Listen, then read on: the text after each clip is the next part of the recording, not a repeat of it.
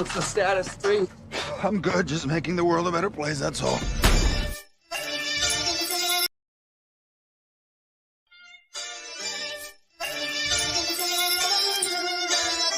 Between earth and God, I'm a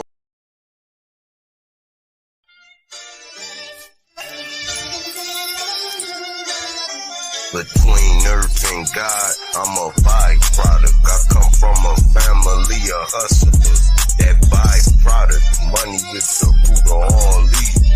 But I'm still trying to find a large profit. It's a mirage, they live in a facade. I was smoking thigh and had a talk with God. She told me why she named me John. I art the scriptures to shed light on the darker picture. If you my dog, I'm barking with you. Be feeling the star wisdom. My homie Chuck told me it was giants on earth before me. And chemtrails, we inhale. That's another story. Mercury is used to check temperature. The sun is the spirit sinking. The moon is the portal. Assuming you important. Set your turn. Mars is wars as the M turn. And change words, I'm in the game, but change service. I'm about to disassemble a bomb, I ain't nervous.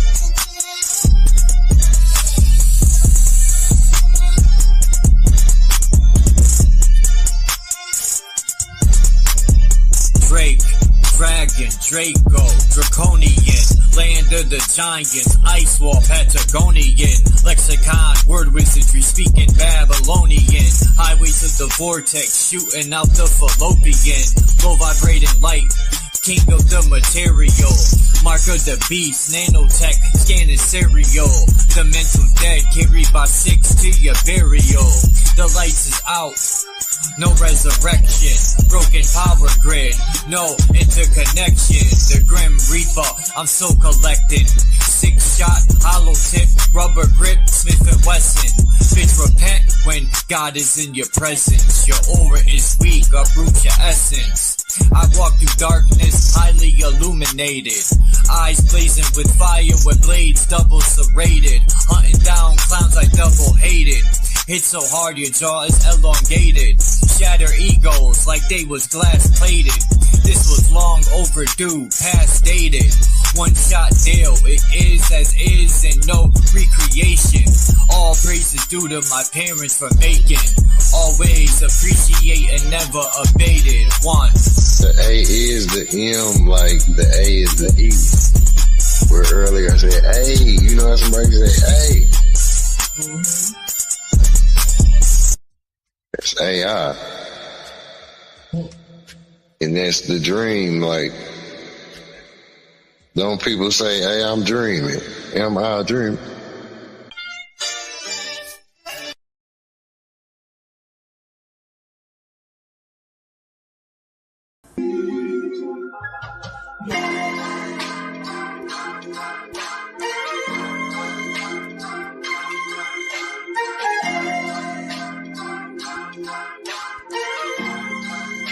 Check it, yo, I always be analyzing to see who's fake. People acting Janice, running around two-faced, talking behind my back until they put in their place. You're a 2-course meal without saying grace on the internet. Talking shit through your fingertips, talking high power till your shine is eclipsed. Trying to ride a wave until your mind is seasick. Cement shoes and your ankles tied with 3 bricks. This isn't Grand Theft Auto, this is real life. I will piss on your grave and throw dick to your wife. This is a warning mixed with some advice.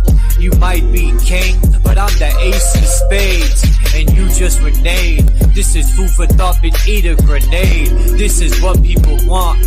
This be treated like dirt. I tried being humble, but that was absurd. All the brainless pigeons flock together like birds, pecking for crumbs until they merge with the crossroads and chuck the demi-urge. I think they had enough, I took the trash to the curb. Let the torture begin and watch them burn. Here's the urn. It's hard to keep it real with fake people. They can take love, mix it with hate, and make evil. I'm staring at 50 shades of gray.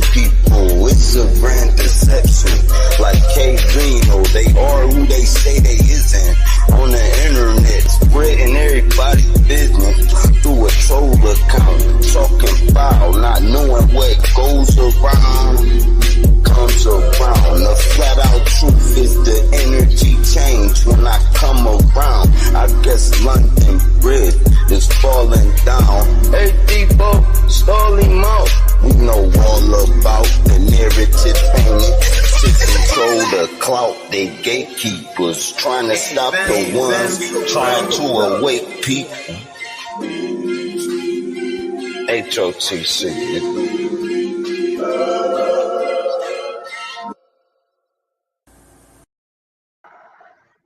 Boom. Go check Sir Drop's music out, man. And you know where my music is. People should listen to Sir Drop's video.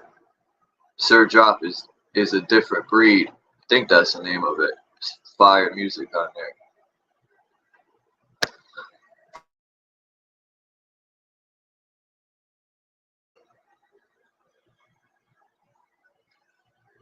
I'm going to read Ego and Archetype, Chapter 2, Part 3.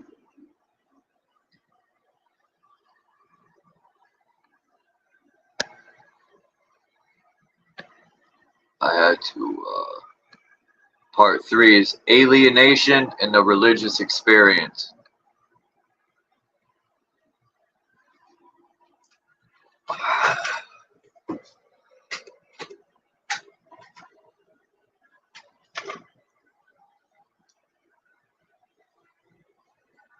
About to get started. 1 second.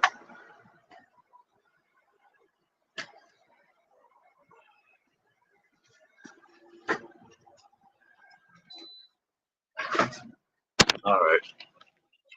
Make sure everything's good.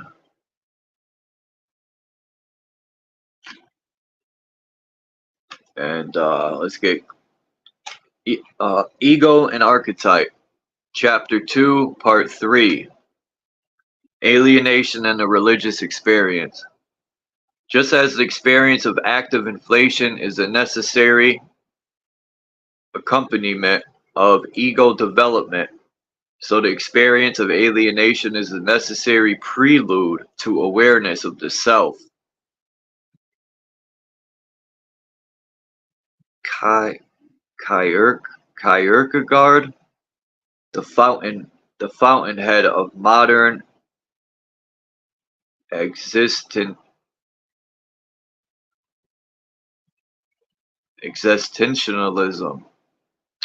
recognized the meaning of the alienation experience in this passage.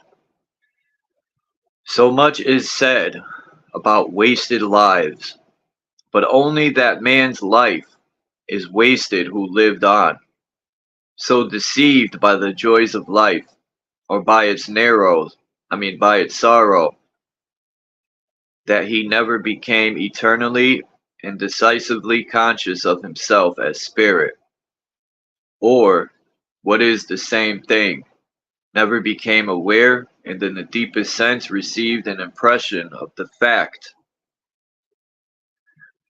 that there is a God. This picture,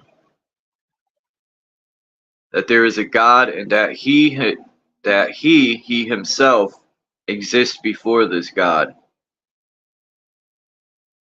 which gain of infinity is never attained except through despair. This is a picture of the Israelites gathering manna from the hours of Catherine of Clevis. Jung says essentially the same thing in psychological terms. The self, in its efforts at self-realization, reaches out beyond the ego personality on all sides. Because of its all-encompassing nature, it is brighter and darker than the ego, and accordingly confronts it with problems which it would like to avoid. Either one's moral courage fails, or one's insight, or both, until in the end fate decides. You have become the victim of a decision made over your head, or in defiance of the heart. From this, we can see the numerous powers of the self, which can hardly be experienced in any other way. For this reason, the experience of the self is always a defeat for the ego. There are numerous descriptions of religious experiences which typically are preceded by what Saint John of the Cross called the dark night of the soul, what Kierkegaard called despair, and what Jung called defeat of the ego. All these terms refer to the same psychological state of alienation. We find again and again in the documentation of religious experiences a profound sense of depression, guilt, sin, unworthiness, and the complete absence of any sense of transpersonal support or foundation for one's existence to rest upon. The classic symbol for alienation is the image of the wilderness, which is this picture. The classic symbol for alienation is the image of the wilderness, and it is here, characteristically, that some manifestation of God is encountered. When the wanderer lost in the desert is about to perish, a source of divine nourishment appears. The Israelites in the wilderness are fed by manna from heaven, Exodus 16:4. Elijah in the wilderness is fed by ravens, King 17:2-6. According to the legend, the desert hermit St. Paul was likewise fed by a raven. Psychologically, this means that the experience of the supporting aspect of the archetypal psyche is the most likely to occur when the ego has exhausted its own resources and is aware of its essential impotence by itself. Man's extremity is God's opportunity. William James, in his book, Varieties of Religious Experience, gives a number of examples of the state of alienation that precedes a numinous experience. One of the cases he discusses is that of Tolstoy. You kidding me?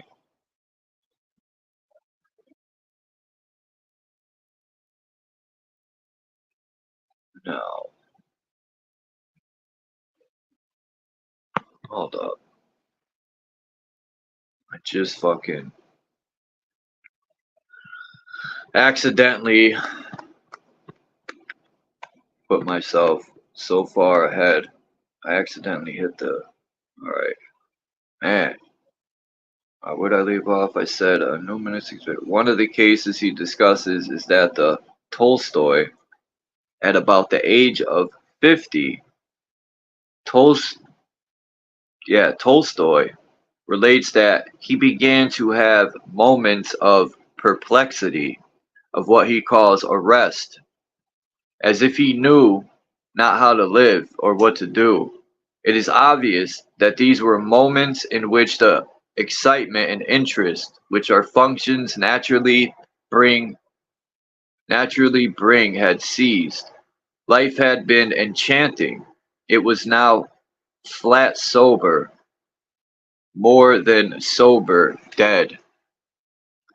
Things were meaningless, whose meaning had always been self-evident. The question, why, and what's next, began to beset him more and more frequently. At first it seems as if such questions must be answerable, and that if he could easily find the answers, if he would take the time. But as they ever became more urgent, he perceived that it was like those first discomforts of a sick man, to which he pays but little attention till they run into one continuous suffering. And then he realizes that what he took for a passing disorder means the most momentous thing in the world for him, means his death.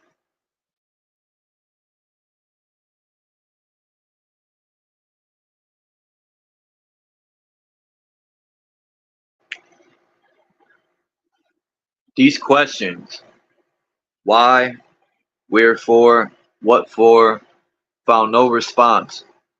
I felt, says Tolstoy, that something had broken within me on which my life had always rested. and that I had nothing left to hold onto, and that morally my life had stopped. An invisible force impelled me to get rid of my existence. In one way or another, it cannot be said exactly that I wished to kill myself, for the force which drew me away from life was fuller, more powerful, more general than any mere desire. It was a force like my old aspiration to live, only it impelled me in the opposite direction.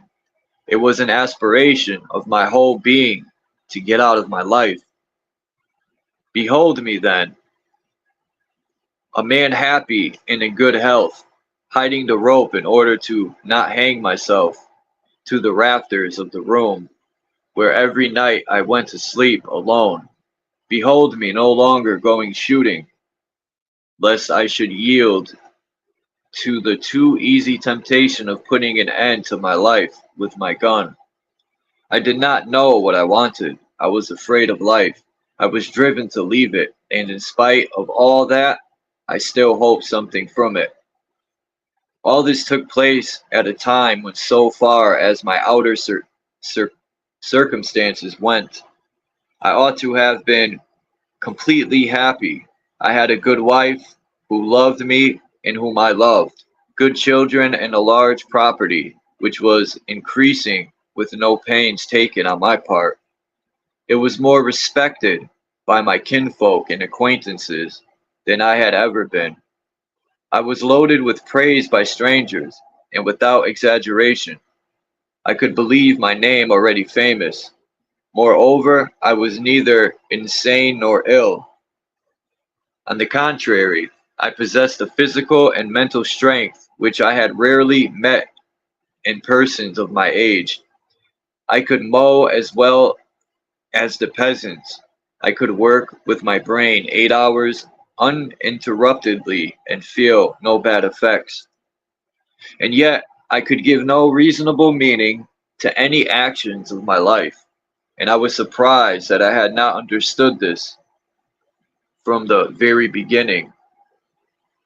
My state of mind was as if some wicked and stupid jet was being played upon me by someone. One can live only so long as one is intoxicated, drunk with life, but when one grows sober, one cannot fail to see that it is all a stupid cheat.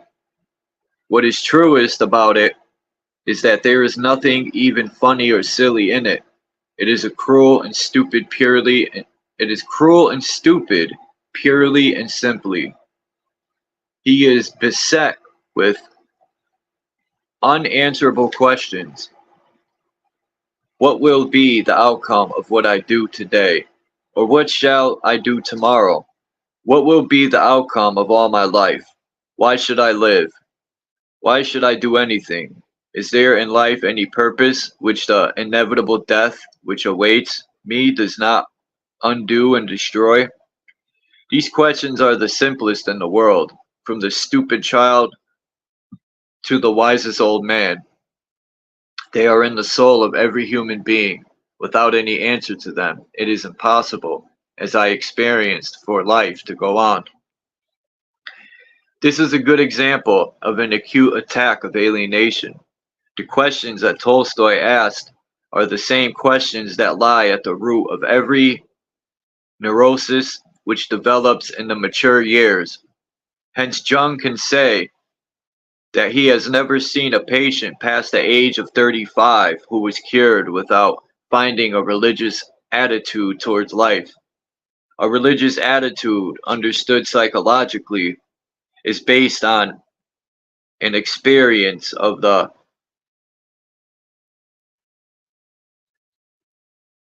numinism, i.e. the self. But it is impossible for the ego to experience the self as something separate as long as the ego is unconsciously identified with the self.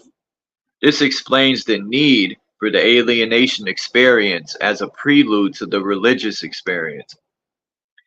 The ego must first be disidentified from the self before the self can be encountered as the other, As long as one is unconsciously identified with God, he cannot experience his existence. But the process of ego self-separation causes alienation, because loss of ego self-identity also involves damage to the ego self-axis. Hence the typical dark night of the soul that precedes the numinous experience.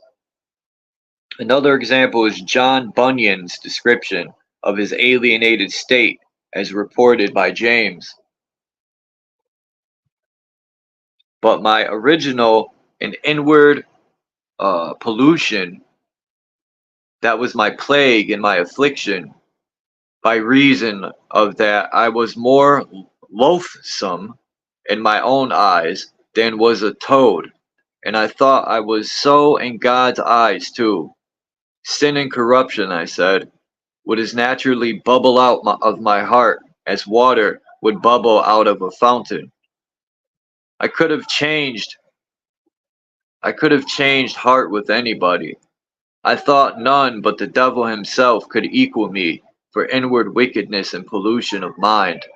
Sure, thought I am forsaken of God, and thus I continued a long while, even for some years together. And now I was sorry that God had made me a man. The beast, birds, fishes, etc. I blessed their condition, but they had not a sinful nature. They were not obnoxious to the wrath of God. They were not to go to hellfire after death. I could therefore have rejoiced, had my condition been as any of theirs. Now I bless the condition of the dog and toad. Yeah, gladly would I have been in condition of the dog or horse. For I knew they had no soul to perish under the everlasting weight of hell or sin, as mine was like to do. Nay, that's a way to start a sentence. Nay, and though I saw this, felt this, and was broken to pieces with it, yet that which added to my sorrow was that I could not find with all my soul that I did desire deliverance. My heart was at times exceedingly hard. If I would have given £1,000 for a tear, I could not shed one, nor sometimes scarce desire to shed one. I was both a burden and a terror to myself, nor did I ever so know as now what it was to be weary of my life and yet afraid to die. How gladly would I have been anything but myself, anything but a man, and in any condition but my own. Bunyan's state of mind has a distinctly pathological character. The same feeling of total guilt and impossibility of redemption are expressed in psychotic melancholia. Melancholia. His feelings himself, the guiltiest man on earth, is a negative inflation. However, it is also alienation. Bunyan's envy of animals is something that comes up again and again in the accounts of the alienated condition that precedes religious experience. This envy of animals gives us a clue as how the state of alienation is to be healed, namely by renewed contact with the natural instinct of life. Although alienation is an archetypal and hence a generally human experience, exaggerated forms of experience, such as Bunyan's, are usually found in people with a certain type of traumatic childhood. In cases where the child's experience a severe degree of rejection by the parents, the ego self-axis is damaged and the child is then predisposed in later life to states of alienation, which can reach unbearable proportions. This course of events is due to the fact that the child experiences parental rejection as rejection by God. The experience is then built into the psyche as permanent ego self-alienation. In the context of Christian psychology, The alienation experience is commonly understood as divine punishment for sin. I think that says Anselm's doctrine of sin is relevant here. According to him, sin is a robbing of God's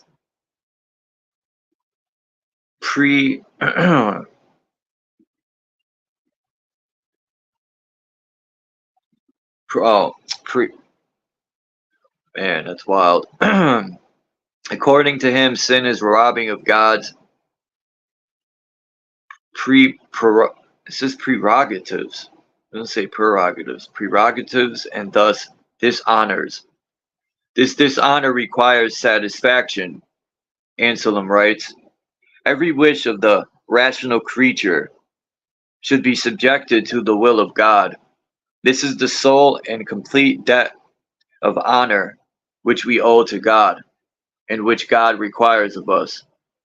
He who does not render this honor which is due to God robs God of his own and dishonors him, and this is sin. Moreover, so long as he does not restore what he takes away, he remains in fault, and it will not suffice merely to restore what has been taken away, but considering the contempt offered, he ought to restore more than he took away. For as one who imperils another's safety does not enough by merely restoring his safety, without making some compensation for the anguish incurred, so he who violates another's honor does not enough by merely rendering honor again, but must, according to the extent of the injury done, make restoration in some way satisfactory to the person whom he has dishonored. We must also observe that when anyone pays what he has unjustly taken away, he ought to give something which could not have been demanded of him, had he not stolen what belonged to another.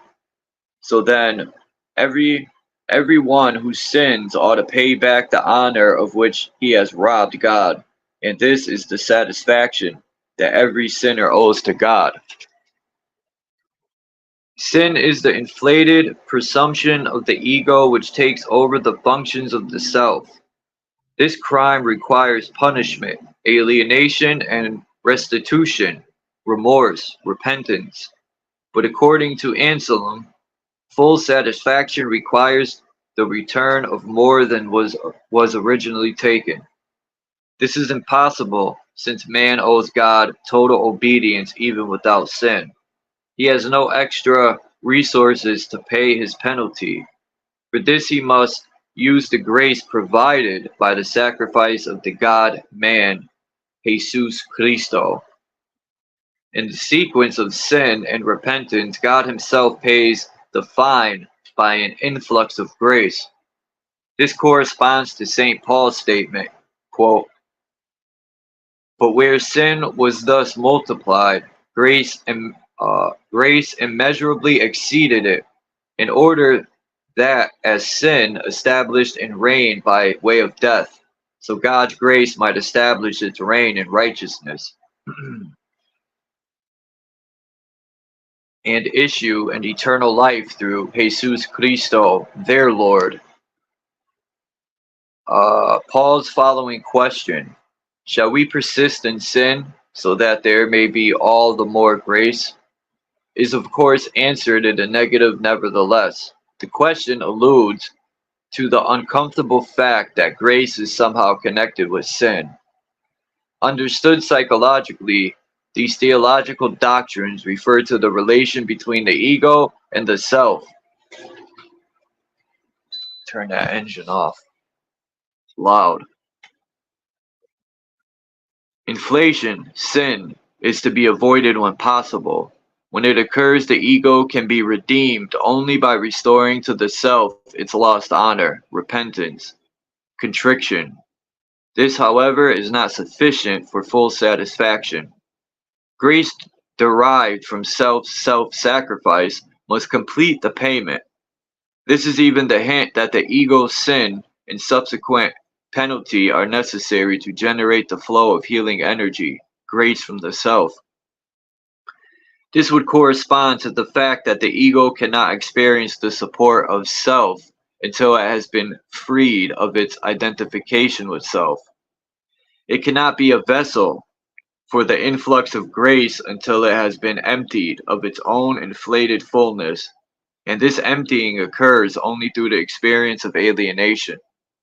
Martin Luther expresses the same idea. God works by contrary so that man feels himself to be lost in the very moment when he is on the point of being saved. When God is about to justify a man, he damns him. Whom he would make alive, he must first kill. God's favor is so communicated in the form of wrath that it seems furthest when it is at hand. Man must first cry out that there is no health in him. He must be consumed with horror. This is the pain of purgatory. In this disturbance, salvation begins. When a man believes himself to be utterly lost, light breaks. And tomorrow will be part 4 of chapter 2, Restoration of the Ego Self-Axis.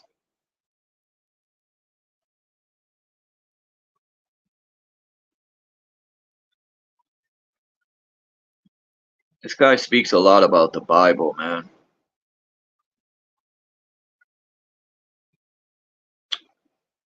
Which is fine. Alright, let me see the chat. Dom, thanks for that video, man. I listened to that this morning. It was a great way to start my day. I appreciate it. Peace, Candy, Lucid, Fools and Tools, Naga, what's good? Cage, what's up?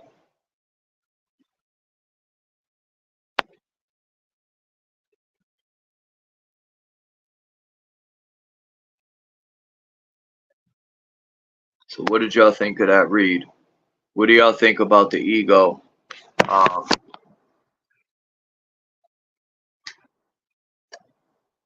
That's what I want to talk about, the ego. I know Dom's well versed in that, man. And let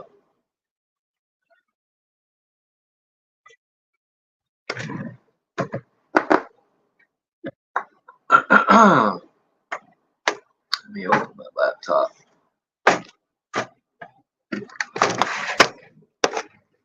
Okay.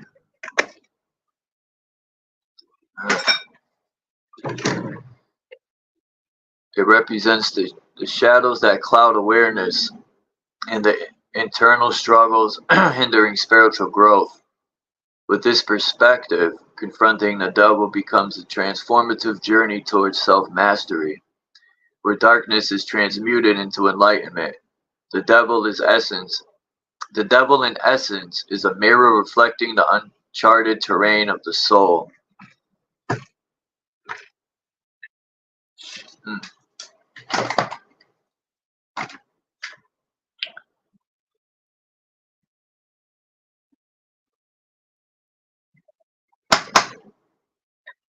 Oh, I'm wondering why my mouse ain't working. It'd be nice if I plugged the fucking thing in. Here we go. That's better.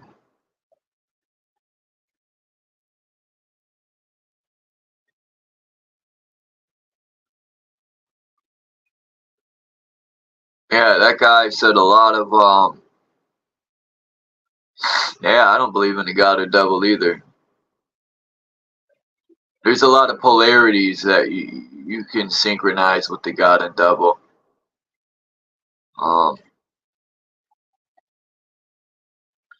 You know, a lot of people don't want to admit that they're the devil. So I'll change the word and say everyone has what we call evil or anger. Find me a person that don't exist in, where you can't trigger that within somebody. I mean, you have people that are really good at controlling their feelings and stuff. But it still dwindles inside of them.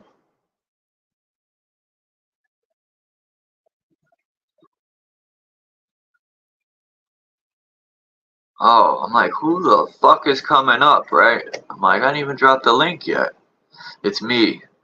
My laptop. That was crazy. Whoop.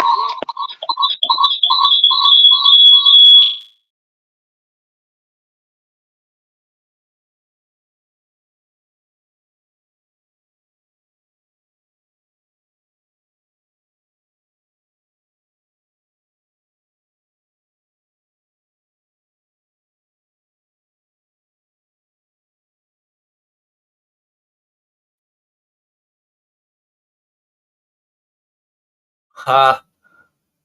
We all have an alter ego. I'm about to be crazy enough to use my alter ego when I'm writing. Peace, I am Max. I'm gonna drop the link. Talk about this ego stuff.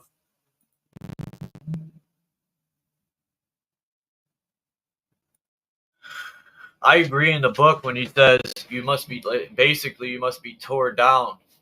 You know, basically break yourself down, man. In order to build yourself up, you must clear out all, let go of so many anchors we attach to ourselves.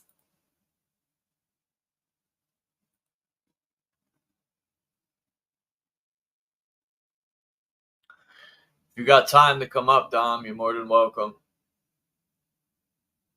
It'd be awesome if you did. Do I gotta charge this? I gotta charge my phone. Fuck. Figures. Well, we'll see. We'll see how this works.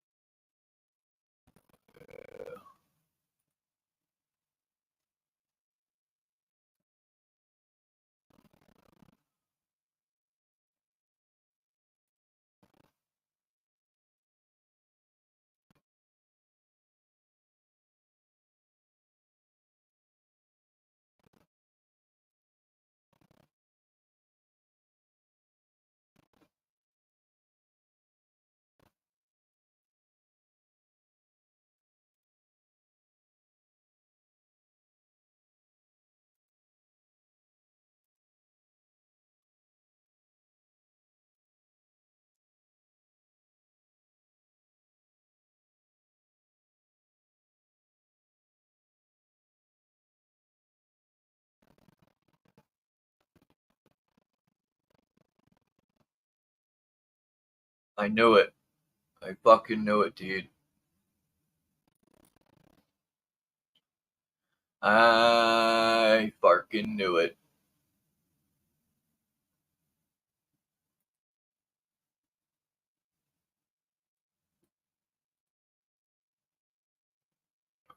I just want to see the score. At least Jaren Durant hit a home run.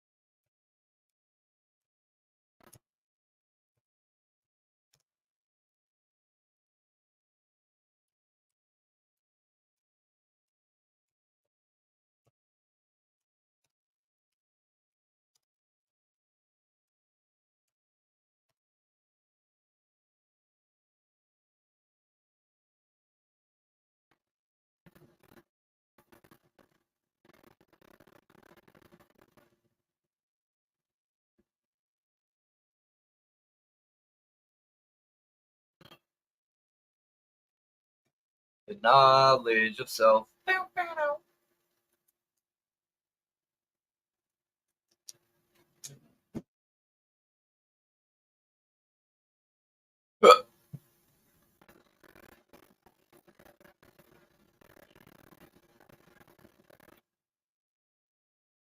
Socrates. Fuck a Socrates.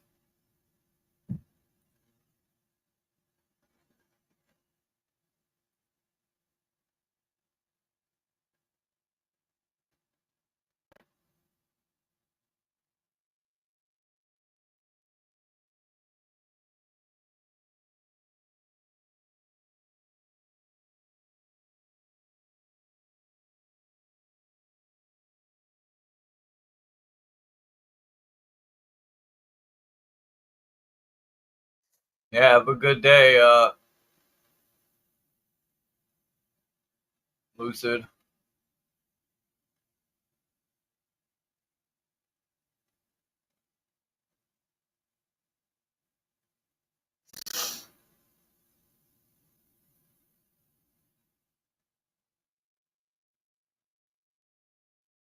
Yeah, everyone dipped out.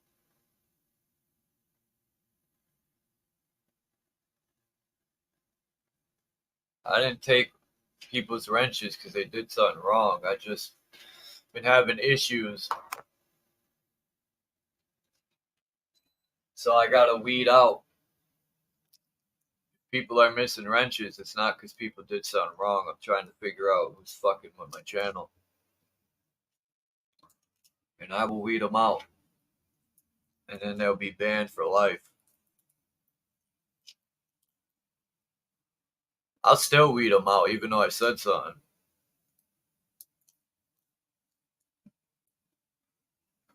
And I know it wasn't you, Boston, right? You got a new song? Come up. I'll play it.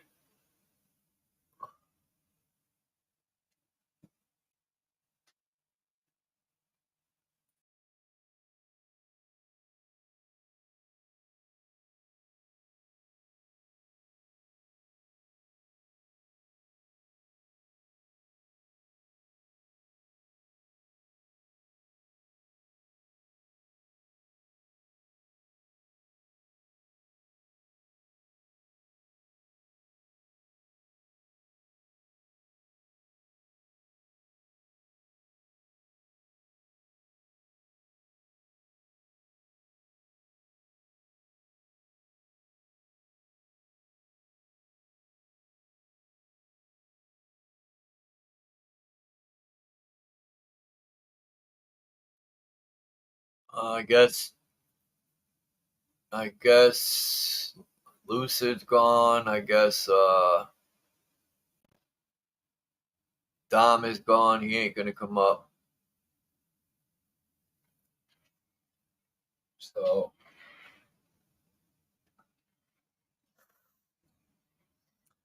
after yesterday, sometimes I don't want no one to come up. It's sad. Can't even have fucking conversations without arguments or insults, and it's wild, man. It's fucking wild. But I expect it. No disrespect to no one, but until people learn how to balance out their chemical imbalance, it's never gonna change. Me, I'll stand my ground, but I don't need to say anything back. I just ignore the shit. Everyone's different, until the threat is fucking with my life, then. But other than that, it ain't nothing but a bunch of talking on here.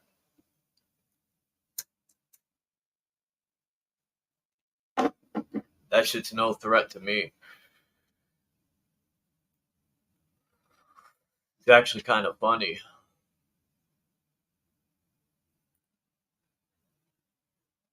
Peace, Rat Blood.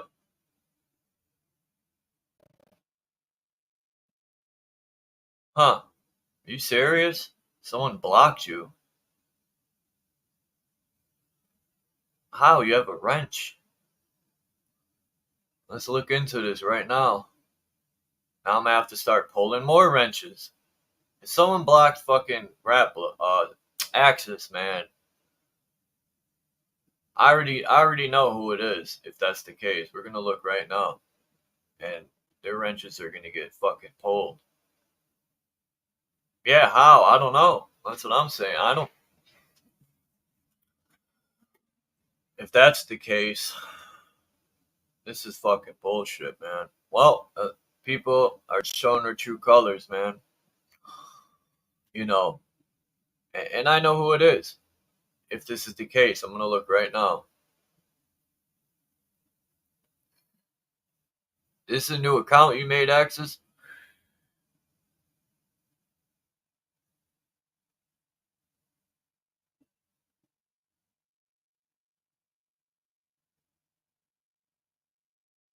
I didn't take nobody's wrench yesterday. How come you don't have a wrench, Axis? Hold on. This is bullshit. Let me take this off.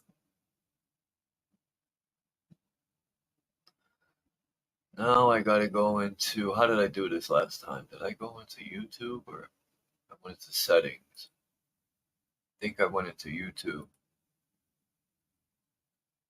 Let's see, YouTube.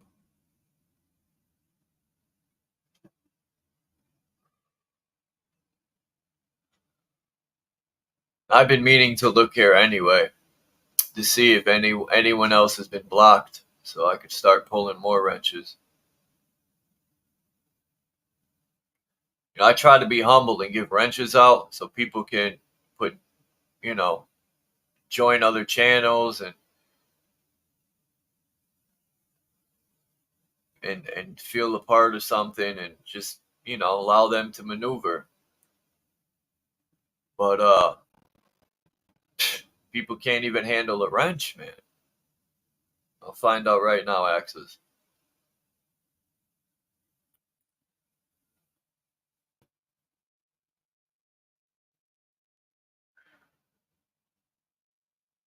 Let's see, Google account, manage account, settings. Boom.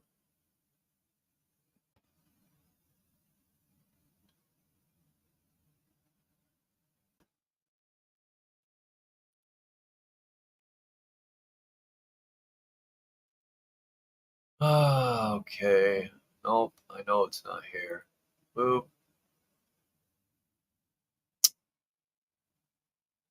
I gotta write down where I fucking went last time.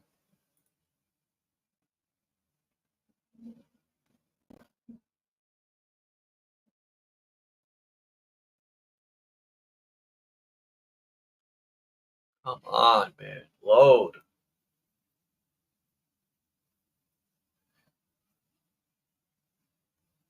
All right.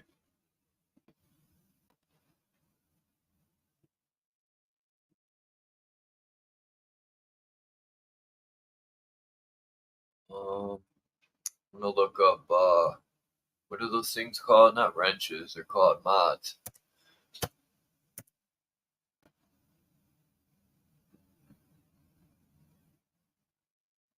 Is it a mod? No, it's called, no.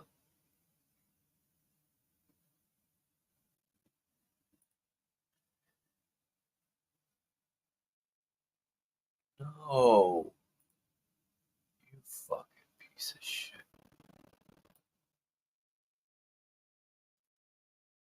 Alright.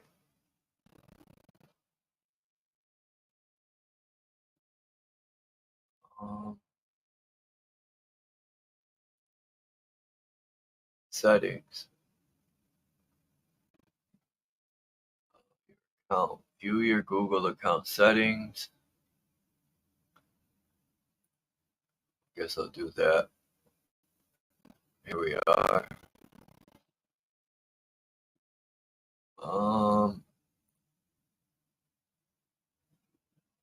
What is it called? A mod. It's called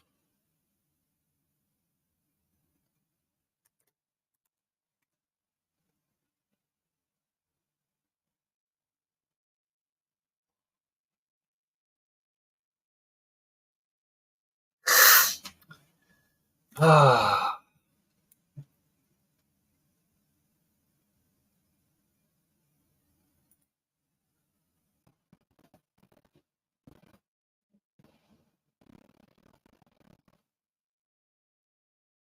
I see your text here, and I seen your other text too from the other one, Axis. I see your regular channel. It says I had no wrench as Rat Blood. I see both of them, but I'm looking into this. I gotta find out how to get to those options.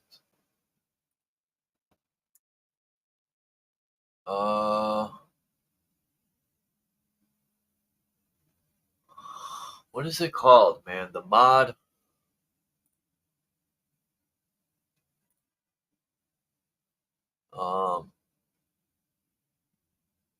It's fucking called moderator.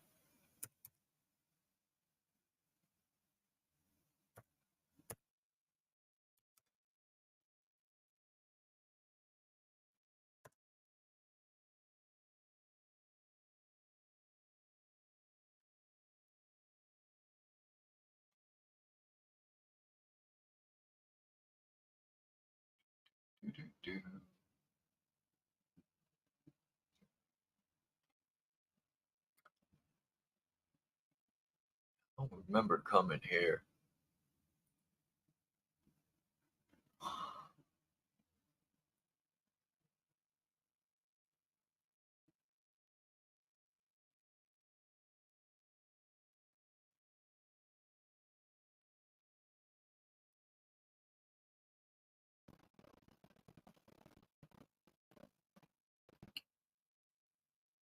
This wasn't so fucking slow.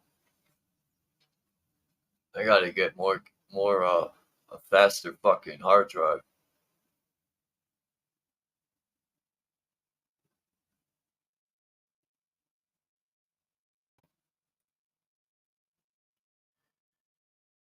Google account, manage account. Da-da. Try this again.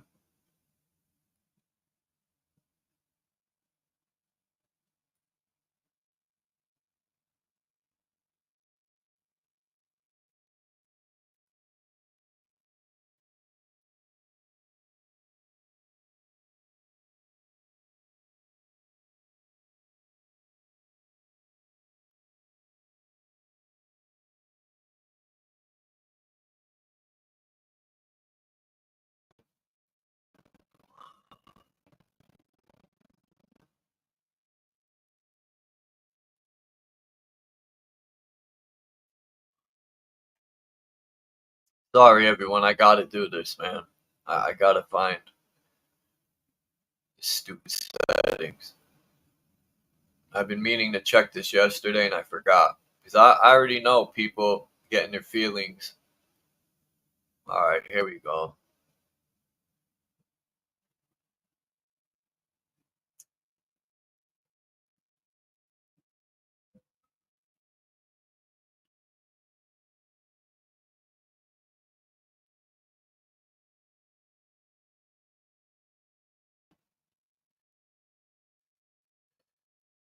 Let's see.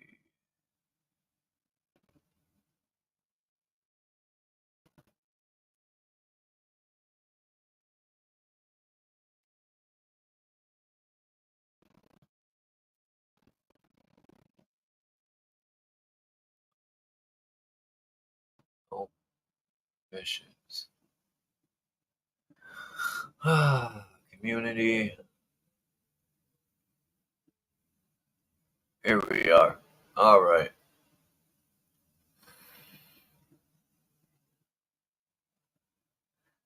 You're not hidden, that's for sure.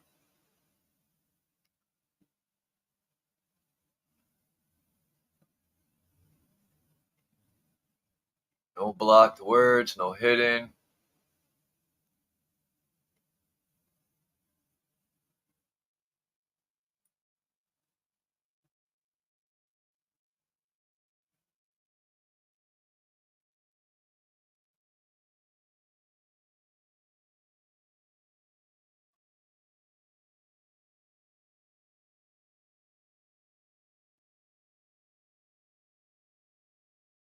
I'm looking at wrenches now.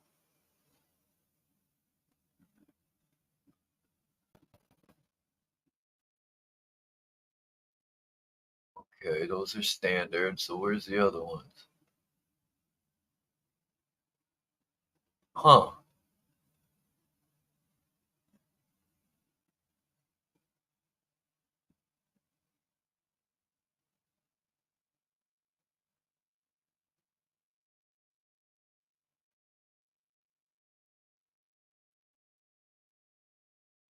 Anyway.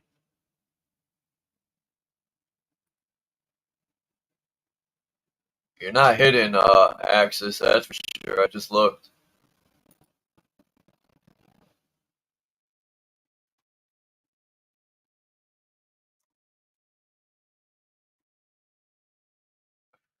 That's for sure.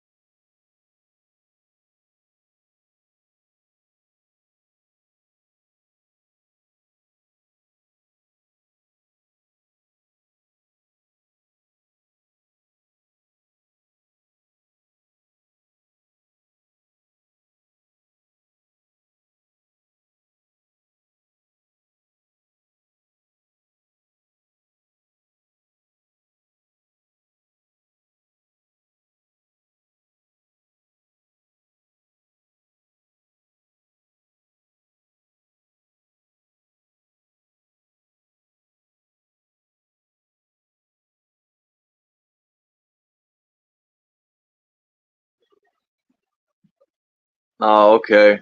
Yeah, but he didn't have a wrench, Axis. And that's what's bothering me. Because Axis had a wrench and I've never taken Axis wrench. So that's weird. I know exactly who have wrenches and who don't. I took like 15 wrenches. And nobody's hidden, but I'm glad you fixed it. Anyway. Considering there's only 4 people here, I really don't know what to speak on.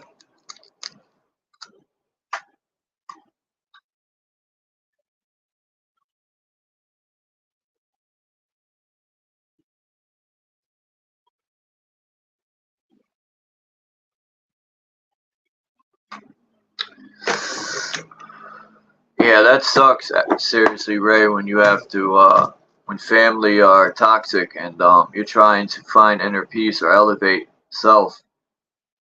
You know, that's why when Axis said yesterday, you know, now I more understand why people don't come around so much, because when you're looking for that inner peace, it's hard to obtain that when you got fucking clowns pressing buttons and shit.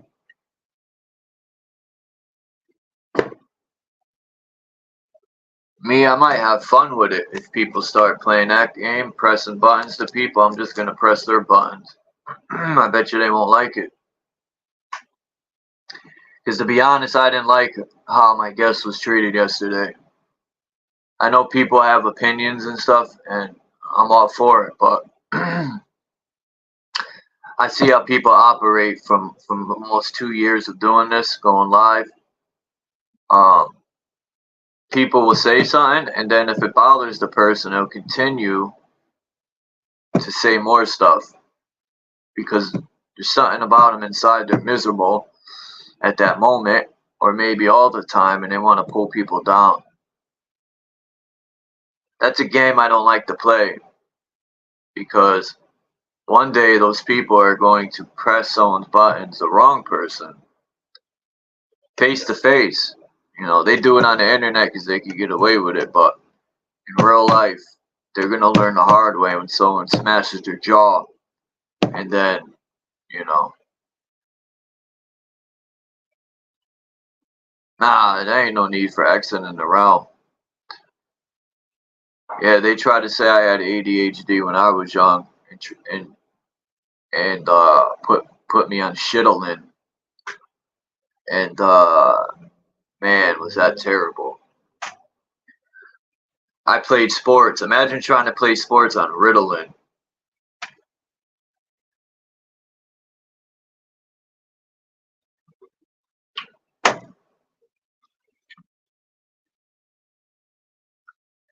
If you want to come up, Axis, you're welcome to.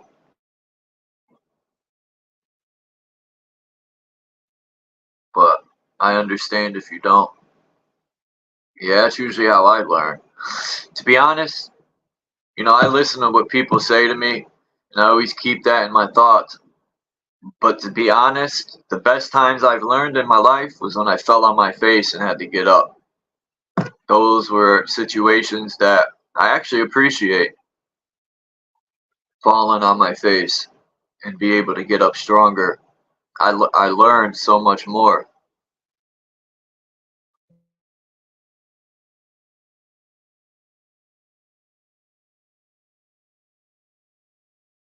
Yeah, I swear on my mother's grave that I didn't take his wrench, so who the fuck is getting into my thing? Because he had a wrench yesterday. So that is not good. I mean, YouTube accounts are not unhackable. YouTube's probably defense system is trash.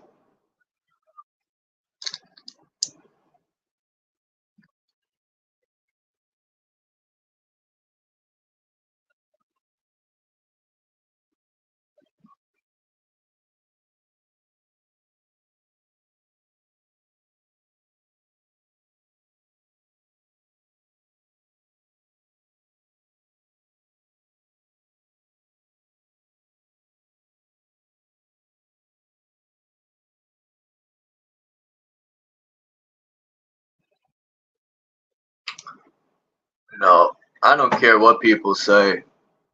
You know, I don't even want to bring it up because it's negative, but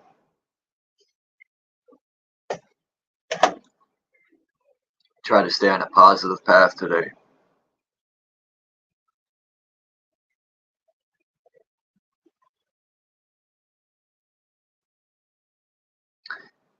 It sucks, seriously, Ray, having one parent.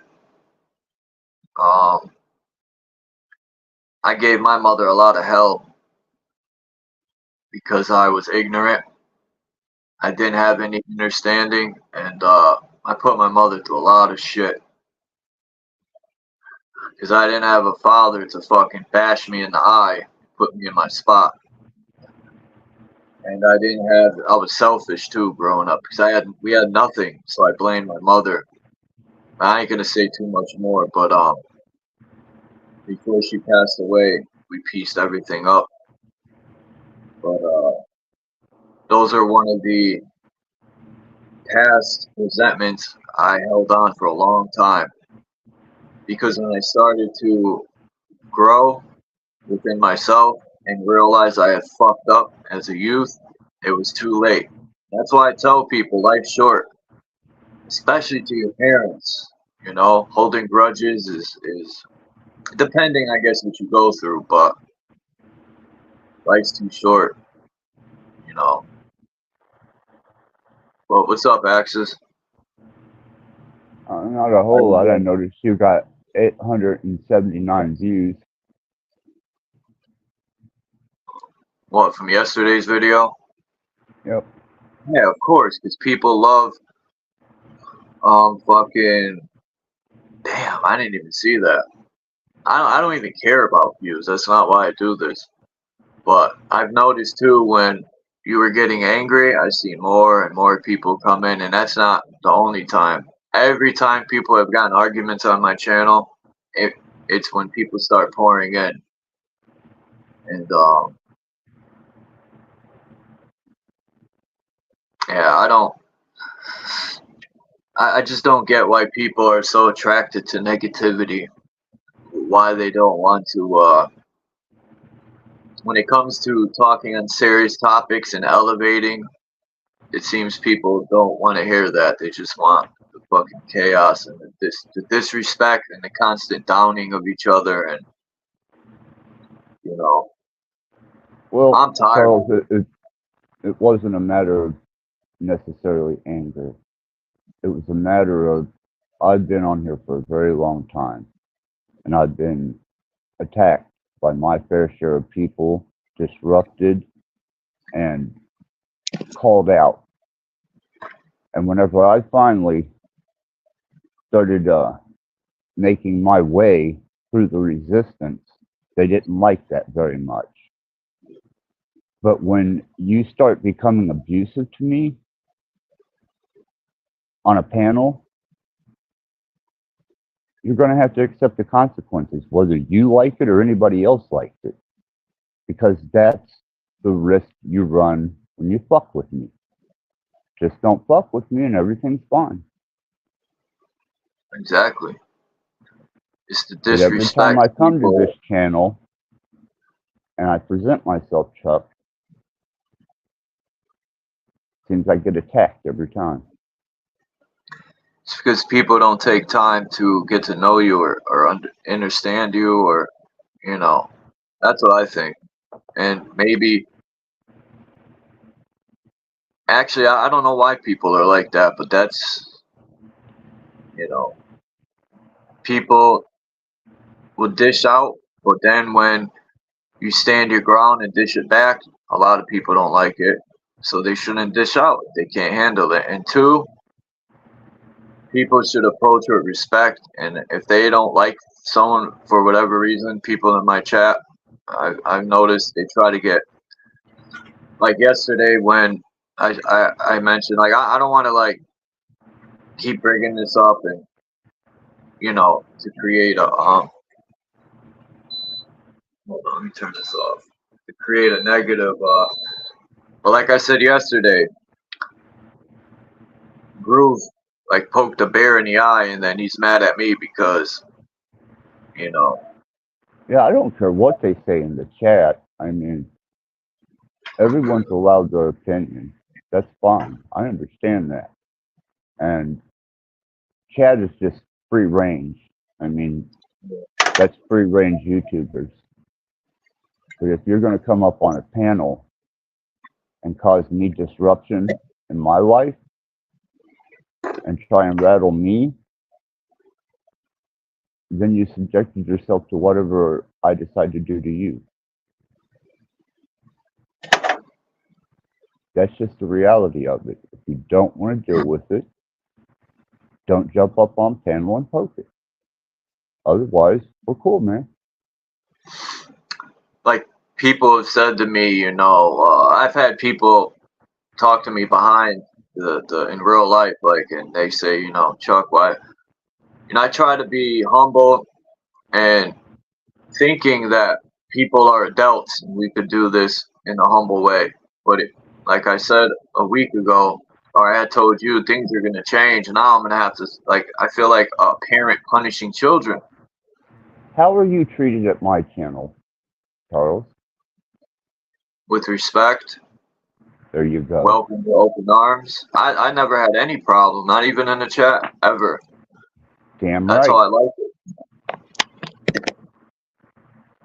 And that's how I expect people to act here. But and then when I time them out, I know the future. I see it already, because I've witnessed it way before I ever went live. I've been through a lot of channels, and I've seen it time and time again. People will talk shit, and then when they get etched out by the person, then they're mad at them for getting timed out. And it's like, dude, Well, I like didn't you ask said, any it's like more from kicking the you and snake. your. I didn't ask anything more from you and your channel than what I give you at my channel. Right. People get mad when the snake bites. So don't kick a snake. Don't poke the bear in the eye. Don't fucking if you're gonna dish out, expect someone to dish it back, and you know, you can't get mad. Like I was watching the chat and people were getting mad because you were standing your ground. It's like, well, and they kept saying stuff after stuff, and they just want to press buttons because they see it was bothering you, and that's, you know, that's childish shit to me, man. People need to cut that out. And just because you get away with it on here, one day people are going to dish that shit out in real life, like I said earlier, and you're going to do it to the wrong motherfucker. I've seen that in real life too. Even me. I had a loud mouth when I was young until I got knocked the fuck out. Then I realized to watch what I say. That's how I learned in the streets.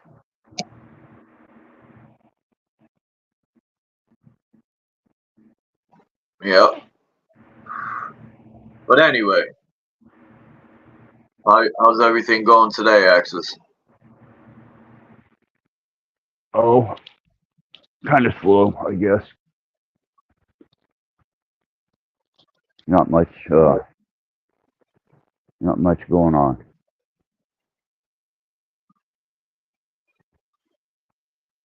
Peace, Danny. I was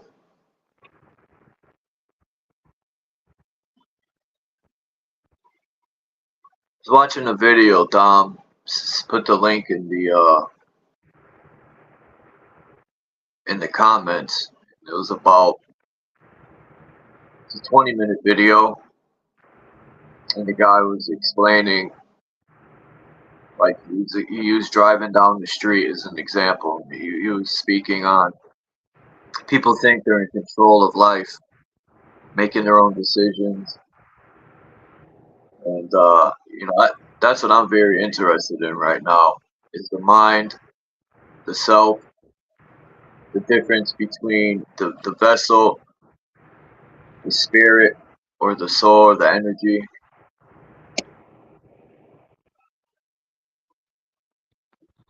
Yes, it's an enduring subject.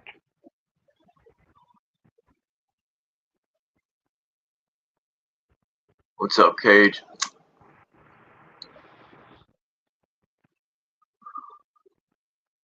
Yeah, I don't show up on Cage's channel either, nor can I see Cage.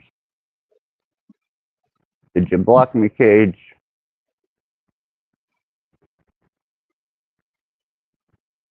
Can't hear you, Cage.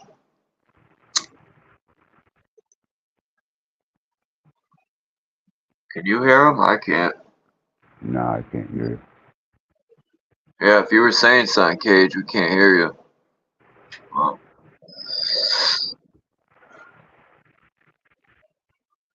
yeah, I haven't blocked anyone yet, for the most part. I can't see Cage anywhere in the chat, and when I go to his channel, there's no one can see my texting.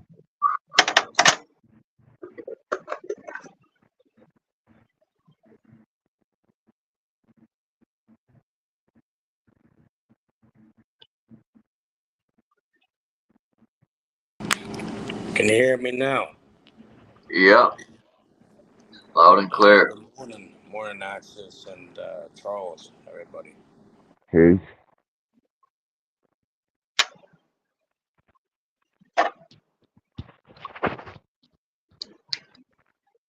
Yeah, Cage, I mean, Axis was just asking if you had, he said he can't see you on your channel, I guess.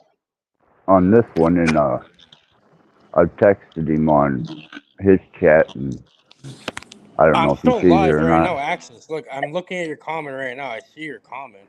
I see all your Okay. comments and everything. You're not blocked, bro. What the fuck? Okay. Last few shows you've had, man, I've tried to get a hold of you. I've called you out. Said, are you there? You know, asked if you were sleeping, present, working. I responded to that earlier. I said I Did was. you? I've been working in the background. Yeah, I guess you never saw it. No, I come over. I come over here and started playing around with Charles, and had to reroute past my IP numbers to get myself to show up here because I was trying to talk to Dom, and Dom wasn't responding. That's weird. I did see your messages. I responded. Maybe you're not getting it on your end or something. I don't know. You know. I don't know. I just rerouted past. Well, I put in a new set of IP numbers or new address is what I did, and I used another device, and then I was able to be seen. So whatever that done, it worked.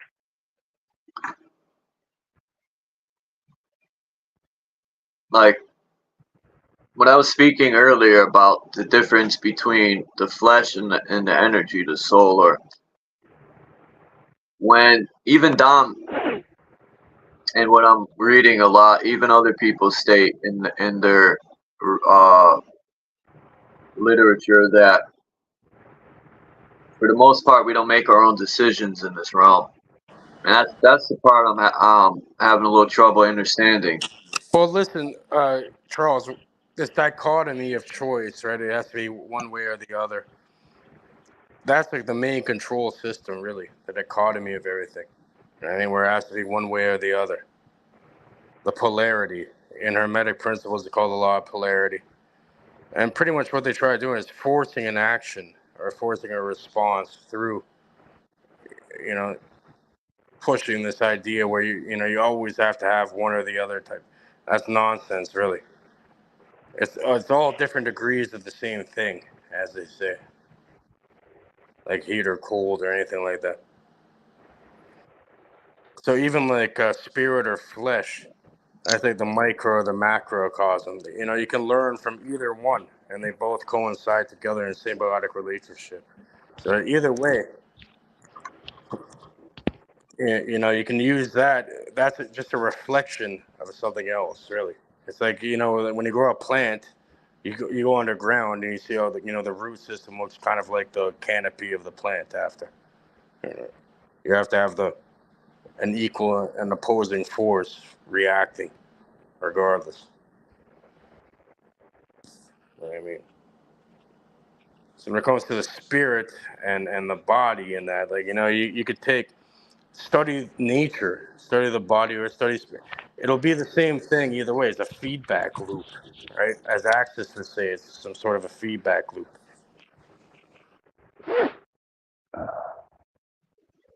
Because even some of these polarities or dualities, right?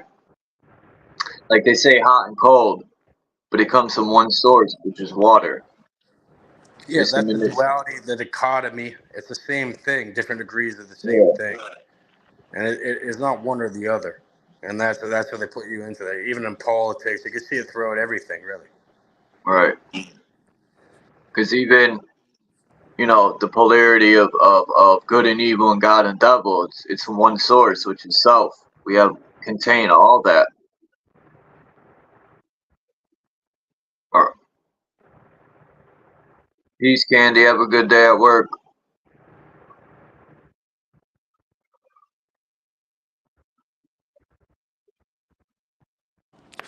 For real. What do you guys think about my eagle avatar over here? Fucking eagle ain't playing. Looks Owl like an eagle. owl. That's an eagle. It's an owl eagle. Now it's a specific Oh, type of an okay. eagle. It's an eagle. See how it wears his crown and shit with its own feather. Owls are dope. You took that Man, picture? no, not this, but I have taken this picture. You see that? The elemental and the Yeah. fire. Kind of looks like the phoenix. Yeah, made of fire. That motherfucker came out to play after. I got this eagle in my background. I always put, but I mean not eagle, owl, but it's not. Can't see it.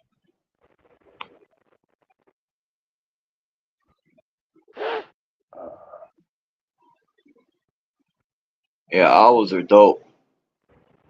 I like owls. Well, the owls are the symbol of specific occult practices in that. Why? Because the owl can see at nighttime perfectly, and it's so silent. You know, you can't even hear it approaching it, and it sees from a higher perspective at nighttime in the dark, and swoops in with no noise at all. You know, it's fucking.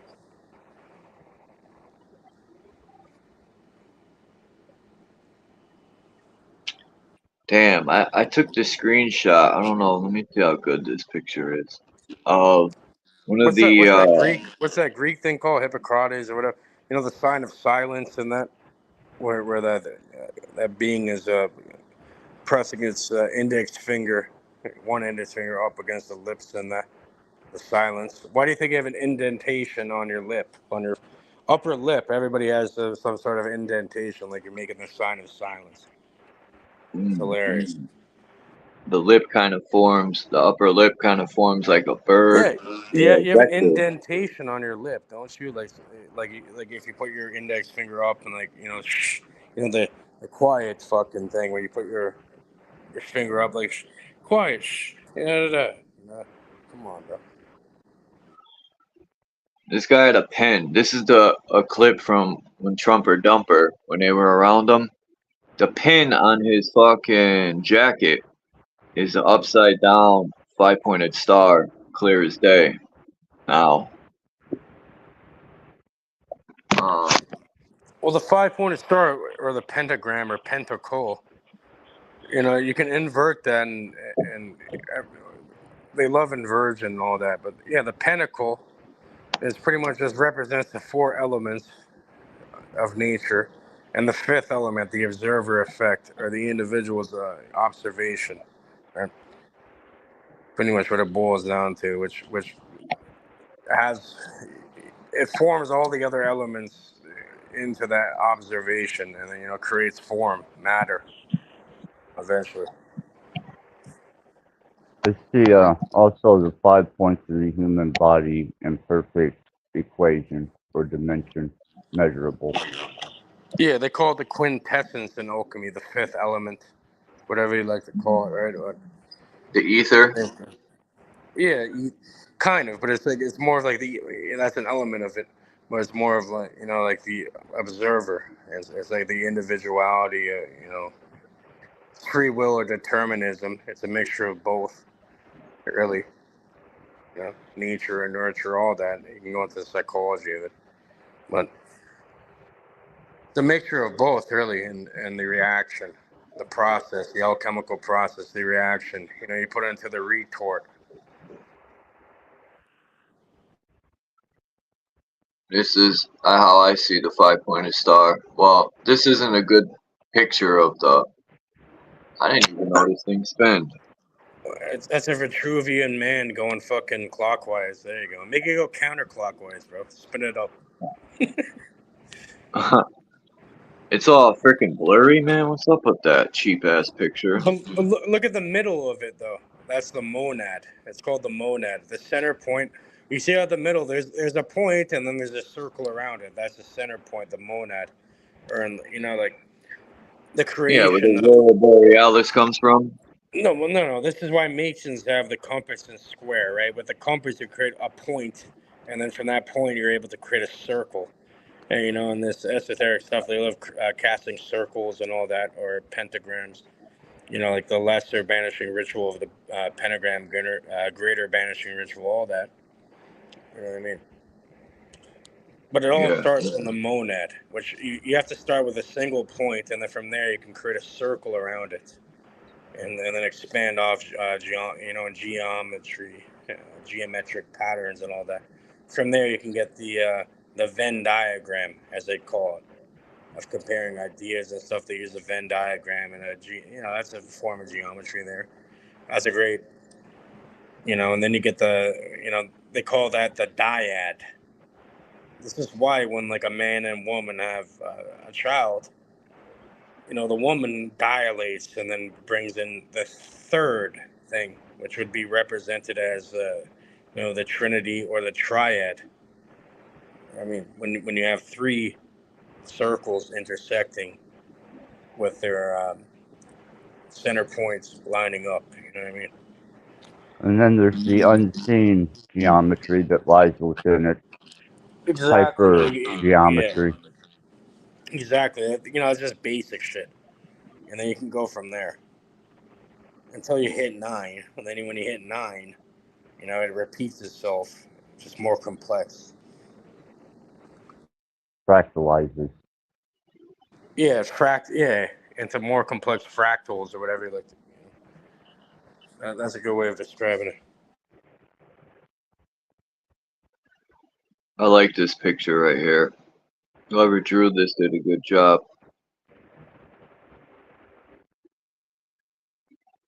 And I like this one. I wouldn't mind getting this framed and hanging on my wall. People talk so much shit about a lot of things like religious that I some know some Masons. I know Masons in high levels, and I've actually talked to them. Like, not just people like thinking about them and all that. Like, I've actually sat down with them and all that. Like, looked them eye to eye, online, in person, everything, and seeing like nothing wrong with that, with what they're doing. No, Most of them, my in-home that I had on the live stream with was she Kelly. Eastern Kelly's Star? dad is he's the most Mason? Is she an worshipful Eastern master of. Star or no? No, she was going to be a Job's daughter, but she wound up Joe's taking a daughter. different direction. And her dad runs the Churubusco Lodge. He's the most worshipful master of the Churubusco Lodge. Yeah, well, most people aren't like most of these people. They don't have like some evil plot to like fuck everybody over. Like, you know, No, she takes care of me, and they're her just dad's trying a to good guy. learn and they're kind of regular people. But I'm sure the people that are running it, just like any other institution, probably have like an ulterior motive, using collusion, using different tactics, and that doesn't mean they're all fucking evil and all that. It's actually better than most brainwashed slaves and shit. I'd rather talk to like Masons than regular somebody with people, wisdom, right? depending on what we're trying to talk about, So Yeah, he met me as an equal, and naturally, Kelly, she takes care of me, and she takes good care of me. They're trying to switch me over to 24-hour in-home now, and her dad, me and him, just fine. His wife is an Eastern Star. She works a lot with Job's daughters and the Rainbow Girls, and Kelly took a different direction, and they treat me great, man. But their dad recognizes me. Kelly does now because I introduced myself and she introduced herself.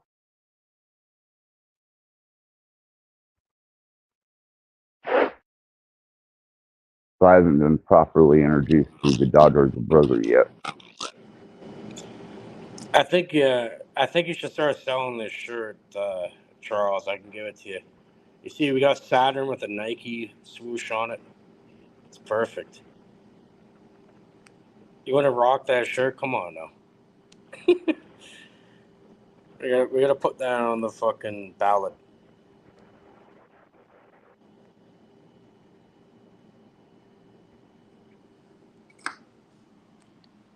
Did you get to see the stream where Kelly was on there?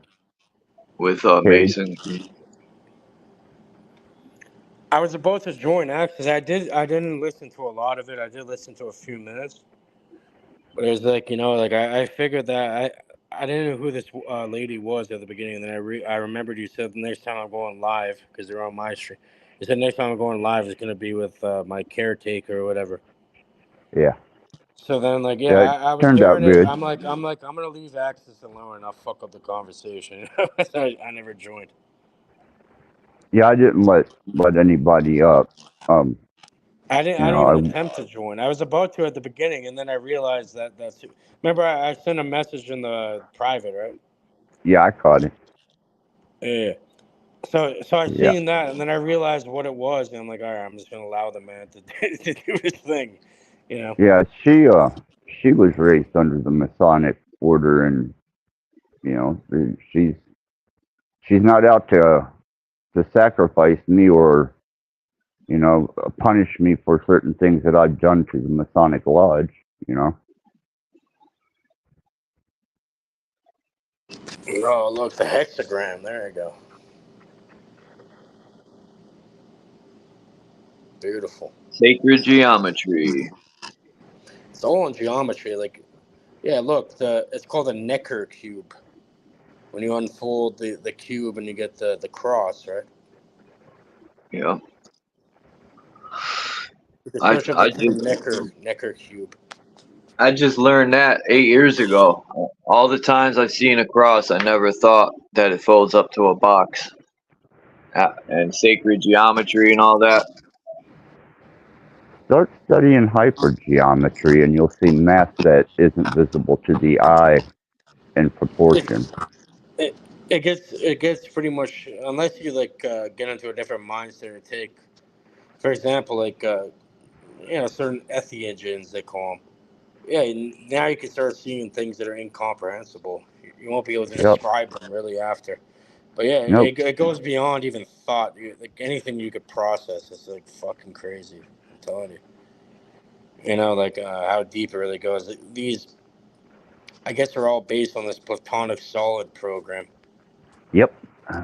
You know? And they have the sixth platonic solid, which is a bizarre shape, but it contains the the solid state of a platonic solid, such as the, the, the triangle, the square, um, the hexagram. Well, there's another platonic solid that is rarely used, seen, or mentioned, but it's if you look it up, you'll find it. The sixth platonic solid.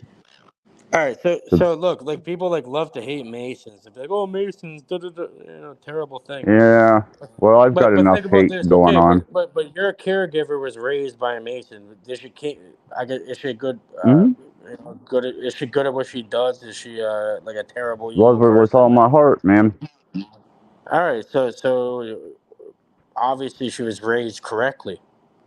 Yeah. Well, of course, the whole fucking family was. The whole household was Yeah, there's a very reason. functional. Oh, I know. So what's I know wrong? So that. what's wrong with that? When you have a bunch of Nothing. people that are I criticizers and like when they do nothing in themselves at all did ever I not just say for other me and her people. dad met on the level? Yeah, You on know. the level, exactly. You have to meet on the level. Well, we did. And Kelly, I wouldn't trade her for a dozen other people. So well done. Doesn't mean Yeah. like you're some person conspiring to take over the world and you're like No, fucking no, I'm not. worshiping No. Satan and all that. It's fucking weird. These crazy shit people come up with. You know what I mean?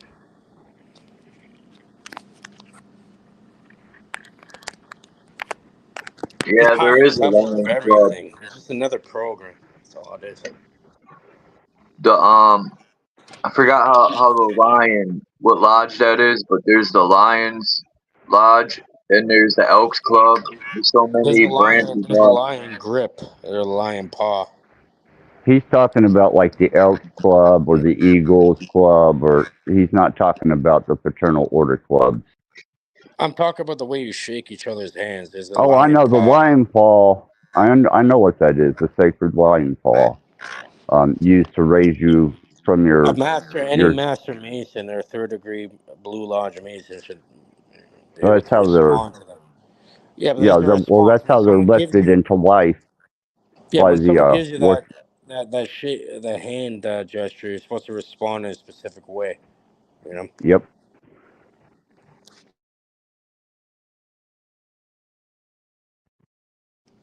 Yeah, we were square and level with each other, man. And Kelly, you know, like I said, man, all love for her, definitely.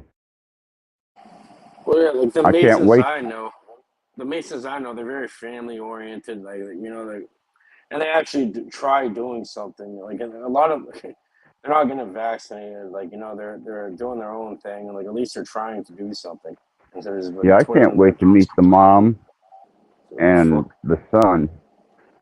They seem like really good people too. The mom's real wholesome, and the son is highly educated. And I will eventually meet them. They invite me for dinner, and you know we go to temple together and shit. But outside of that, you know, fucking awesome. And they're the only ones that are actually left in my life that I chose to keep. You know, my son ain't never going to be around again. My daughter's in Colorado, and I quit co-signing on my mom's bullshit. So I was left with Kelly and my in-home and my case manager and her family, and they kind of adopted me in as the the prodigal indolent. Stop stating things like they're absolute. You know, now you're fucking creating your shit. It's not done yet. That was a joke, Cage. Okay, good. And as far as my son goes, no, my son's gone, Cage. It's not done yet, though. Yeah, well, it will be as soon as he signs that paper.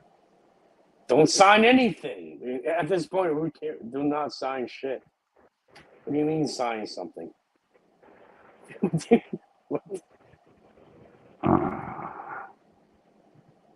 They gave him an option because I'll talk to you in private later. That's for later on, okay? Well, either way, Yeah. I'm talking about you regardless. So, Oh, I'm fine. I had to cut ties with everyone, Cage. They were I know they were all yeah. I wasn't going to co-sign for anybody anymore.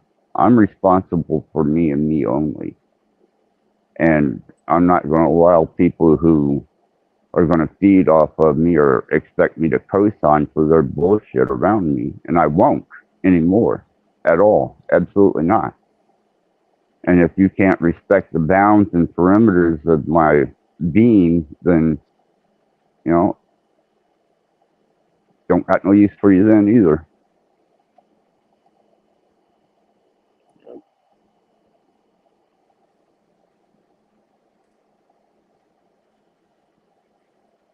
Yeah, it's important to have your own. You definitely have to have boundaries, you know, set up your perimeters in your subconscious mind. You should have, you know, it's like an automatic thing, regardless, once you get to that. It's getting there.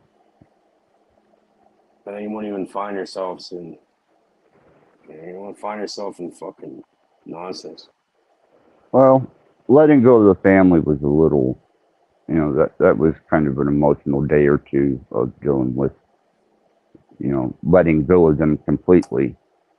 The rest of the people, it wasn't so hard, except for certain services that I had to carry over, and then I had to give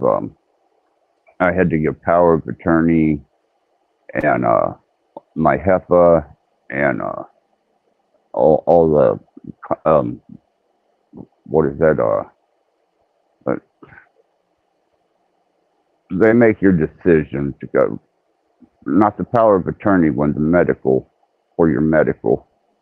I had to give those over to my my case manager and Kelly. That's me. That's me, bro. Yeah, I know. Let that one in, because I have to go on the road after, so for a minute here. But here we go. We got the lion. You know what the lion represents? No, not in this particular picture. It's always in the alchemical sense, right? So in alchemy, they have something called the green lion and the red lion.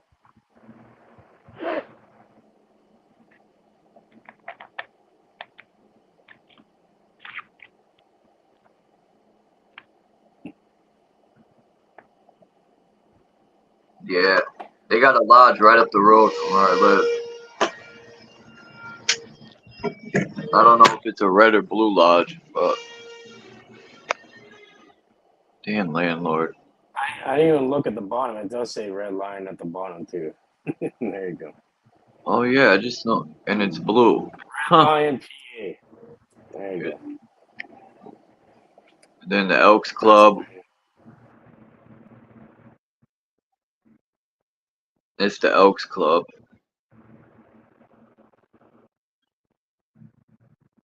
I love this. The eye with the square and compass. That is some dope architecture right here.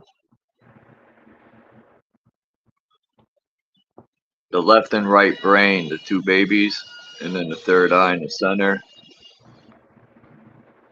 And then it looks like the square and compass look like they're within a halo. It's illumination.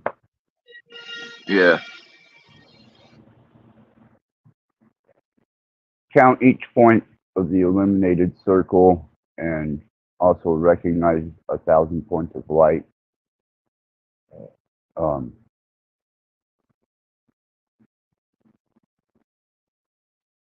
Each degree is a point of light or an advanced degree with a new ritual and a ceremony and a new set of information. And all that is inscribed within the architecture and geometry that the Masons display. They tell their own story out in the open, man, with symbols. They aren't hiding anything. They reveal it all. You just got to know how to read the symbols. Yeah, there's 20 of them little circle things that make the halo or the divine And shine. If you think there's just random, an act of art that there's that certain number, you're wrong. That was put there for a reason. Everything on that piece right there, that corner piece, or that actually it's an arch piece. It looks like a keystone. Every inch of that is readable. Tells a story, describes fraternal order. It's an architecture too. You should know how to read all that page by now, don't you? Yeah, because this all goes back to Kemetic or Hermetic principles, really. So the alchemists, they'll hide stuff in allegorical pictures, right? It's very obvious what it's showing. Right. Like, look, you have the two children, the cherubim, whatever you want to call it. The left and the right hemisphere. You have, and at the top in the middle, you have some sort of an animal, sort of being. And it says the conquering of the animal being within the mind, and the symbiotic relationship between the left and the right hemispheres coming together, and therefore From creating. beast to man. Yeah. And you're raised from the initiation.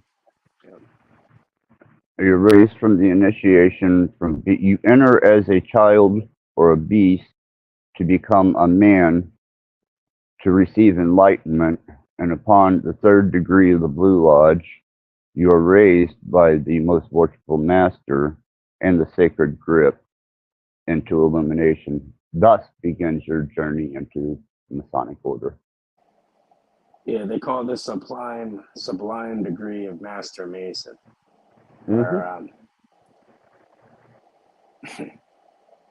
Where it's called being raised, like you were saying. Yep. Okay. Yeah, the most worshipful master of the temple raises you from a mock death as you embody someone else.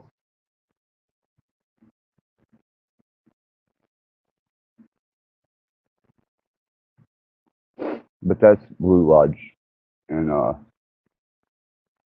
that's pretty much anybody that joins and becomes a Mason worth their salt goes past the Blue Lodge, or at least becomes a Master Mason in the Blue Lodge, and then they keep it around for ceremonial purposes and basically a social club.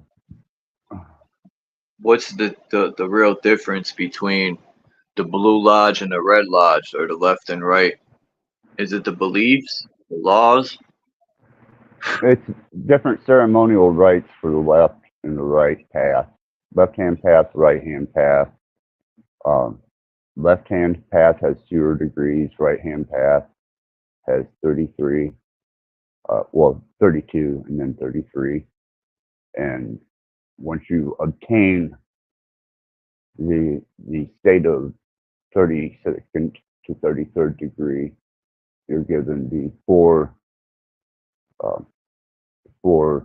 great secrets of the Masonic order. But it's just a social club, man. That's all.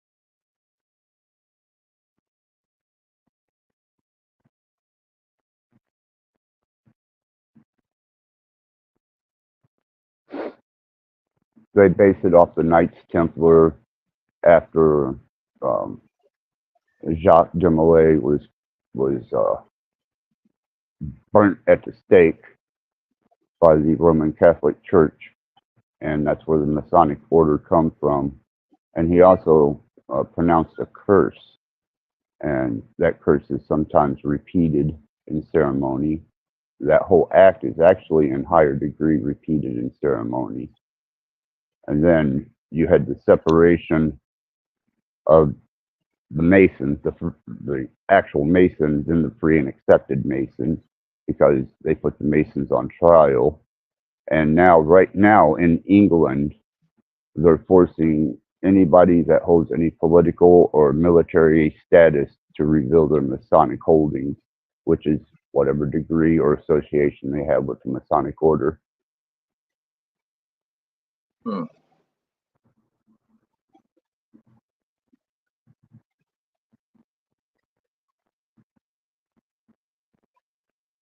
It's all just a secret Well, gentleman's Masons, club. Masons, like if you ask them, so there's only 3 degrees in Masonry, right? Enter apprentice, fellow craft, master Mason. From there, Yep. there's concordant bodies, and there's usually the left and the right hand path, if you want to call it that. There's York Rite or Scottish Rite. So Knights Templar or like the Pike kind of stuff where you get to the 33rd degree of the Scottish Rite. Yeah. And even then, You're, that's just the beginning of it all. You yeah. can look into different groups like the Royal Order of the Jesters, all types of fucking invite only, high level. It's a filtering There's, process. It's a well, you shell got the company. Shriners who are involved in that. I mean, They there's a burn. lot of them, but then most are just the basic Blue Lodge, 3-knuckled Mason.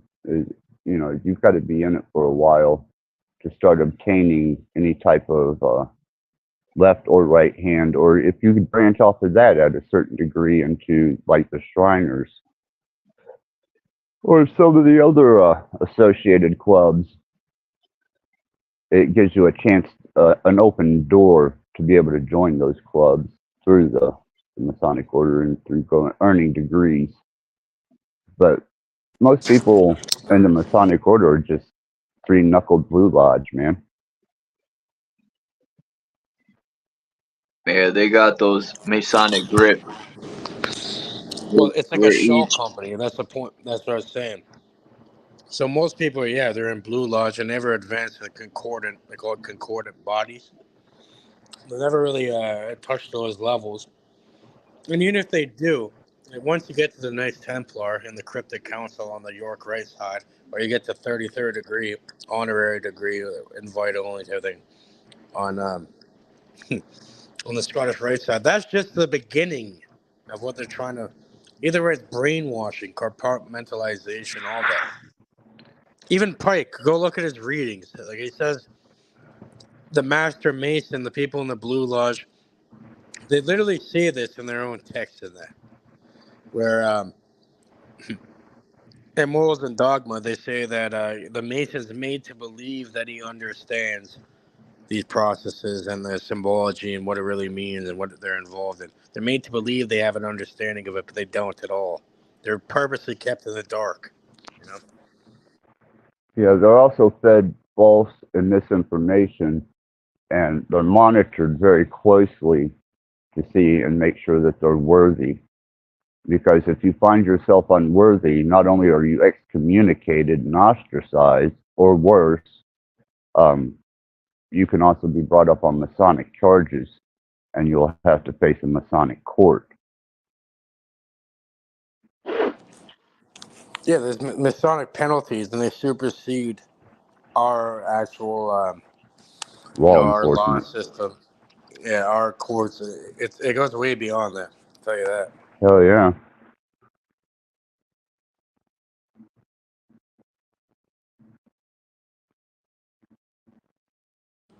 Yeah, that's like a lower level version of it for the people and the. But Masonic law supersedes any sort of land of the law of the land, whatever. Yeah, well, people don't realize that, as much as they fear or make fun of it, it's the governing law that underlies what you recognize as government and law. Those are shakers and the movers.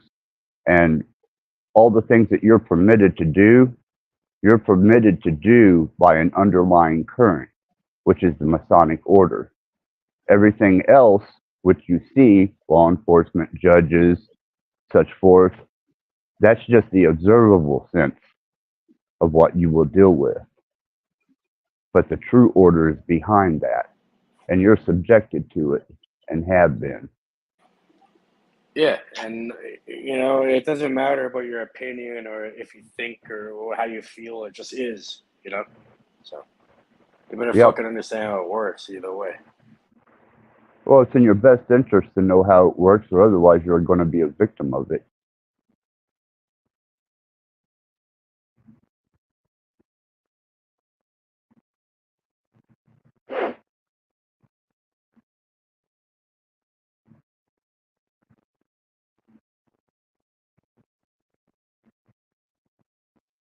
This picture is awesome. I wish it was clearer of the duality.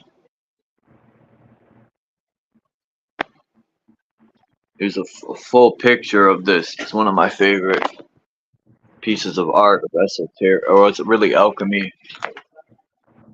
But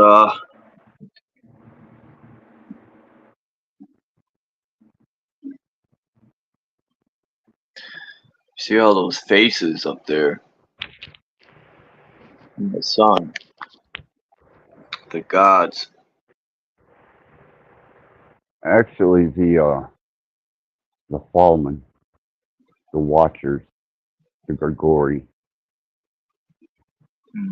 and the phases, the phases of the sun, which goes through 4 different phases. This is showing representation of the procession of cycles and the balance held between the procession of cycles from beginning to end, or birth to death, or from age of man to age of man. You see the woman on the right. So I've noticed in a lot of esoteric art or symbolism, the female has one breastises out, and it's either just like they show one eye, or the woman will show one breast, and it's usually squirting stuff out of it. And I know it's about life and The stuff, but divine feminine. it's got one boob hanging out, and a lot of the Yeah, artwork. it's a part of the divine feminine. It's the balancing between the masculine and the feminine. And in that manner, should you walk between 2 pillars into enlightenment, bear upon you the masculine and the feminine in balance. It's that also. It's also the law of generation, or the law of gender, and the Kemetic principles. polarity, Yeah, gender, and the, the feminine. That's what I was just said. It's got to do with the feminine nature, the nurturing. yeah, it's like almost like an electrical circuit, right? So instead of saying like the positive or negative poles, they use the cathode and the diode, you know? Yep. Two parts to a system. For some reason, I always thought there was 33 degrees, and it's really only 3. No, there's 33 degrees. That's Or only in 3 levels. That's what I masonry. meant. No, that's in what they would call concordant bodies. In Scottish Rite Freemasonry, there's 33 degrees. But on the other side of masonry, where you get the nice Templar and all that, it's a different system, you know.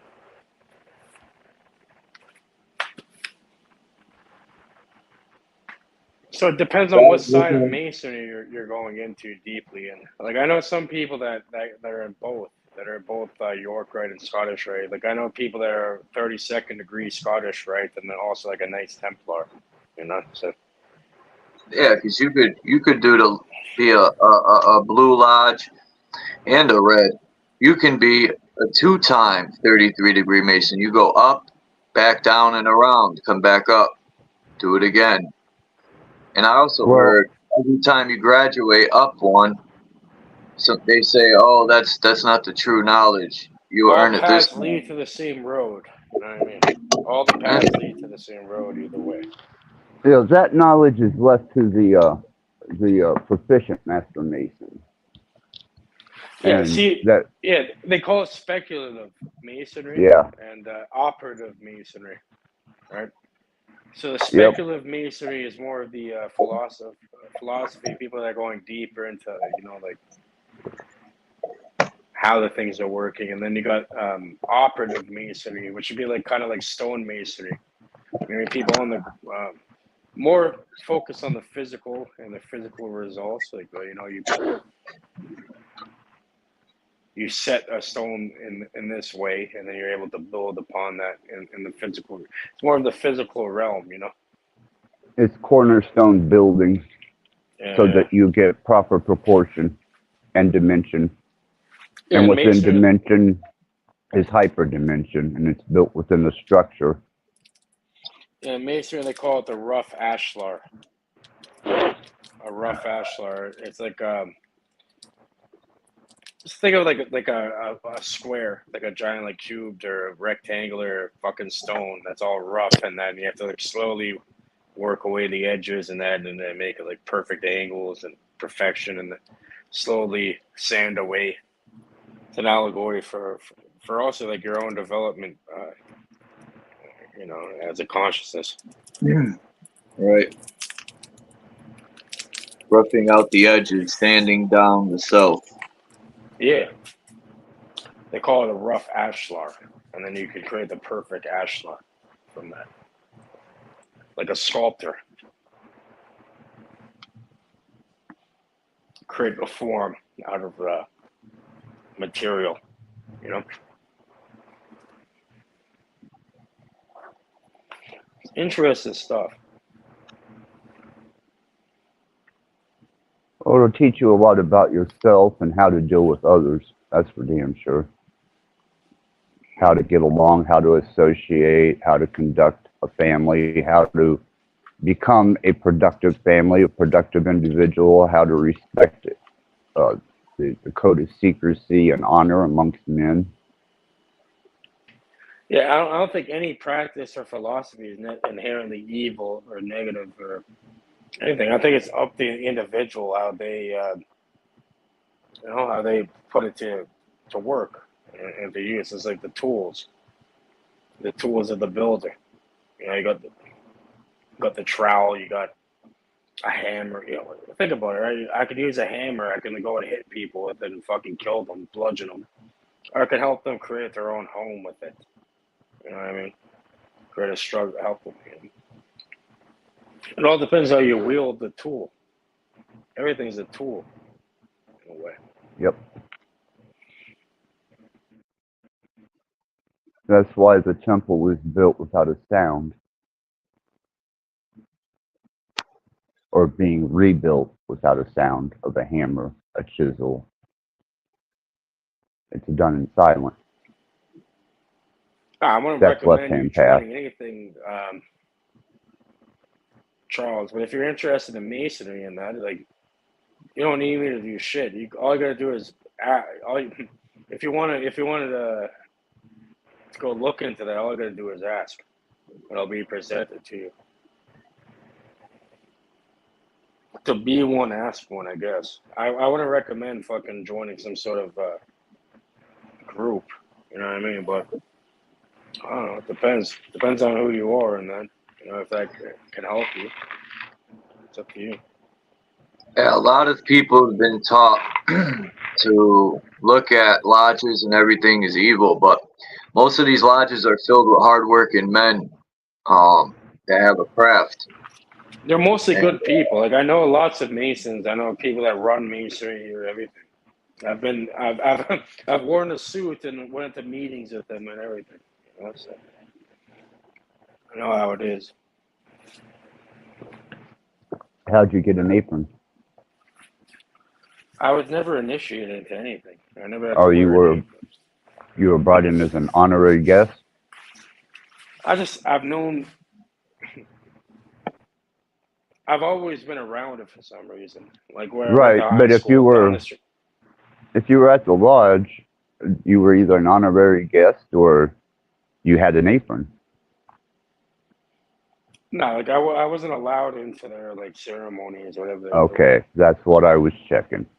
Yeah, obviously not. But yeah, you can still talk to them. Like I talked to his name is David Cameron, and he runs in the entire province here. It would be like a state. So he's like the head mason in fucking Canada and shit that runs the shit. He goes all. I've had conversation with these people and shit. Like I sat down, look them eye to eye.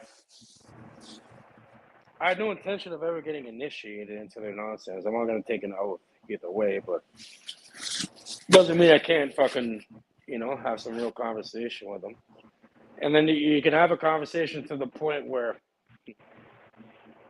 it's almost like the Hermetic principles, right? Like the ancient Hermetists and that, they'd make a point of silence, not to reveal any sort of information to, the uninitiated, or people haven't advanced along in their mind enough to Thus receive that information. disembowelment and the tongue pulled out at the root.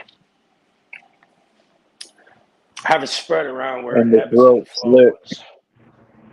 How about Yeah, the ebb and flow? I like that. I like the ebb and flow part. I like the tongue being pulled out at the root. That's the interesting one. What is it called? A Cuban necktie or something? But that's reserved for anyone who reveals secrets. That is of the Masonic orders. Giving away temple rights and ceremonial old secrets. Mason documentaries. They're talking about this one guy. Fuck, I forgot his name now. What was his name again? Morgan. His name was Morgan. What happened was he revealed the Masonic secrets. This is how a lot of it got leaked to the public. You know what happened to him? He got killed by the Masons, and they got put on trial and all that. And they got off. You know what I mean? Even though they tortured and killed him, put him to Canada. Apparently they killed him in Canada. Hide him in Canada. They got off with it, and then that really made people freak out about Masons and being presidents and shit. With Lincoln and all them. People that put fear base behind it, it also keeps people from looking into stuff.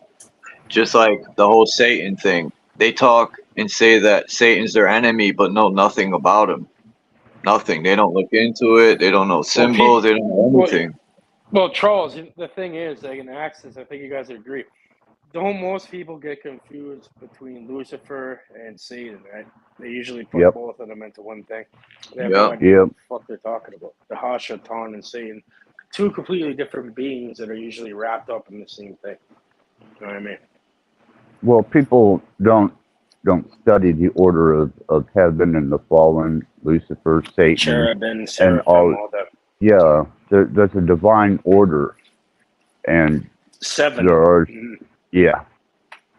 So you're not, when you're dealing with Satan, you're not necessarily dealing with a fallen angel. When you're dealing with a fallen angel, it's not like you're necessarily dealing with a Nephilim, which is a disembodied, displaced entity.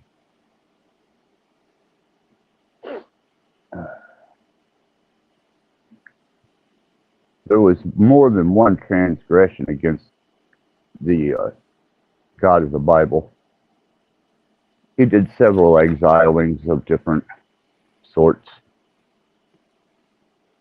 all to here, to earth.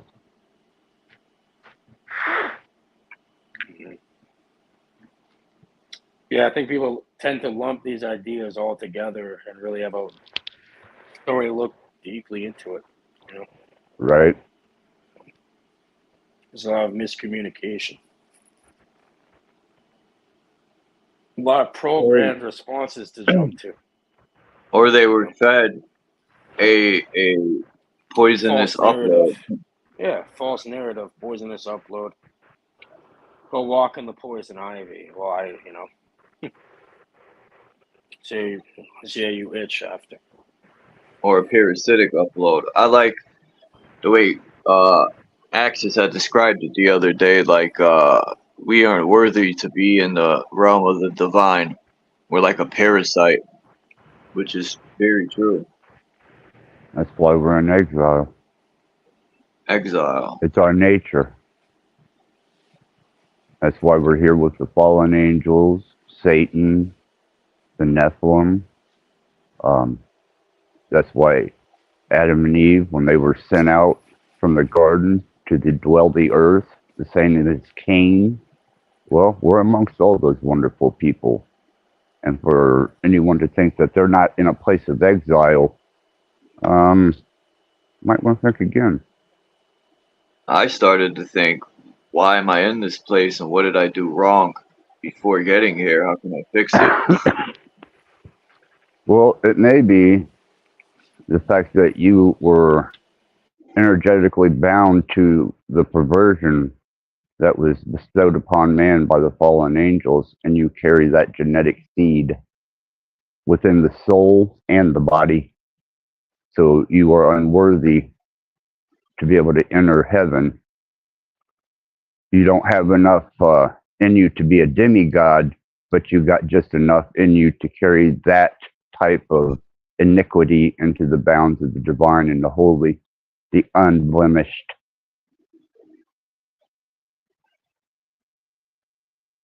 Huh. And your nature. That's when I died, my friend jokingly said, "Yeah, you came back.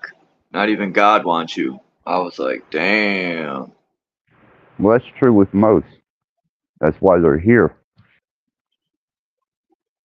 It says so in their book. God is indifferent, man. As a matter of fact, most every book that was written containing a deity, a demigod, or a divine, they There are they really beings don't care. There are beings that don't fit that narrative, though. Like the Bodhisattva. Meaning, it's somebody who understands the construct of reality. There's some beings that come back purposefully, reinsert themselves into the matrix or into reality, whatever you want to call it. Very purposefully, in order to complete certain things, help people along the path, whatever. Such as the two witnesses mentioned in the book. See what I mean? Yeah, I know.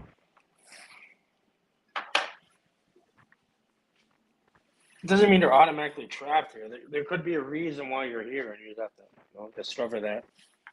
That's what I'm searching. It That doesn't mean you and fucked who up I and you am. got sent back like you just failed grade 3, Something different.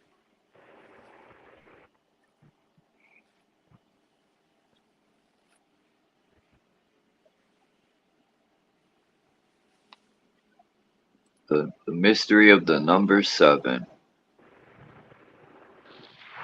What's the mystery about it? Completion.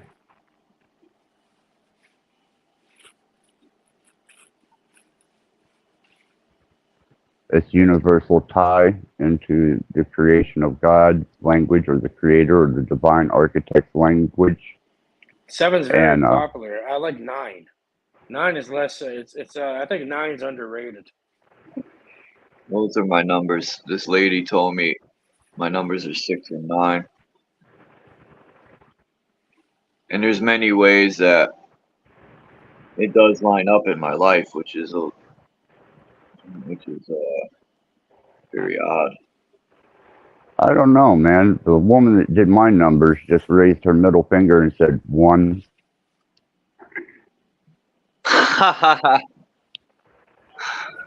Oh shit.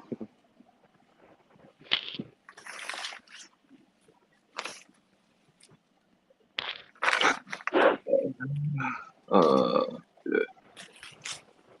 1, 1, 2, 3 to the 4.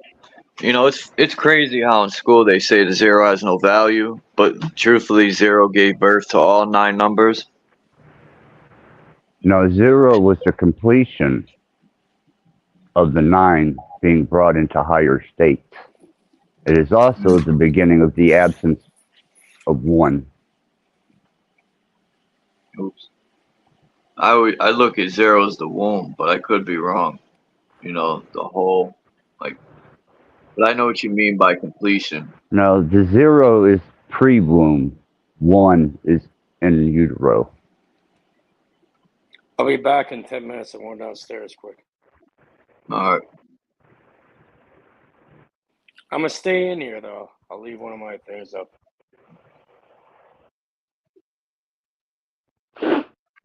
The couple cool.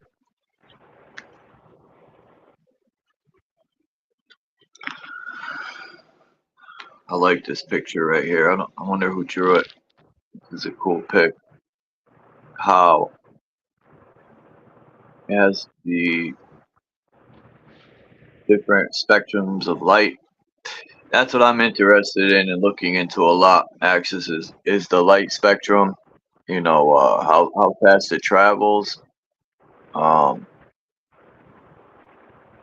The how they use math to measure light,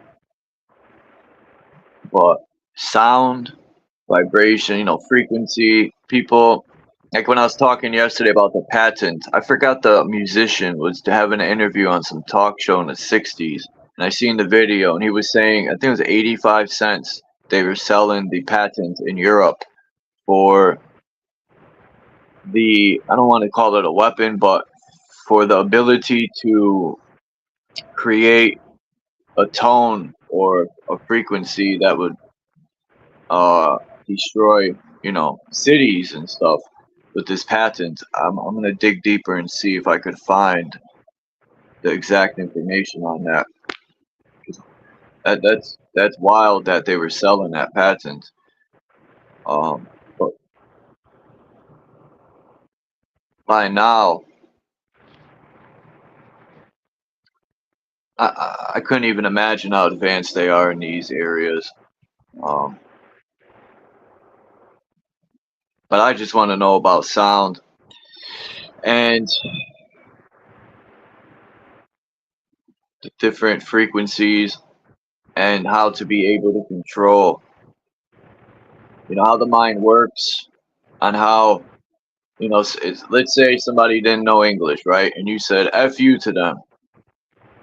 They would just look at you like, what? Even though they took in the same word, that if somebody comprehended English and knew the definition, it would bother them and they would react for the most part. But if they don't know English, you're saying the same word to them, it doesn't affect them until you are aware. So I think that's very important to learn the alchemy of the body and sound and light and all that stuff. To be able to control your feelings is they teach you that in Kung Fu, to master self.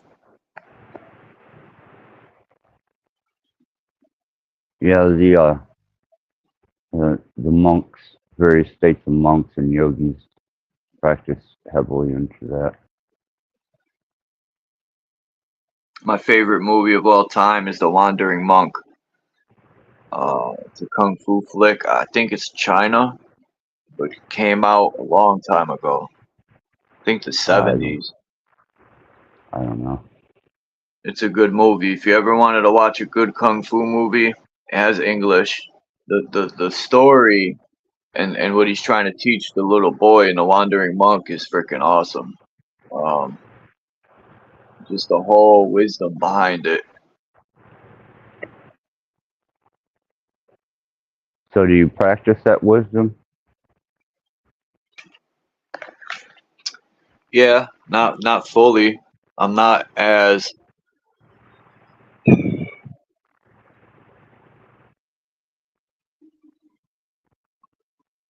I don't want to say agree, but the way the monks live, I respect it. And when I'm strong enough, when I stop having excuses and I have more what's the word I'm looking for? More what's the word? I more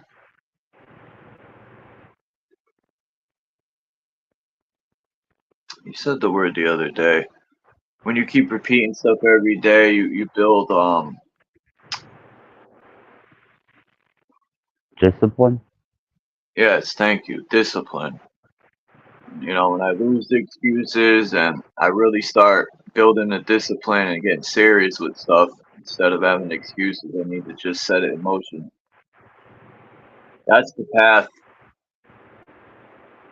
I want to walk.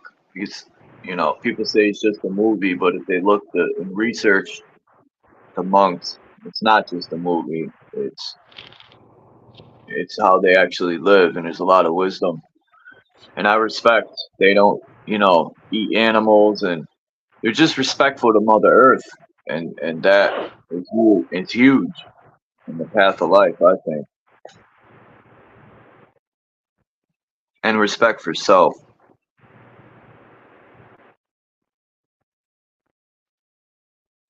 Well, might clean your conscience up a little bit before you enter into death. Yeah, that's where I'm working on now is letting go of these anchors I attach to myself, and s- dwelling in the past is a big thing that I'm breaking down. And man, I let a lot of stuff go, and to experience, man, I feel so much better. Um,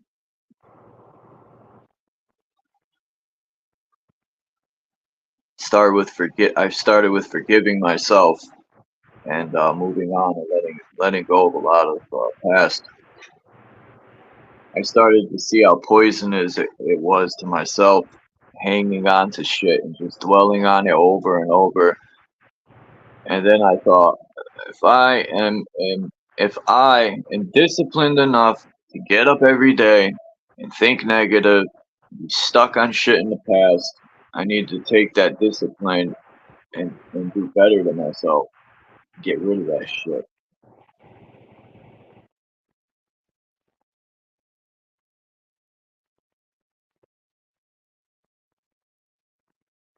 Yeah, it's possible it could be beneficial.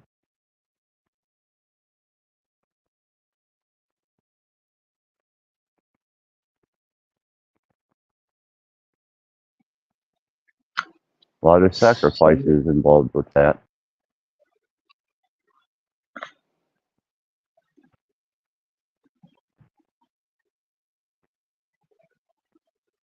Sacrifices are very good in ways. Um, discipline is a sacrifice. So a lot of stuff. Jay Hyten said, "Oh yeah, they are good people." I don't know if you were being sarcastic, but yeah, there is some good people that are in lodges. Like I used to say, "Fuck them, mate." This is when I was ignorant and I wasn't aware and looking into stuff deeper. I was the beginning stages of looking into Masons and all that. I knew Masons in real life, but they didn't talk about shit. And I really didn't ask them. I worked, a lot of the people on the job site were in a lodge, paid dues and stuff, but it's hardworking people. Now, I'm not saying there isn't trash, just trash everywhere, man. There's, in the lodge, out of the lodge, in real life. Every so-called race has trash. I mean, it's everywhere, man. I don't. There's good people and bad people everywhere. Just because they got a label and they're studying degrees, don't make them a bad person.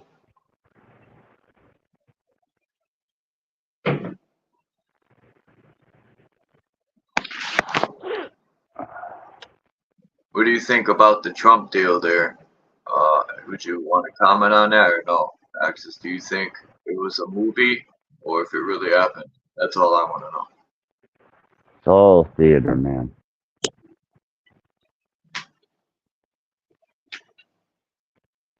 It's all theatric. Because there's a lot of like black people, comedy people are saying, it blows my mind. They're like, Trump's black now. He's got shot and they put him in prison. And I'm like, damn, that's how you feel about so-called black people, man? Now he's black? Like, because he got shot at? Peace, Crystal. But besides that comic stuff,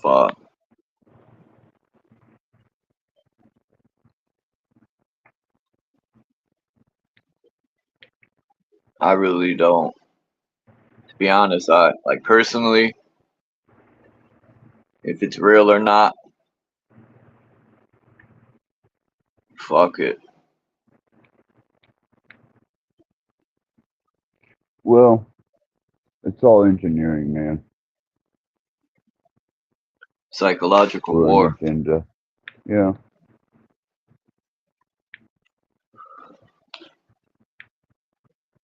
Yep, they know what they're doing. And Trump they're doing spent a damn good years in job. business. What's that? Trump's been in Hollywood type business for many, many, many years. WWE, all that stuff. I'm pretty sure he knows how to. People are saying he cut himself like in a wrestling match. Maybe. I don't know. I haven't I mean, gotten I got a close enough close up. to it to see. I got a close up. I zoomed Did in. you? Probably doesn't do much justice, but let me see.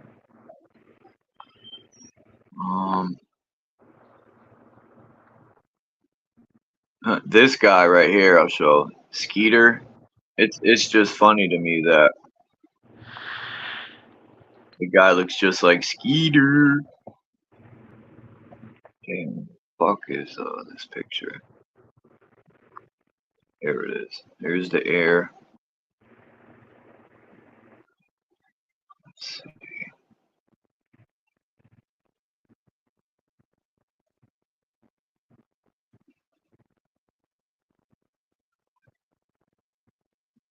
Here's the air, kind of zoomed in, and it kind of does look like something took a chunk of his air out. Because if he cut his, well, I don't know.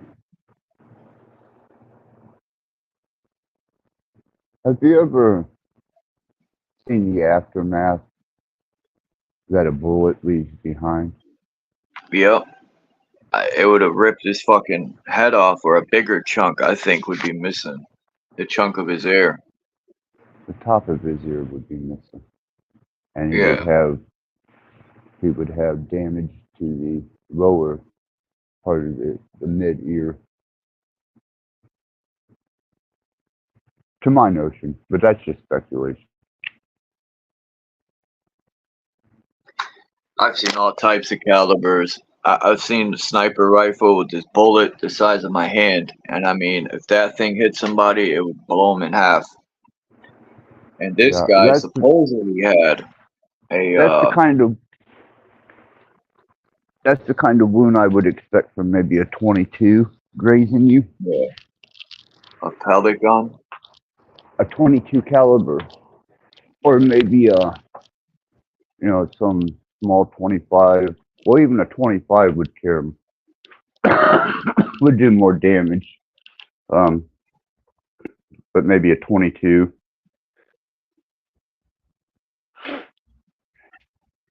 But if you're using any type of military ammunition or high velocity, long range, 7.623 or something like that, I'd have tore the fucking ear right off of him. Right. They use the rifle for like small game. Yeah, even 227, that would have damn near ripped his ear off. But if it was a 22, I could see it just, kind of doing that.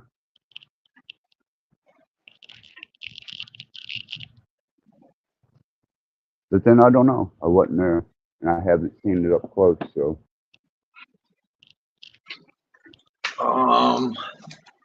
Okay. I'll pull the videos up. I got a couple. Because I've been trying to collect videos from different angles.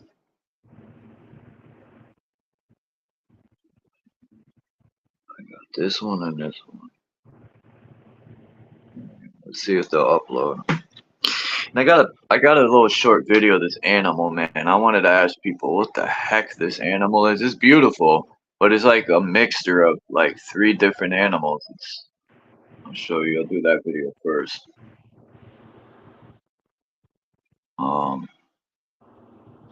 Here it is. Check this animal out.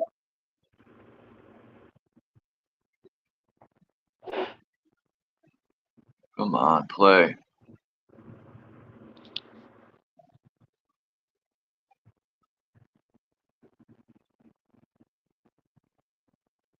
It's got little feet like a Gretchen. Watch, I'll play it again. I wish I could pause it.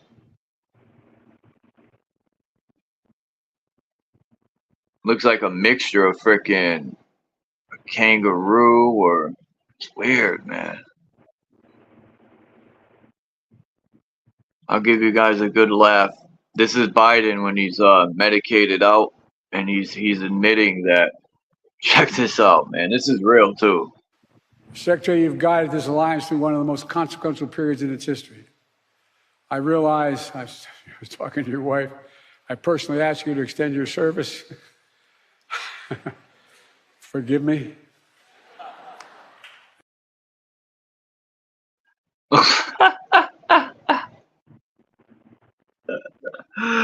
Wow. I thought that was hilarious, man.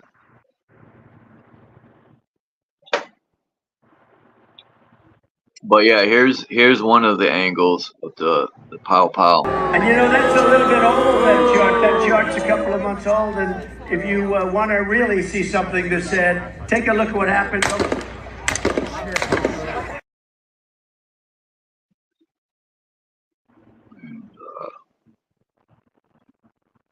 And that's a little bit old, that chart. That chart's a couple of months old, and if you want to really see something that's said, take a look at what happened.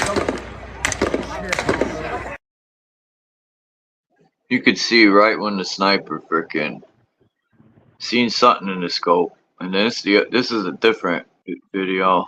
Lá em cima, né? Aqui, ó. You can see the guy there. I think they hit him because the guy he looks dead.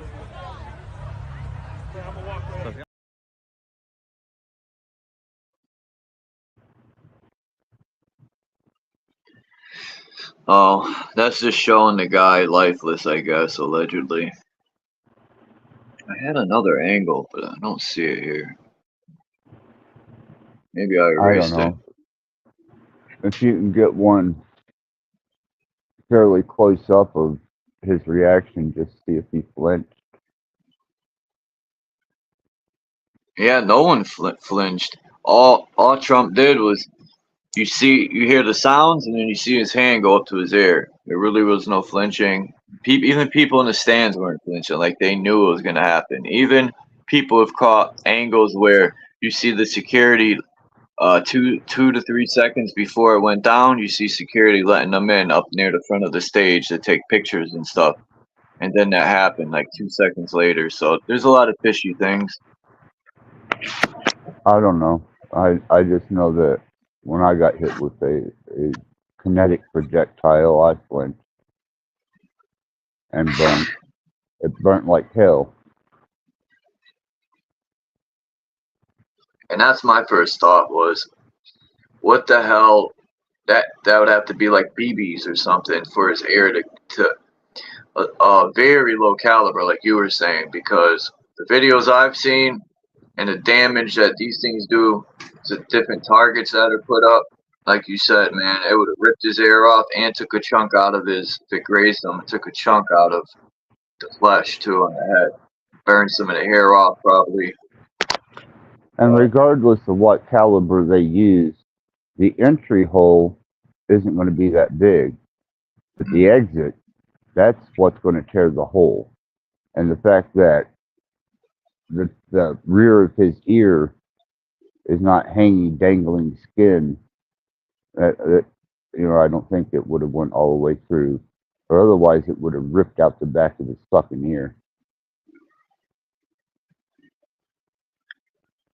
That's why you can shoot somebody in the forehead and the back of the brain just blow out.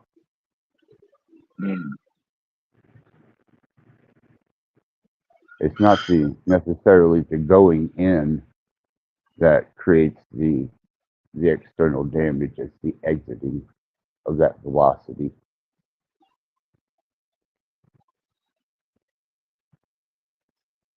Unless you're using certain types of ammunition, and then you're going to rip a hole both ways.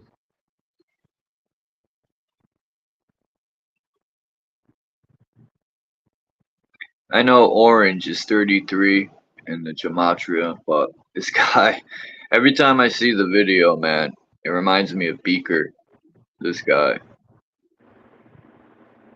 from the Muppets. Uh-huh.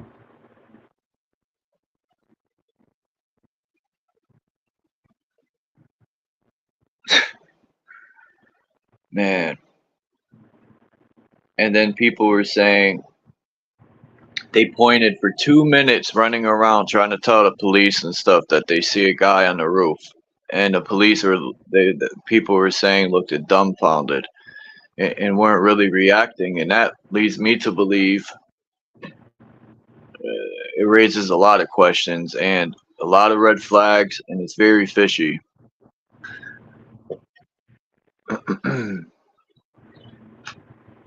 But I'm not saying fishy in a way where he was infiltrated, because like we were just speaking on the calibers and all that, it's just fishy to me that they didn't react, meaning they knew it was going to happen, or what was going down was a movie.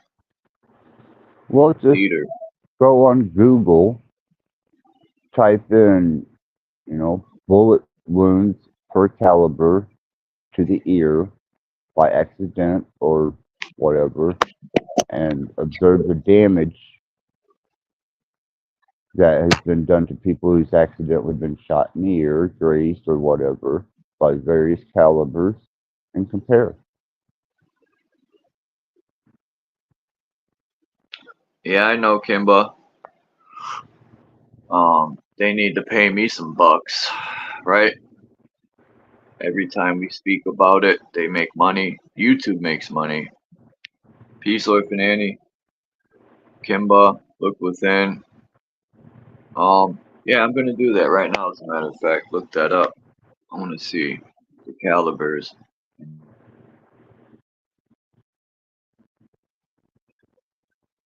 Let's see.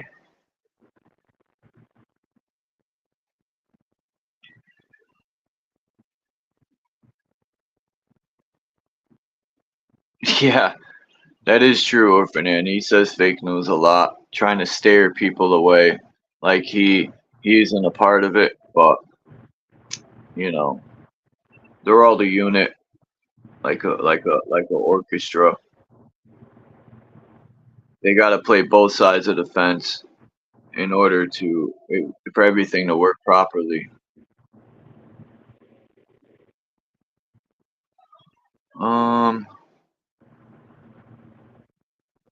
But there still are good people everywhere.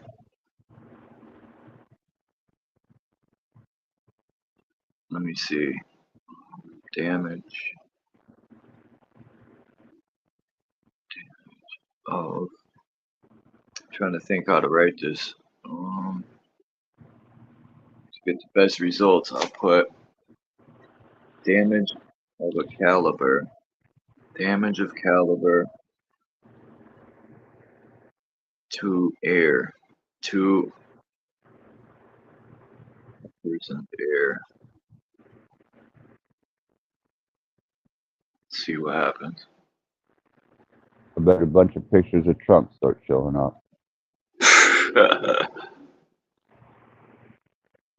Oh wow, pop. Okay.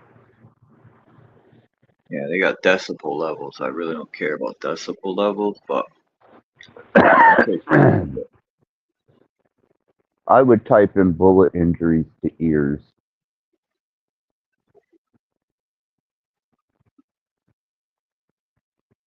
And then modify the search by caliber. all right.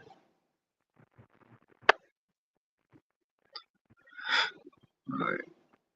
I'll do it that way.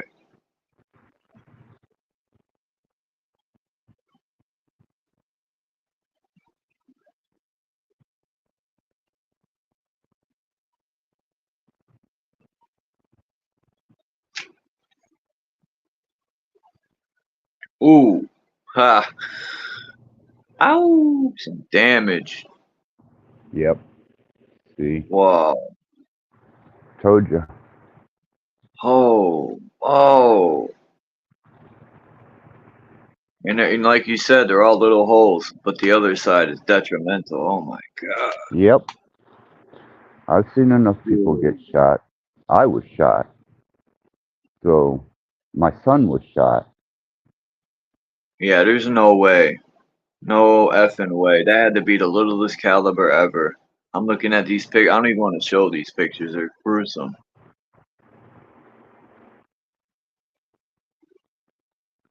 They're showing a lot. And to think, he didn't even flinch.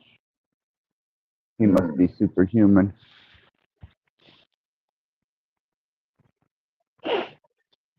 Man, these people's jaws missing. All types of stuff.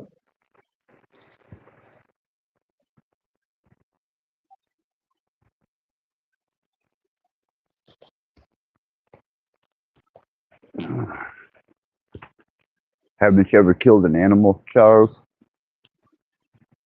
Have you seen the damage that your weapon did to the animal? No, I've never, but I have had friends that have, and we have seen the damage. Well, there you go. Humans aren't any different.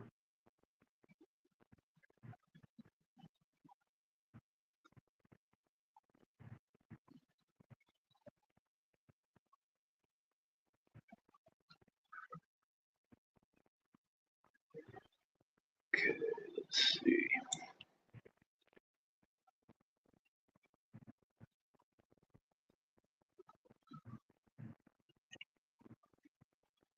Let's see here.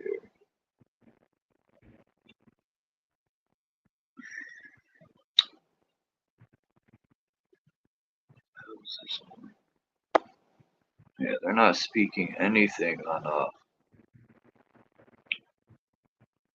exit out.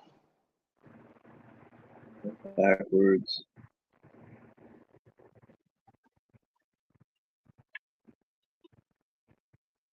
I want a list of caliber. See, you're right. It didn't show pictures right away of Trump, but the first paragraph, when I typed that in, is the New York Times. Trump is safe after assassination attempt. Suspect gunman is dead. That was the first Here, website.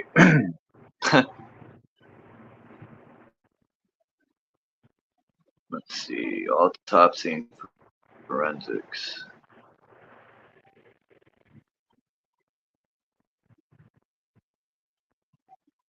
Ballistics, firearms.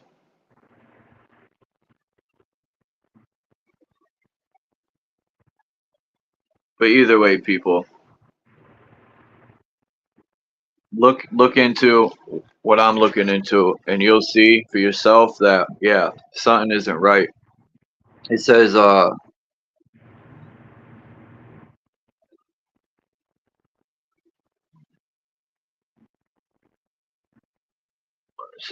hearing loss caused by gunfire. Yeah, that's frequency off the velocity of the bullet.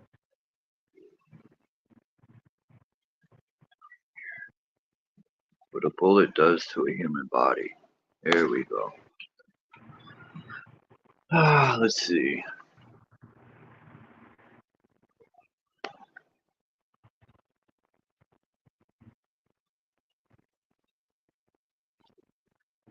I'll just pull up one picture to show what a bullet would do to an air.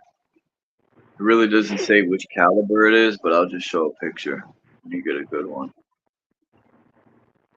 Because they got all types. They got jawbone, entry above the ear and out the front, eyeball.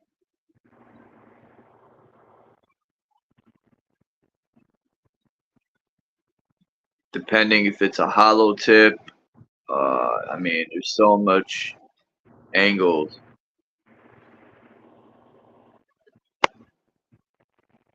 to look at.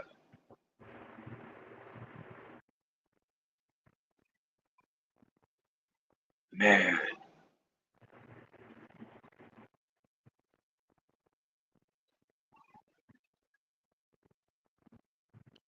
They have even exploding bullets. They got all types of stuff, man.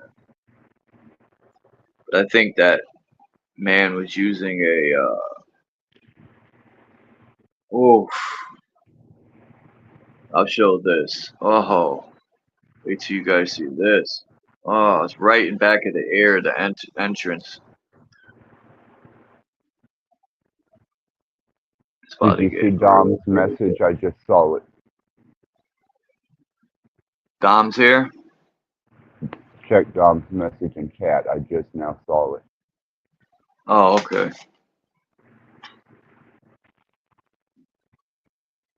Oh my God. Look at this lady. And this was a graze, I think. I'll show this one. Fractured skull and loss of eye.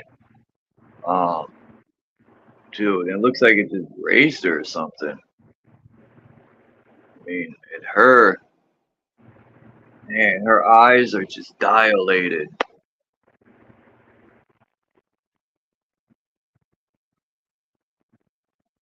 Man, there's got to be something with the. Oh man, that dude got it in the forehead. Anyway, I'm not gonna. Let me show you this one. And you can always ask.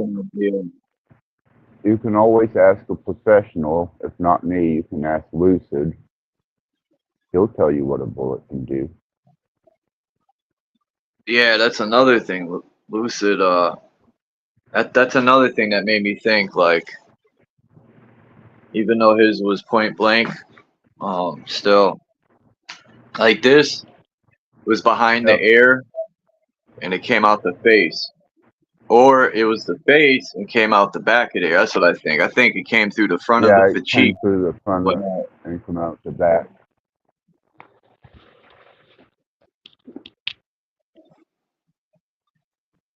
Jeez, look at this one. Look at the swelling in black and blue. That looks like it went through the forehead and came out. Well, Trump don't even have bruising. Yeah, I know.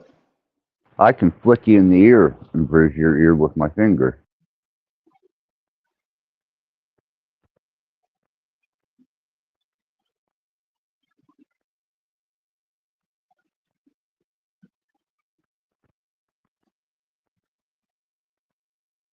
Does it depend on the barrel too, right? The length of the barrel.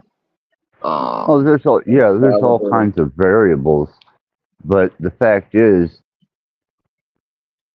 it's going to go in small, it's going to come out large, and it's not going to leave a little hole like a piercing. And that's even if you're using a 22. The 22 will go in small, and the ass end of the ear is just going to be dangling meat. Yeah, you can come up, Dom, of course. Kimba.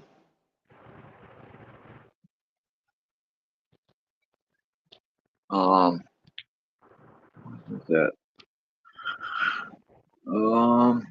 Yeah, Orphan Annie said you would think people would take some sort of cover or lay on the ground in the bleachers instead of just standing there like morons, which was true. They as soon as they were all looking at Trump to wait for his reactions, and then when he went down, they went down. It was like, dude, no experience, these people.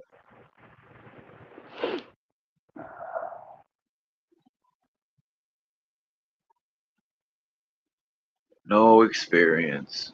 They look dumbfounded. And that's odd because a lot of farmers have their own shooting range and they're heavily have a lot of practice in that area. So it was shocking to me, especially farmers because they have all that land and they can just, practice their Second Amendment. They don't, on their own land, which I think people should do. I'm all for the Well, Second Amendment. I'm curious, did the people behind Trump, after the gunfire, start looking around to see where it comes from? Yeah. Well, at least they were intelligent enough to do that. Yeah, they Stand were all up while looking. bullets are flying.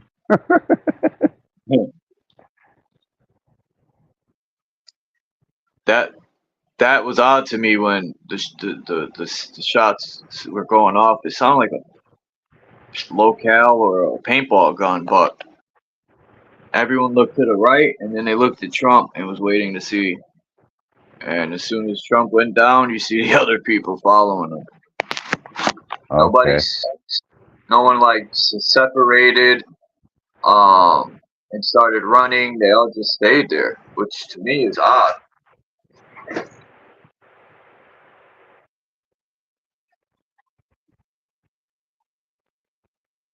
Yeah, I know how that feels, man. I'd be jumping between those bleachers and underneath of them. Fuck that shit. Hell yeah.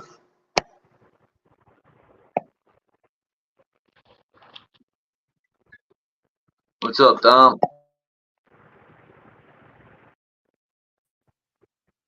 Hey, Charles. Yeah, Oh, Dom. I would salute who the other person is, but I don't know who it is. That's Cage. He Is that Mr. disappeared. Cage? He's got his bird face on. So I heard you guys talking earlier. I don't know if you guys changed the subject or not. You were talking about Trump, I guess. Just the speculate. entrance and the exit of a bullet, what damage a kinetic piece of lead does to a body or an ear, even at a low caliber. And we were looking at pictures of it. We're talking about the same guy that was in WWE. Blood capsule, green screen. So at that point, you could tell the masses whatever they want to believe. You got that right. Yeah, that's true, Axis. Show the gun. Go ahead, show the gun. Show the other guy that's, putting some blood on his ears, and then people just cut and paste. And next thing you know, we're going to be talking about this for months. Right up there with Mandela effect, the Earth, shape of the Earth, conspiracy theory. Let's regurgitate Ronald Reagan getting shot. Yeah, right. It's all fun. JFK, Lincoln. I just want to say, I gotta start stating this in the beginning of all the videos because Axis made a good point when he said yesterday but I just want to say it's entertainment. I don't no one to take any of this serious. You do your own research. And I don't expect no one to follow anything I do. You make your own decisions. And I do that Exactly. for it's a good thing to say or put in a description box to save your ass to people that are, you know.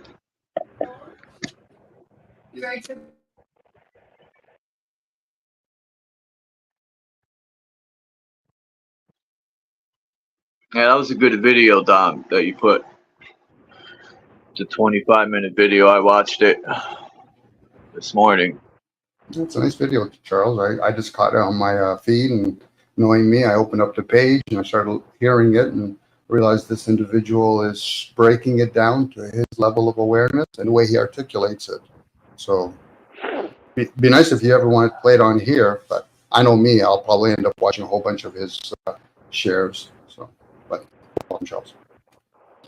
Yeah, I saved it and joined his channel. I'm going to check out some of his other stuff because he's actually speaking great information that could be applied in real life. I'll give you a better description of what life is.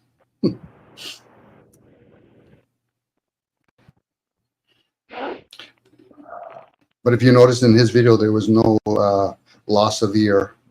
You know, maybe he's an artist. You know, you never become well known until you lose an ear. I think he's a superhuman, man. I think he's like some biologically designed. He was grown in a lab somewhere. Yeah, he's like Mr. Potato Head. He has extra ear. That was my first thought when I heard this went down and I seen the video. My first thought was, how far was the guy? What caliber was it? And why isn't his ear missing? Why isn't, you know, even the grays? It's just I have the picture of the ear and the grays just looks. I just think a chunk of his ear should be missing. I've pierced a lot of ears in my time in the cartilage area, doing cartilage piercings all the way to gauging. And wasn't much blood except for what he managed to swipe across his cheek and what little bit was on the ear, because I've seen people bleed profusely from piercings. Yeah, the ears bleed a lot. Yep. Especially the inner. I put someone in a headlock. I don't know if it was the pressure or the wristwatch I had on, but their ear was damaged, and it was, I thought, you know, I popped their head or something. It was bleeding so much. This is the ear. Go look at your ear in a light and look at all the veins in your cartilage area where he got shot. Those are the veins that you've got to avoid when you're piercing cartilage.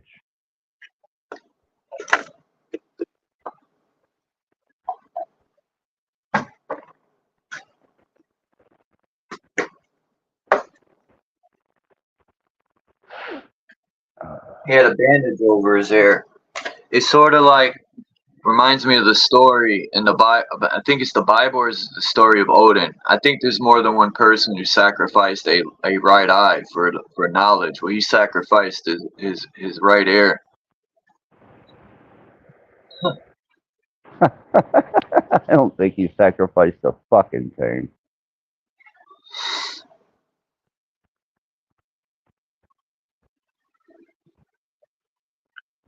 I think he got paid quite well for that stunt,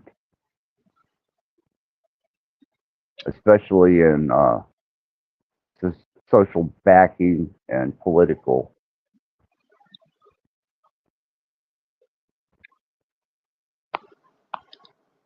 Let's see, where's that picture? Here it is. Now, this people lined up quick, and I like how people put that together. But what it says on the card is more, you know, it says at any time, at any place, our snipers can drop you. Have a nice day. Play this card at your own turn, blah, blah, blah. And just by that saying that, and people can't deny that's not Trump, because I mean, come on, it's wild. They say, how do you predict the future? By creating it. Or Yep. I forgot how the guy said it. It was in the X-Files TV show.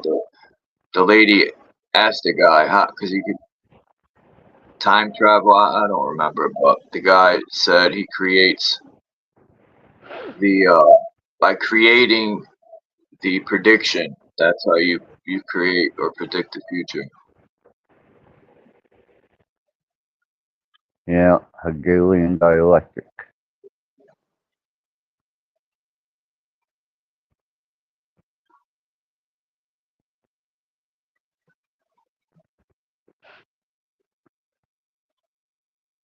What's up, Cage?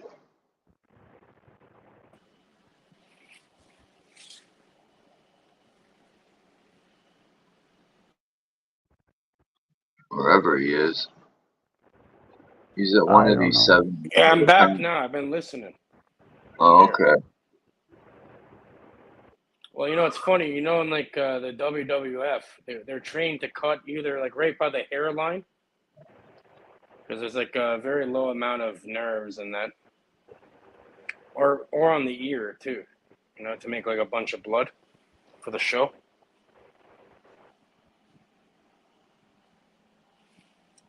Yeah, I remember watching wrestling back in those days. Well, that's what they do. Like they cut right like you know, by the hairline or on the ear to make a bunch of blood pour off. You know.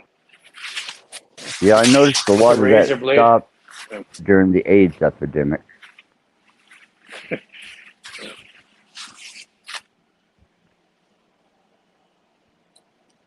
Wrestling became very tame after the AIDS epidemic.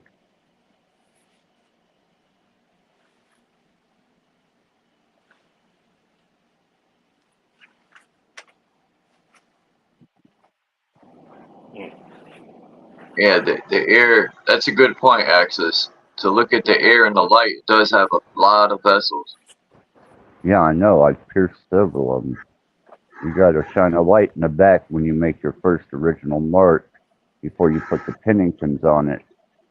And then when you cork the back of it, you know, you got to have a pretty quick and steady hand, unless you clip one of them son of a bitches. And then it just bleeds and bleeds and bleeds. Look at all that room. I wonder if this man is okay. If he's alive. He has to be alive. But that, whew, oh, that dude got rocked.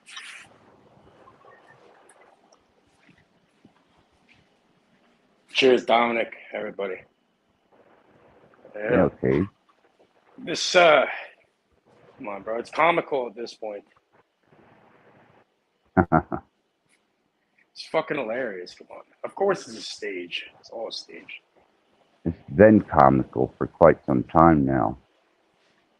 First of all, like even me and my friends will have better surveillance and better coverage than these idiots that are paying. Apparently, have an unlimited budget in that. How are you gonna open? How are you gonna leave a line of sight like that open? First of all. Well, to my investigation, they didn't check that roof because the excuse of the security team was that the roof was slanted, so they felt as though it wasn't a threat. What? Get the fuck out of here. Yeah, that's what they wrote. No, well, that's Yeah. ridiculous, bro. They allowed it to happen. Obviously, it's a part of their little retarded plan. They're all working together. I really don't give a fuck. Either way, the same shit's gonna happen regardless. The only way to counteract this is to do it within oneself. Take control of your own mind, and then none of it really matters, actually. You know? Have control of your own acumen, your own being, your own thought. They show the ladder he climbed, right, which was red, and it stood out like a sore thumb, and it was at an angle where they should have seen him climbing up onto the roof. They said they only secured the inside of the building, not the slanted roof, which, come on, that's the excuse they got? Oh, we didn't think it was a threat because it was slanted upward. Like, somebody can't just adjust to that little slant. Like, that's ridiculous. It's laughable. It is. So what does it mean when they actually initiate one of their own by shaving their heads? Well, that's almost like a What is rebirth, up right? with that? It symbolizes a rebirth. When you're Yeah. born, you have no hair, right? Kind of thing, kind of ideal there. Well, yeah, what they're doing here is obviously they have. First of all, they're trained in military and operations and counter surveillance and all that. They're not going to allow one of the very few roofs to go unattended, and never mind because it has a slant.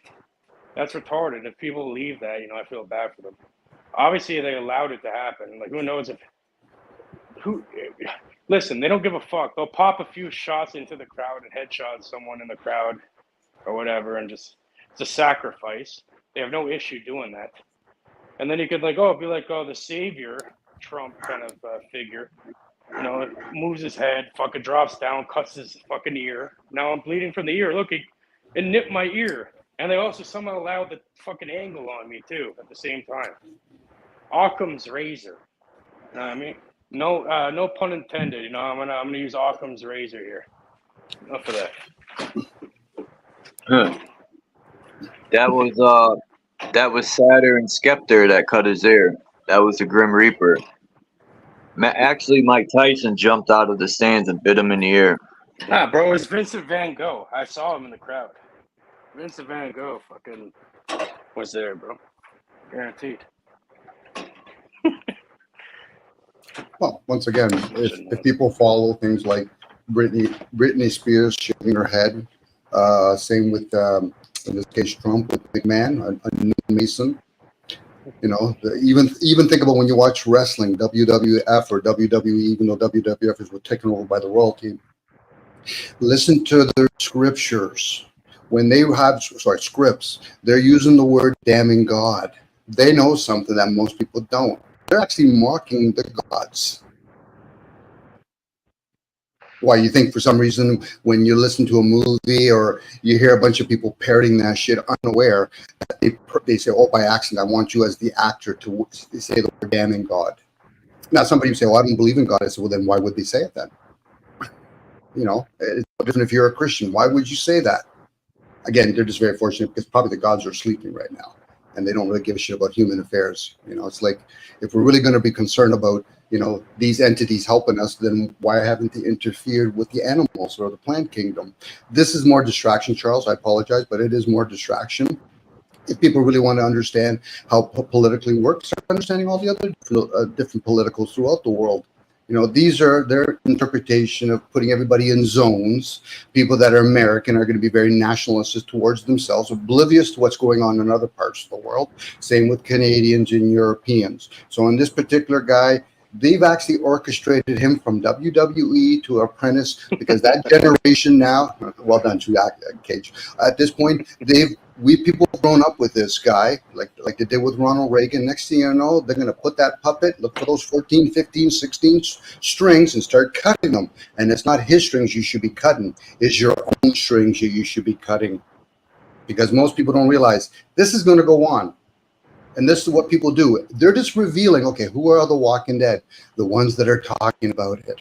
Who are the NPC? The ones that are talking about it. Who are the useless mouth breathers? The ones that are talking about it. At least I do this aware.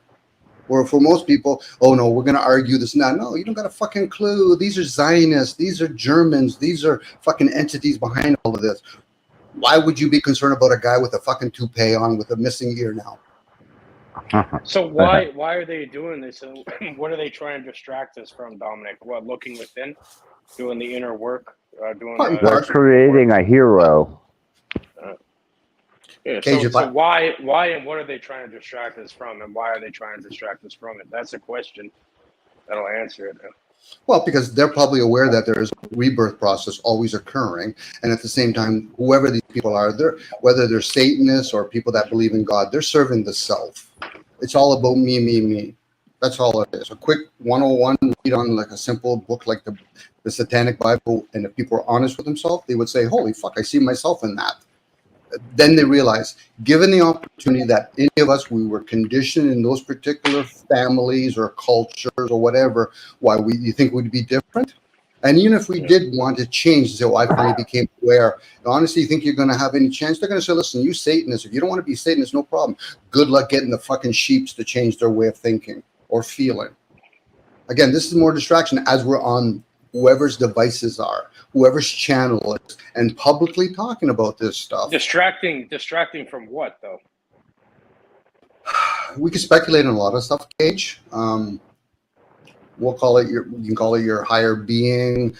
Maybe there's an anchoring going on here. You know, everything is a distraction at that point. To know there's an answer, I really couldn't say that. It's probably moment to moment. Again, I know that sounds very vague. Go ahead. Look at the obvious.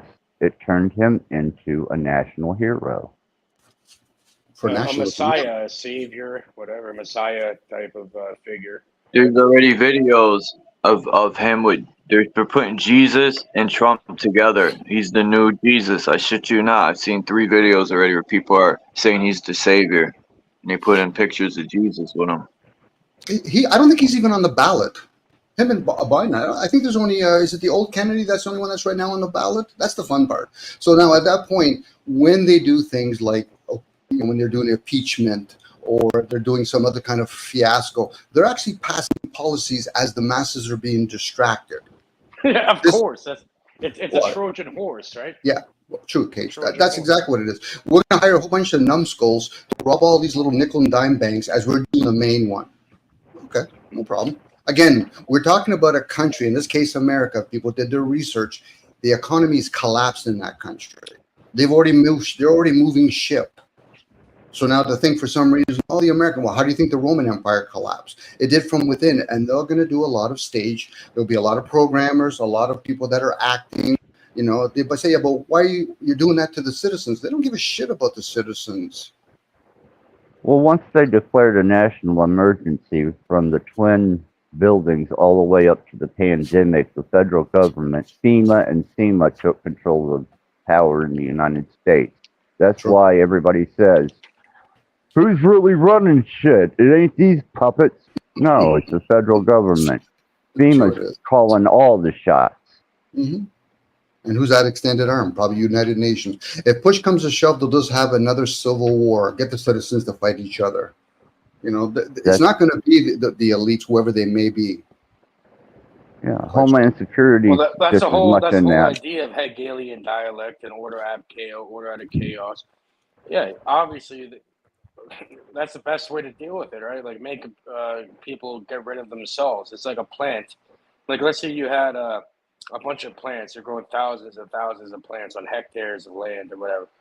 You know, the best way to have them self-managing is to employ a specific tactic which will create a self-culling effect, meaning you know, the plant will get rid of itself, the undesirables, you know, to whatever eugenic program you're trying to run. You know, you make them weed themselves out. You're not gonna go, you can't sit there and fucking try dealing with them all. You put them against each other and then, you know, take care of the few that are left after. Kind of ideal, you know what I mean?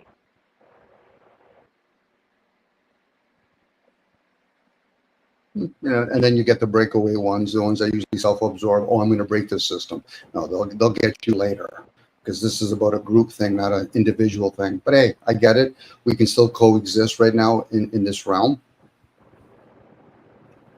Yeah, that's what I'm saying, right? Like instead of like sitting there and unrooting and tilling and plucking up every root and plant, you make them deal with themselves, and then, you know, whatever's left over, you go and, you know, nitpick and get rid of, or choose and keep later on for whatever motive you're bringing forward. So human beings are very plant-like in that manner, that I've realized. And that's why you have a name in all capital letters, or, you know, your social insurance number, a SIN number, they call it over here, or a social security number over there. Mm-hmm. And even that, Cage, could be a distraction. We'll distract you by saying we'll throw some written work in front of you, birth certificate, Meanwhile, the real distraction would be, I still think you're the vessel. Oh, that'll be a good one.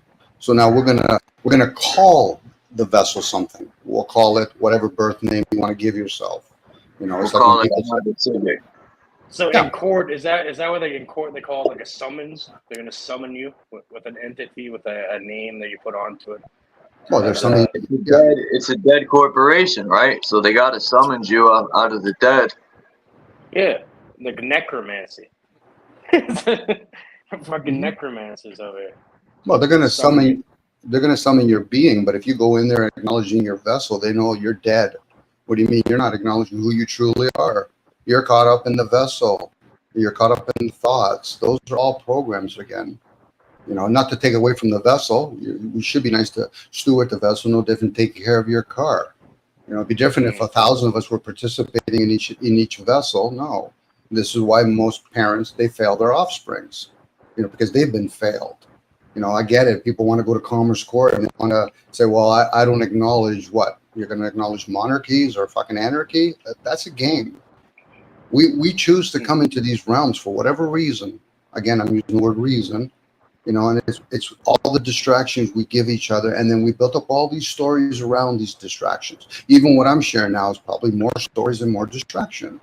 Because Maybe once the it reason isn't a Right. reason the source of a distraction. How come, I think human beings are like that in a way. It's human nature to always account or throw a reason onto anything that happens, either to us indirectly or directly, or what we observe. We're always trying to put a reason onto it. And not always that equates that. Sorry, that always not always does that equate to something that's tangible and actually applicable, and something that's really happening. Because we just throw reasons onto everything. Something, even though we have no understanding of the natural laws, the Kemetic or Medic principles, whatever, the cause and effects that go back and back, beyond our capability of understanding. There is no chance, though. Chance is just a law that's not understood. Right?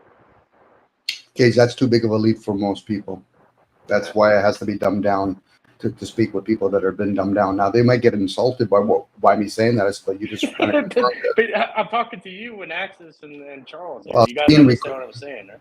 Well, if we were just talking to me, Charles, and Access, we'd be having a private conversation. This is not a private conversation. It's being recorded, and there's people in chat. You're saying it's too deep for the masses. Is that what you're saying? It's too big of a leap. So we need to scratch. We keep touching the surface, scratch the surface. Okay. So It's a leap of faith. That's why they call it a leap of faith. Yeah, it is. It's a good term. But again, it'll be like throwing a whole bunch of parts and then expecting somebody to put it all together. For most people, it's too big. It's too big. It's just too much all at once. That's why they have to do their own. I say you better get to work and learn. You would hope so. You would hope so. And if they're doing it when they're in their conscious state, they're better off doing it in the dark with the subconscious. Listen to this stuff when you're asleep, when you're awake. Some people are able to do this because they're going to do the work, such as yourself, Cage, or Axis, and even you, Charles. But for most people, what they're doing is they're being bombarded with parts. And those parts can easily be misleading you, even though they're good parts, but misleading meaning that you don't know how to put it together. Well, most people are already trying to assess the information when they're just supposed to be just gathering information. That's why when you go in a state of silence, something will say, okay, you had a question earlier, or you were around somebody that was asking a question, and then something will say, it's too much for you. It's too soon. And I did realize, like, I hear you all the time, Dom. Like a conversation we had in the past, and that you're like, it's in the air, the air kind of energy. What you're saying, it sounds like involution and evolution, or the breathing out and the breathing in, like a breath, or the there's many different ways to look at it, or the inflow and outflow type thing.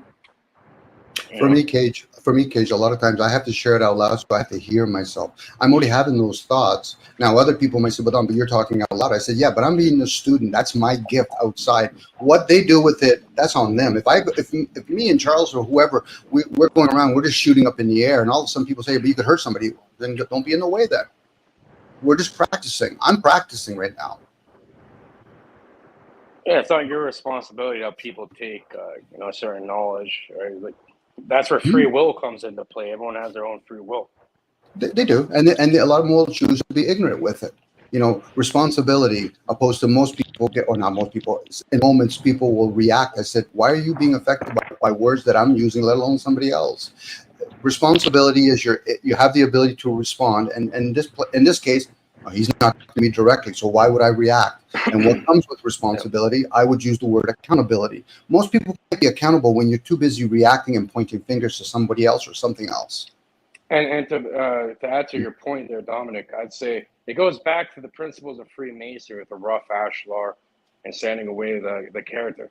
But it has to do with the foundation, right? This is if somebody has a developed character and a developed foundation, nobody's words will ever affect them or make them be swayed one way or the other.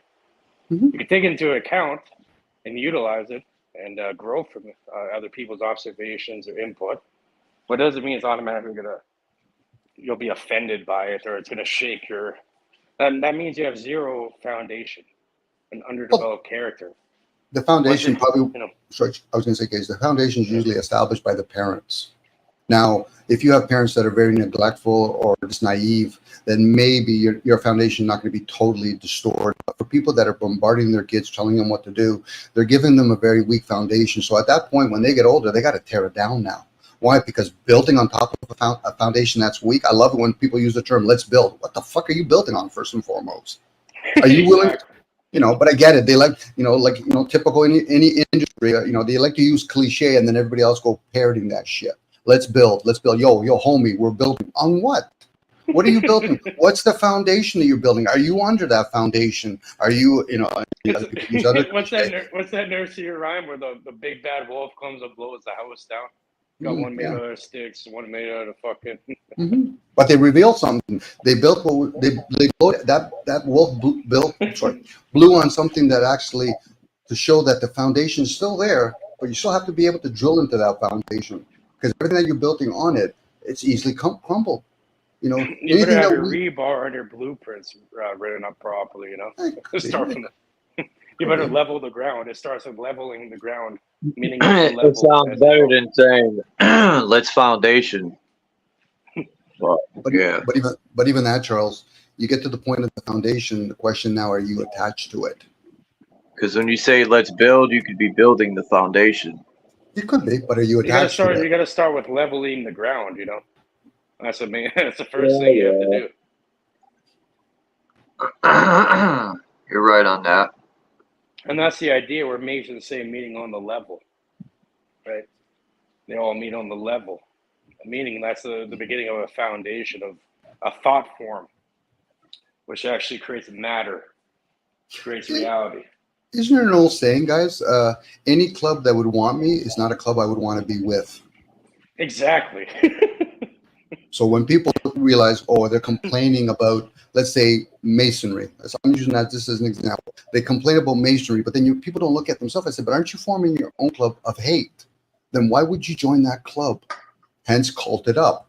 And most people don't realize when they go to these channels, they don't realize how tempting it is to fucking cult up. And then they start joining forces and they start attacking somebody. I'm like, interesting. Well, that's just like basic human behavior, It's blind predictable. Human beings are extremely predictable. It's ridiculous. Well, we should separate that, Charles. Cage. There's the human aspect. It is. Go ahead. I was going to say, I think what it is, Dom, and everyone here, I think what it is it's not having that foundation and leaning on others, in order to build a foundation of acceptance, right? It's like, I think they feel like they're a part of something. I guess, I don't know, like in order to, be like a sheep and go along with whatever narrative is being spawned and like this tribalism and all that. Instead of having your own foundation and tearing down all the walls and foundations that have been put onto you and creating your own and standing on your own foundation, creating that yourself.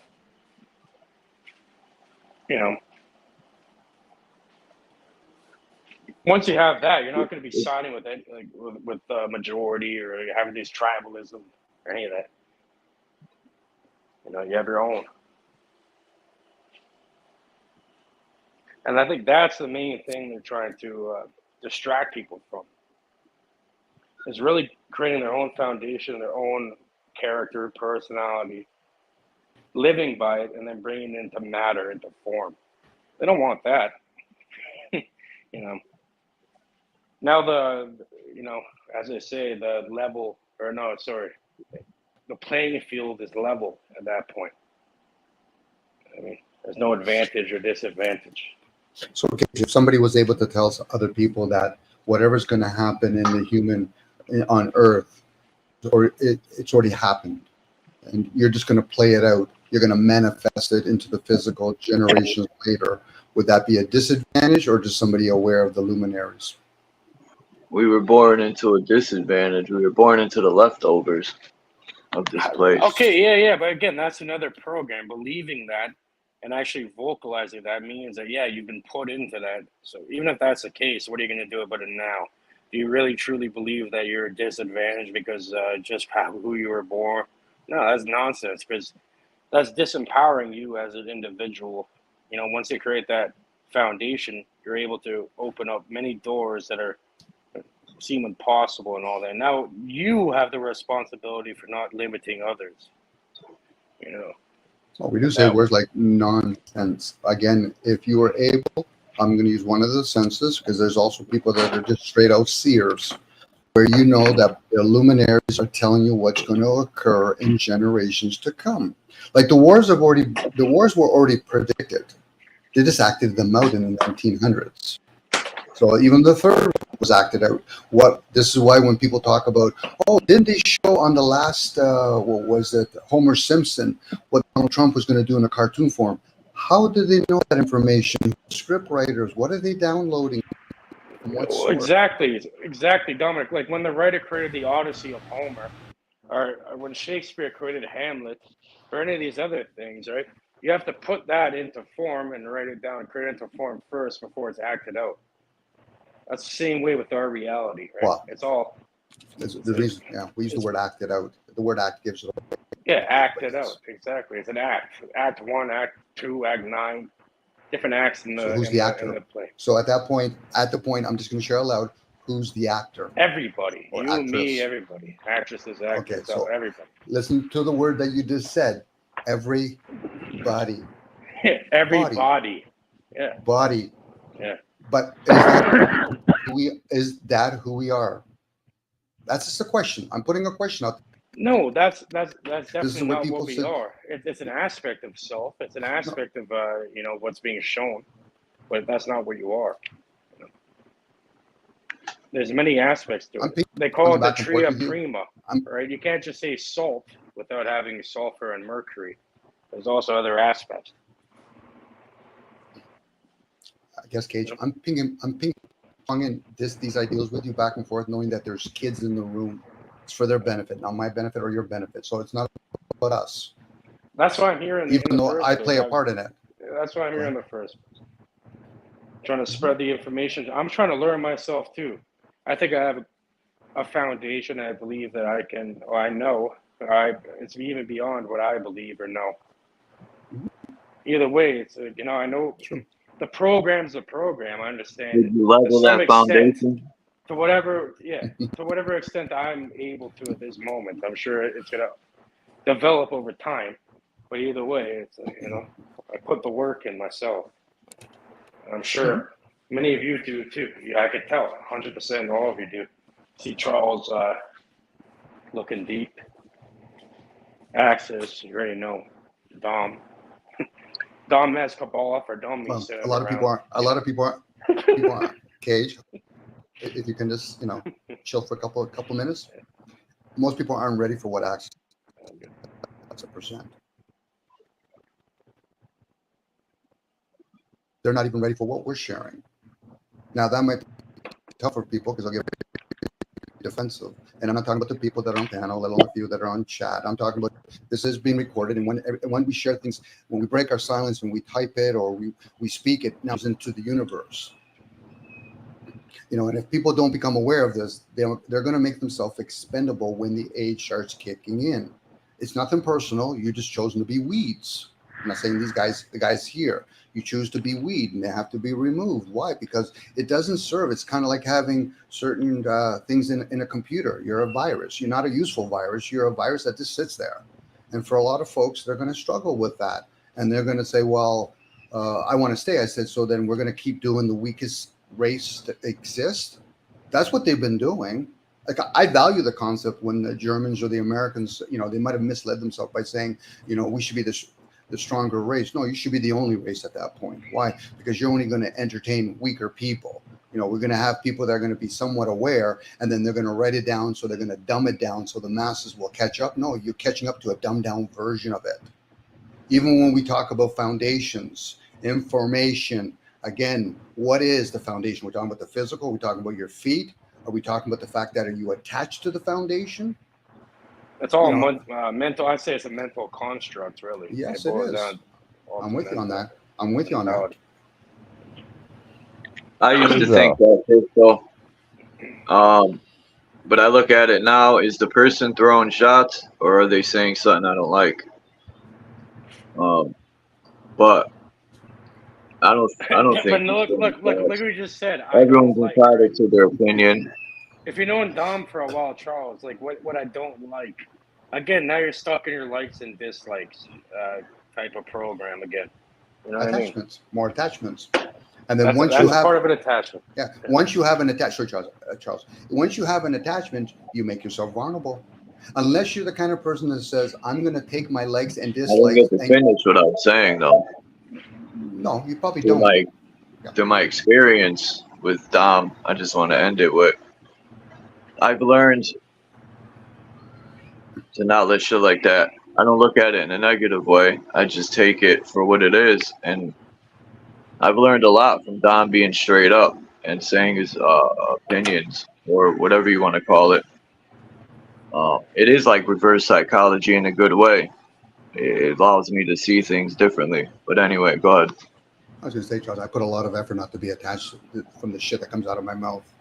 Again, it's when people reveal themselves with their agreements or disagreeing, their likes or dislikes. What they've done is they've done a polarity game. They're going to say, my likes are my positive and my dislikes are my negative. Well, one will fuel the other one. Resistance is going to fuel what people will call attachments. So for a person that says, well, Dom, should I ignore both my likes or dislikes, or bring them both in the same room? Yeah, give them the same airspace. If somebody says you're an idiot, thank you. Oh, you're a good person. Thank you. Be consistent. But for most people, what they do is they waver back and forth, and then they wonder why they have politicians or leaders that waver back and forth. It's like the pendulum. Yep, very much so. Opposed to be true to oneself. If you're true to yourself, you should be okay. I'm a crook. I talk like a crook. I think like a crook. I'm a good guy. I talk like a good guy. I act like a good guy. But if a person challenges you and you get all upset because you feel as though you need to defend or attack, then you're not true to yourself. And that person's giving you a gift, whether they're aware of it or not, or not. But when people start getting distraught and they start saying, well, what about you? I said, how interesting. A self-absorbed person makes it about me. How you know a self-absorbed person? Because they're caught up in their likes and dislikes. I know that about myself. I just don't go around showing my cards all the time. So go ahead, Cage. Yeah, I was going to say, so that goes to the hermetic or kinetic or natural law principles of polarity, right? And the only way to get away from that pendulum swing is understanding how these things operate, emotion, mental faculties, thought, attention, all that. And instead of being, polarized to one swing or the other, what you do is you have a counterbalance, right? So you use the principle of neutralization, focusing on the opposite pole and bringing it into formation. And this goes back to having a real center, a real foundation, which can, even be related to the laws of, into geometry, right? Back to masonry. You see in masonry how they have the square and the compass. The square creates straight lines at angles, and the compass creates a point in the middle and a circle. See, with that, the circle is really, I don't know. I don't want to get too deep into it. Maybe I'm getting out of pocket here with it. But yeah, I'll leave it there. I have a ponderance. It been quoted many different I'll say times. one second, Axel. So it's the monad, which is the start of geometry, with the point in the middle, and you create a circle around a sphere, and you go from there. My bad, Axel. Continue. My bad. I forgot what I was going to say. It'll come back to you. The foundation is the monad. That's pretty much the whole point I'm trying to come across, and it relates to geometry. You got the monad, the dyad, the triad, etc. You can see this in forms of life, how you have a child and the woman's dilating. The 2 equals the 3, the 3 equals the 1, and then from there you have the infinite.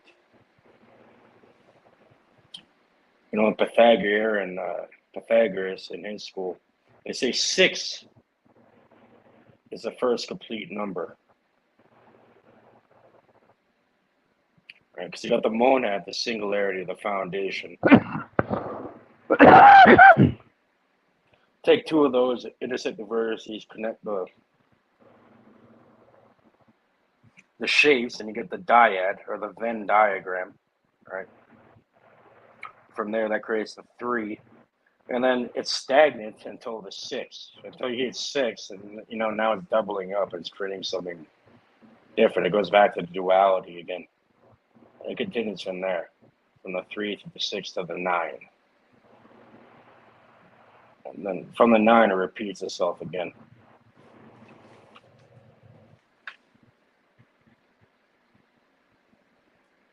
But this, it's not just like shapes in that, If you want to, it's like the micro and macrocosm, as above is so below.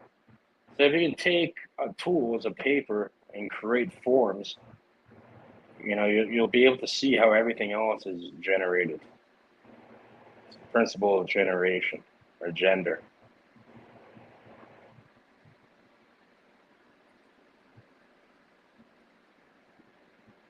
Which I'm sure you guys all grasp in that, but like Tom was saying, there's other people listening. It's being recorded.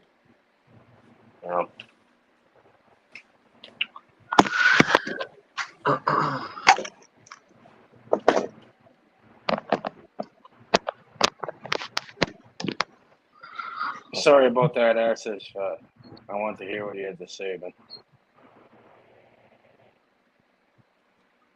that happens to me all the time. That's the reason really why I interrupted, not because I don't want to hear what you have to say.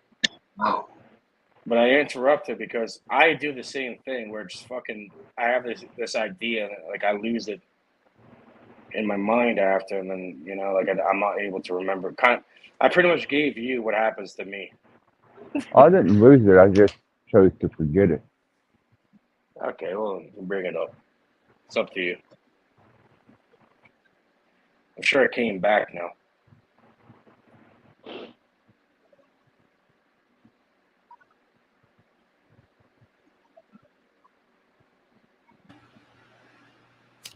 I get what you're doing, Access. You're trying to share that, how important is what we have to share, how easy we could just say, whatever, it's not that important. It is. I guarantee you said it multiple times, many different ways already. We could reiterate it yet again. I thought this was a precious, rare one, but I remember it. I just forgot how to share it, I guess. I fucked up the flow. My bad.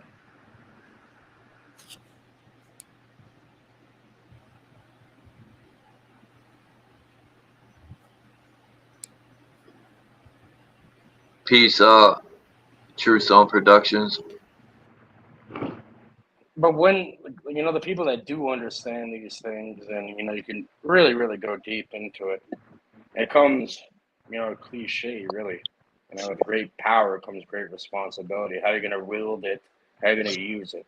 Because now your actions and your thoughts really matter to the point where, karma is like almost instant, if you want to call it that, or the law of causation. When you put an energy in, you're going to have an equal and opposite energy opposing, regardless. So it takes discipline. It takes selflessness when it comes to this stuff. If you're gonna, it's very easy to use certain techniques to manipulate, warp reality. Very easy. But What's up, True Song? Yeah, what's You up, got man? acid. What's up, everybody? I was waiting for dude. What's up, everybody? Everybody doing peace? Hey, what's up, bro? I was gonna join earlier. I was wondering if he was live earlier, but I didn't see it on my in my algorithm, so I had to go search the channel just to see if he was live. So I figured I'd hop on for a minute, man. But thanks for having me on again, brother. Yeah, maybe sometimes it'd be the bell or YouTube. A lot of people say that with my channel. They don't get the alert. It's wild, but Yeah, channels like ours get shadow banned, man. They don't push. We don't get pushed through the algorithm like. I don't get any alerts. I hit live and I see you live. Besides that, I don't get any alert for your channel, bro. Yeah, it's the you same don't for me. I want had people to go look being the channel aware. up. That's why. You don't want people sleeping. Man, majority of the masses, majority of the walking, talking dead, and I say this with all pun intended. Majority of the zombies are asleep, man. I'm gonna say about 90%, probably more than that, man. We all are, though. Nah, I ain't no zombie. Yeah, You're a fucking I zombie. get what you're saying. I'm a zombie. Nah, I ain't no zombie. Okay. I'll let you wear that title. I ain't no zombie. A zombie is No. somebody a zombie is somebody that believes in all their illusions. That's Yeah, keeping I them look at a mentally ill. zombie that's like fully asleep. Like a zombie's like not aware of anything. A Because You're zombie definitely thing. not a you're in a zombie. you're in a You're super hypogogic aware. state, like a dream. A zombie When you're thinks half voting is sleeping, real. half awake. Right, a zombie thinks voting is real. A zombie believes in Jesus Christ. A zombie believes everything the Bible says. A zombie Are believes. you lucid within the dream? Merely, life is but a dream. Are you lucid within it? Right, That's a I mean, question. they told us at an early age that life is but a dream. And this is a dream matrix. But I know we are asleep here. Like your soul is laying in dormant here. But I'm not a zombie though, because even in my being here in the physical and in humanoid form, it's my weakest state, and we're still able to see these things that we're seeing. Interesting. Yeah, being here in the physical, you're at your weakest. They have us here at our weakest. When you in your light body, that's when you're in your strongest. The all-seer and the knower. I am. But being here like this, you gotta think that we get fed fluoride, all chemtrails being sprayed in the sky is weakening us, but we still have the discernment to see past all of the illusions. So that makes us special, I believe that makes me a special person. Have you ever I heard think of the I'm a art? zombie then. I'm a zombie because I'm not ready to let go of this place yet because I haven't mastered myself. I feel like I'll be leaving here not prepared.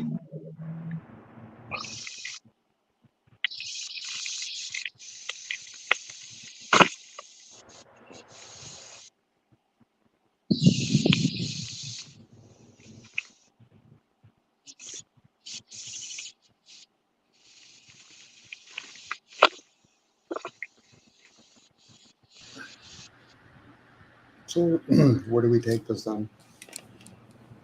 Man, a zombie rides in the car by himself with a mask on. You hear me? When they be on the treadmill with a mask and a face mask and All right. Yeah. Well, I look at a zombie and like the archetype behind the zombie, the program running. And the program is the program. A zombie runs off a program, unknowing, going to autopilot modes, and that the subconscious, whatever you like to call it, takes over with no conscious input at all.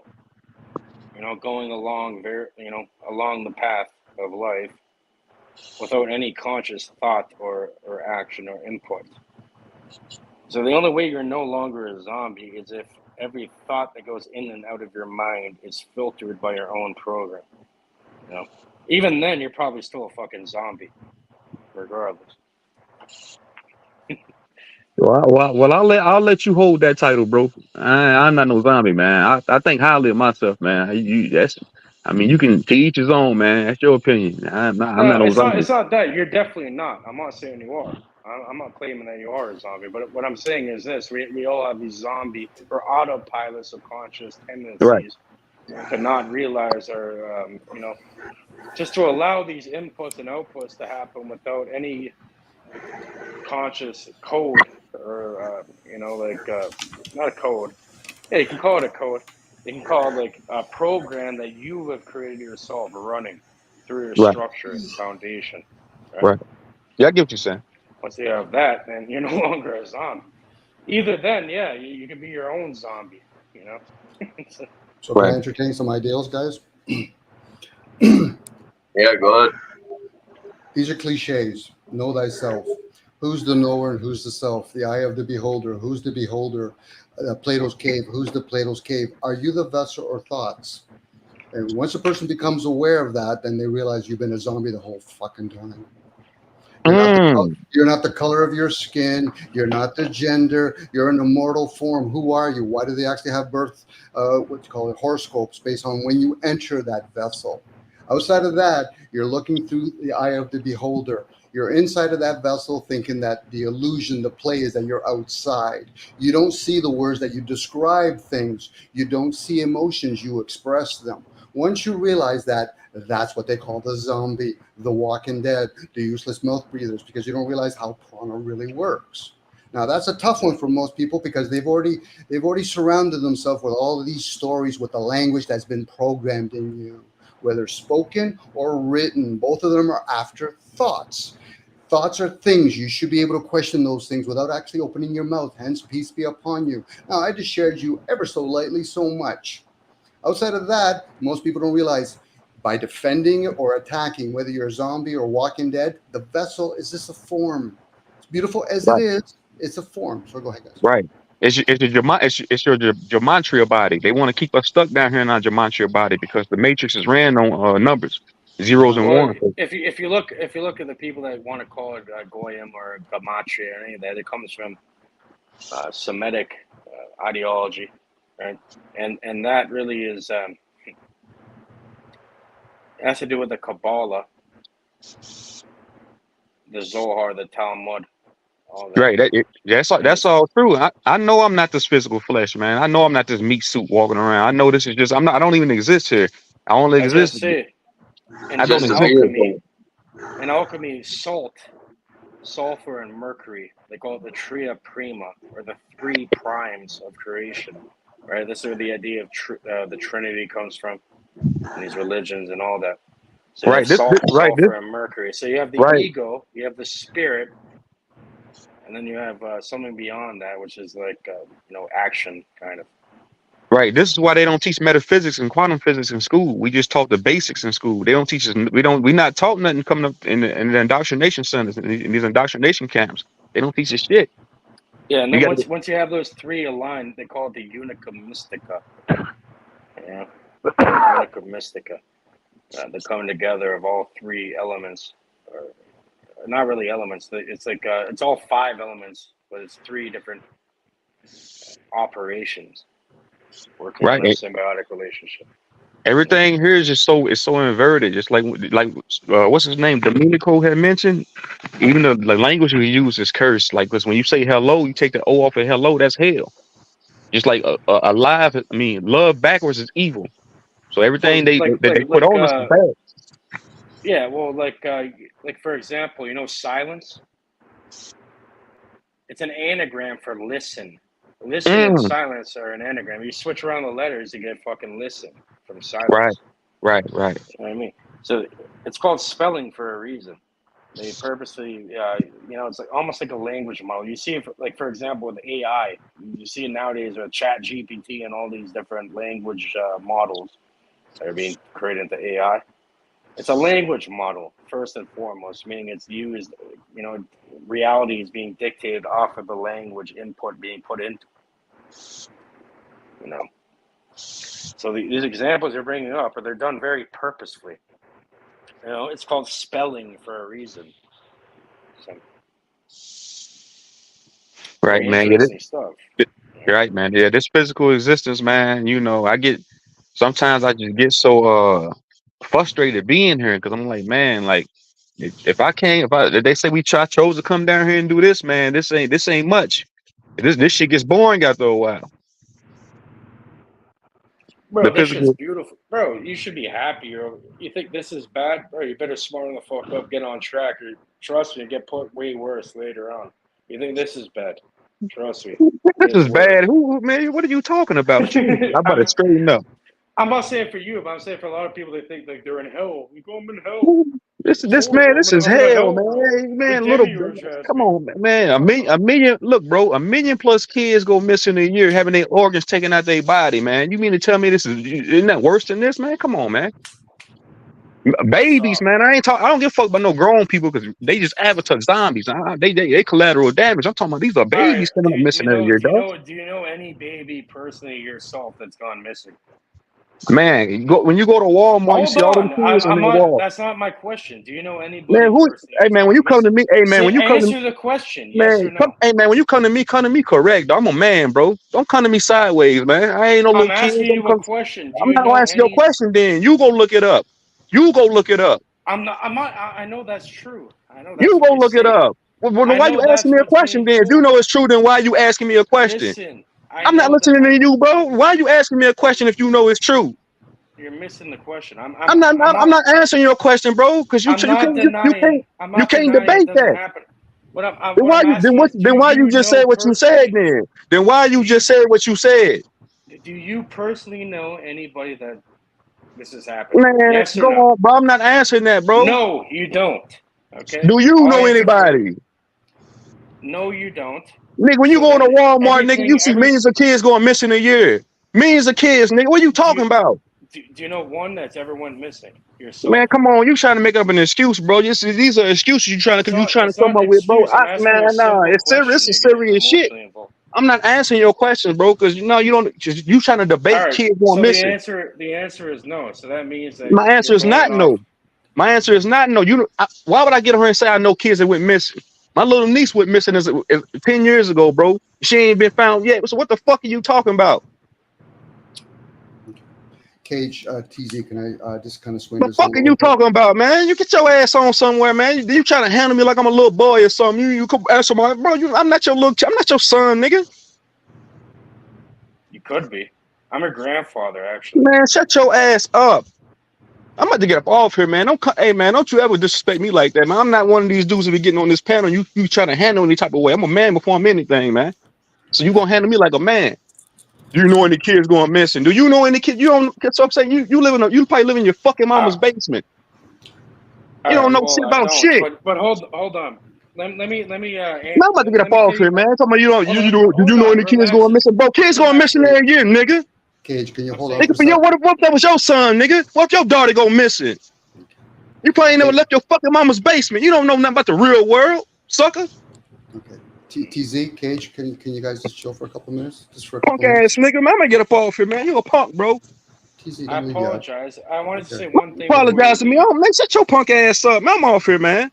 One thing. Okay, man. I was Okay, just gonna Cage. ask because a lot of people's reality is skewed for things that Okay, are are Cage, pumped to them. Cage. I'm You know. asking something of So you now. I'm asking something of you. Can you just chill for a bit, please? I know this is Charles' channel. I'm probably doing something that I shouldn't be doing, but I apologize to Charles in advance. Part of the anchoring is, and not to take away what TZ was trying to share. And when you make it that way, Cage, again, that's a private conversation. If we truly are living beings in many forms, then being caught up in thinking that child, that material form, that's part of the game, part of the anchoring process. If we could communicate with animals and plants, or some people can, they would say, well, then what about us? You humans are destroying us on a regular basis. Do you shed a tear? Well, no. So then why are you shedding tears for something? But I get it. This is part of us still getting caught up thinking we're the physical. But if we're literally living beings in different forms, that's when you start learning respect. That's why when people say, well, I like to eat animals. Okay, did you at least honor the being that was in that vessel and say, so nothing personal, I'm going to honor you, but then I have to remove you out of that form because I'm going to eat that flesh or the liquids that's in it. So again, Cage, making it personal with somebody else. How does that serve? You know, I'm not making it personal, Dominic. What the reason I even brought that up? Sorry but to obviously he interrupt you. took it personal, Cage, and you didn't know enough to say, Well, listen, my bad, and then just go quiet. Because Cage, this is about sharing information that most people aren't even, it's not even crossing their thoughts yet. I get you want to regurgitate things that fucking those low club fucking characters do. That's fine. You want to talk about Rosicrucian, Skull and Bones? That's fine. It's a great start. And I'm telling you, that's a great start. For most people, they're not even going to get to the fucking even on the track yet to start. So at this particular case, you were offending him. You just didn't see it. And going on and on and on, you were reinforcing it. Just chill. Well, it was reinforcing what you were saying, though, because when you bring certain things up, people's emotion get in the way, and all your shit. Again, my entire you made point it of me bringing that up. You made it personal by saying him. I shouldn't have said that. I should have been like, if you want to talk general, talk here. general. Cage, if you want to talk general, talk general. You want to have a more meaningful conversation, hook up with him privately if he wants to. If not, you're just going to scare people off. They don't want to hear your fucking that's noise at that point. It is. You just don't see it right now, Cage. I get you have good. No, I do. I know exactly what you're saying. I do agree. If you do, then I think there's a lapse of communication. Then act accordingly. And usually more so times what it was, my whole point in even bringing that up. My whole point. See what you're saying. Did you hear what you said? Your whole point. There's many points out there, Cage. You think yours is so important? Then do an autobiography so then we have a choice if we want to come or not. Cage, honestly, you have your own channel. I'm already fucking being noise right now on Charles's channel. No, thank you, Dom. Cage didn't know that that happened to his niece, but you should have asked him why does he feel that way, and then he probably would have said that. But no, he didn't even have a chance to share his views on it. But yeah. he didn't have a chance to share his view, and then he felt as though now I have to fucking give you an example. That's like when people say shit like, you know, you're talking about America stuff. Are you an American? Why the fuck would you say that? I can know a whole bunch of shit. Doesn't mean I actually have to do it. I don't actually have to put my hands on the stove to understand what observation's all about. Most people want to experience things. Well, then be like the other 5,000 fucking people putting their hands on the stove, even when it clearly shows that each person's trying to tell, fucking don't do it. Anyway, sorry, Charles. Scared off Truth TZ because he doesn't want that noise. I can respect the fact that he chose to leave. Yeah, sorry about that, TZ. Oh yeah, if that was his experience, unfortunately, you know, these people would come to the laws of the universe and fucking deal with them regardless. But my main point was a lot of people have these misconceptions or these preconceptions because of other programs and stuff that they hear, even though it really doesn't affect them at all. But, you know, they feel like they're a part of that and they go along with it. And that, even though most people have, you know, never experienced anything like that at all. I think it's blown out of proportion in order to warp people's perception of reality. That was my point I was trying to make. That shit happens. I wouldn't be talking. It would have been fucking taken care of at this point. That's all I'm saying. Yeah, Truth Zone's cool as hell. I didn't know you know.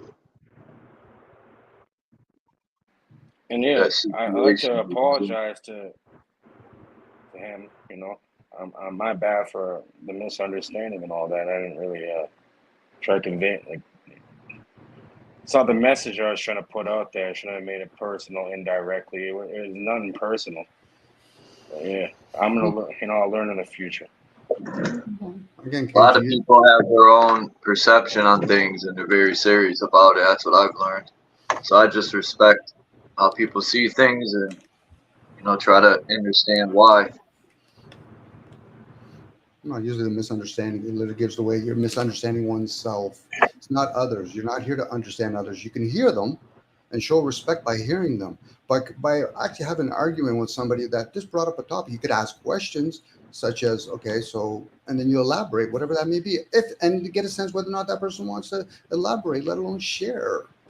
But you see, one emotional trigger just makes everything go mute, blind, and deaf. It could be. It could be no different when people get all excited and say, "Oh wow, you told me beautiful things." That's still emotion, Cage, at that point, and that could easily blind people. It's about being in stillness and silence, and then something will come out if it's meant to be. If not, then hey, that's messages for me.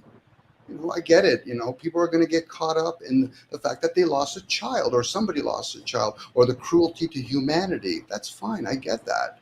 And hopefully other people can start learning to get that. And Now, ironically, I've covered so much of this stuff too. again, Cage, you know something, Cage? There's been many people that have written books on this kind of stuff and people that have talked about it, Cage. Allow other people to share. And if you're going to share it not about you. Make sure you're the fly on the wall and you're just sharing information, not because you're going to validate by saying, well, it's all about me. Then you're making it personal. Where other people, they might not be interested in revealing shit personally on a public platform. That's the part that people miss. This is a public platform. If I heard you guys talking like this at a like say at a restaurant and you guys are doing that, I'd be talking to the owner. I said, deal with that. Why? Because you're losing a customer. And I don't give a shit who's fucking right or wrong at that point. This is it becomes A restaurant's different though. You can have your and own what you don't experience. think this is too? Cage, if I come to your house and I talk the shit that I do, whether or not it's valid or not, you might try and say, but this is my house. We're talking through each other's houses here. And the respect you give to Well, another then person. the onus is on me because I allowed you into my home. For you. It falls on me. Therefore, if you come Like, onto a actually, public platform or go talk to people, you might hear things that you might not want to hear. Doesn't mean you completely shut it off and go It's not a deaf, matter- blind, and whatever. It's not a matter if they That's want it. to hear it. Wants are just Okay, well, laughs.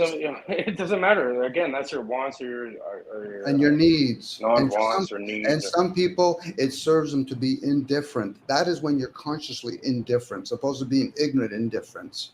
So in this particular case, Cage, you push it, and then you do nothing more times than not, then backtrack. I'm like, okay, so then the message you have, it's been lost. That's why I call it noise. Regardless if you're throwing fucking gold nuggets, I want nothing to do with it. Why? Because it's the presenter now when it should have been solely the message. When people start saying I, well then where's the message and all that kind of stuff? Then follow those other fucking Walking Dead and say Jesus Christ, Socrates, Plato. They're no longer here. So what's the message? I don't give a shit if they wrote it or not, Cage. I don't give a shit what comes out of your mouth. And if I do, that's for me to figure out. But if you're going to give ideals, because I like ideals, fine. If you want to talk about truth, what is truth then? You need to ask that person that you're having that conversation. What is their perception of truth? Let alone what is a deception? Because if you know one, you must know the other. Well, I think this is how most conversations go, right? No matter what's being portrayed, it automatically, the person listening to it puts it into their scope of reality. How does it affect them? How does it relate to them? And da-da-da. So I think it's an ego trap either way. You know what I mean? When people have conversations with each other, they don't just observe and look like a fly on the wall, as you say. It's directly affecting them and how it's like every little thing in their life, they're just popping into their mind. They spew out a response after. That's how it should be. So now I'm just going to bow down a little bit here, Cage, and then you can be the common theme, and then you can interact with Charles or then Axis next time. Okay? Because obviously you're the common theme here. So I'm just going to bow out for a bit.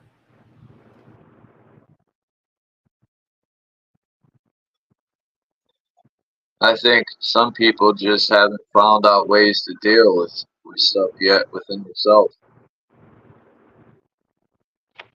I think everyone has something that could trigger it inside of them, especially being in the flesh.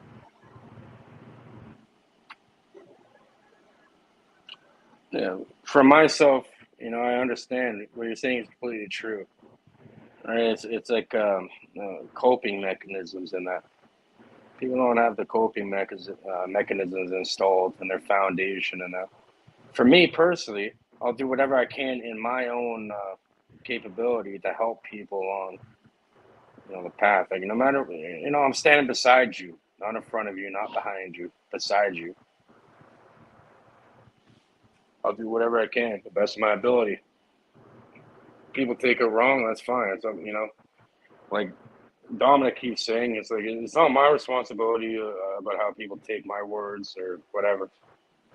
So I think I've had it a is debate to a on certain that extent. before about children going missing because I would question the numbers they were saying they were going missing by, and I used the same logic of I think children are going missing, but not the numbers nowhere near what they're saying because like you said, like I never hear of anyone going missing in the city I live in or the next city, but children do go missing. But It yeah, I was happens. thinking It about that. happens, but it's overblown, and it also like shapes our mentality, right? When you get into these things, you think everybody. It makes the world a lot more dark than it really is. You know, it's like there's actually good people out here too. You know, like I'm gonna focus on that. You know, people that if they ever seen anyone like that, trust me, they'll be doing stuff like that. You know, like bro, that's fucking It's worse all than a right, nightmare for them. TJ. I know why. You know that's your family, bro. And yeah, I don't blame you for getting angry.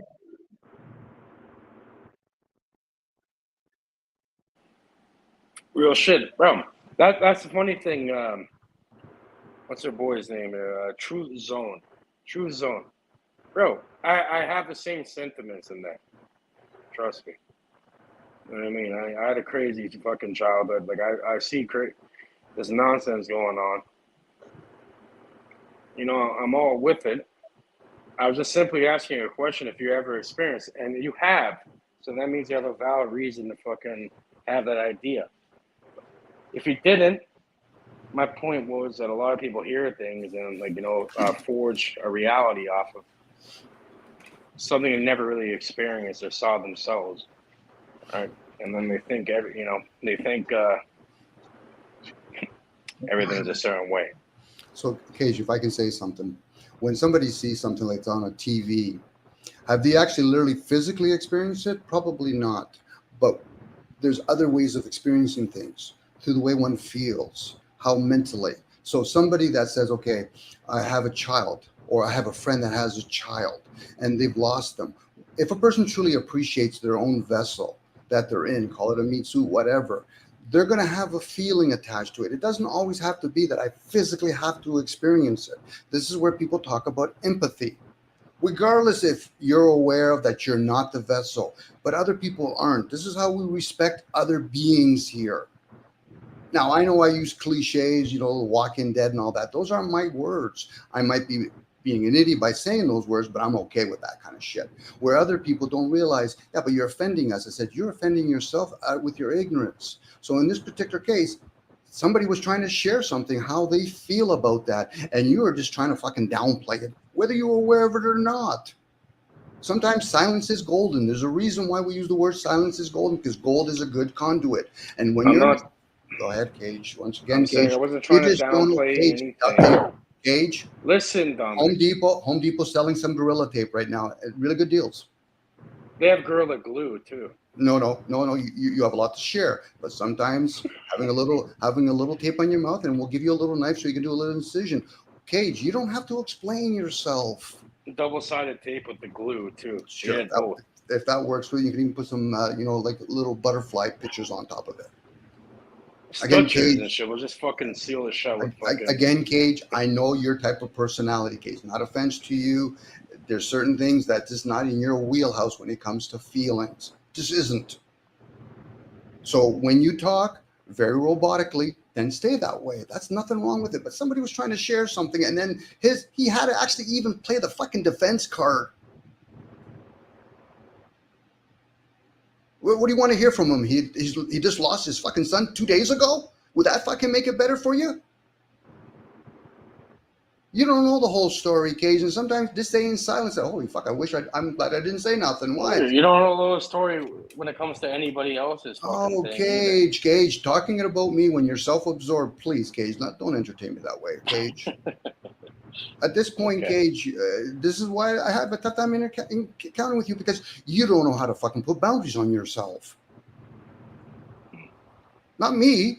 Here's a piece of wood. Go in the back 40. Fucking hit yourself over the head to get your attention, not mine. If not, this. I'm not even going to say the word anymore. Sorry, Charles. Even that, I'm over apologizing. Can I stand in the wood chipper and feel it off the fucking head? Sure. No, If you have to stand in front of the wood downplay chipper. it with humor, go ahead, Cage. I hear what you're saying, though, but Dominic, nobody knows what anyone else is going through unless they openly talk about it on the internet, as you said. So, Internet, books, hostage taken. Fuck, I could talk to somebody who has a bag over my head, Cage. So what are you trying to say there right now, Cage?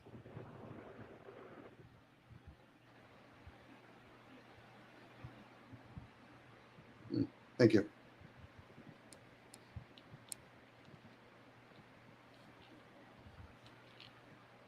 You got that?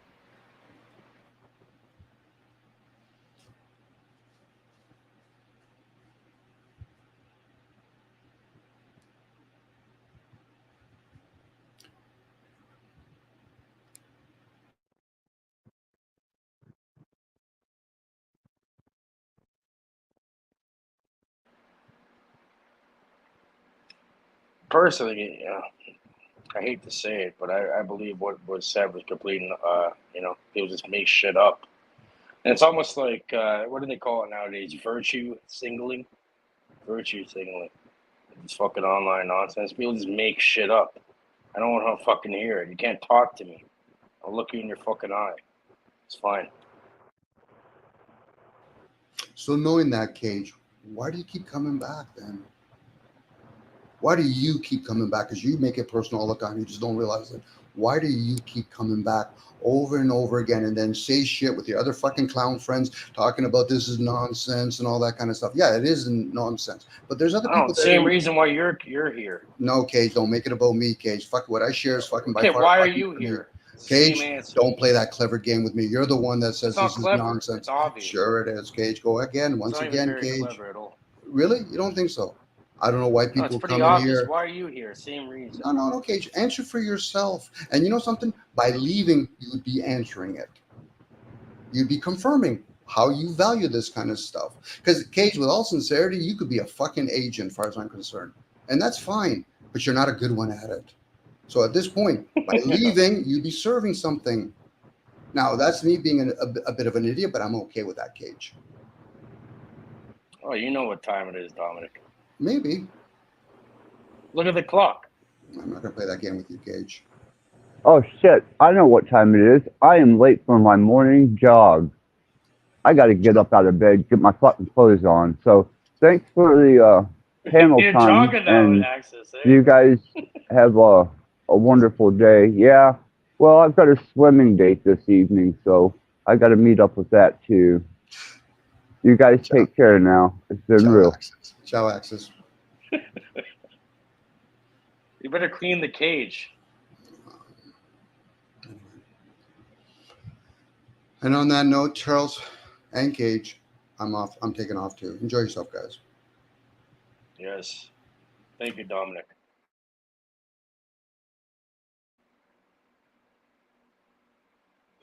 Wow, what happened?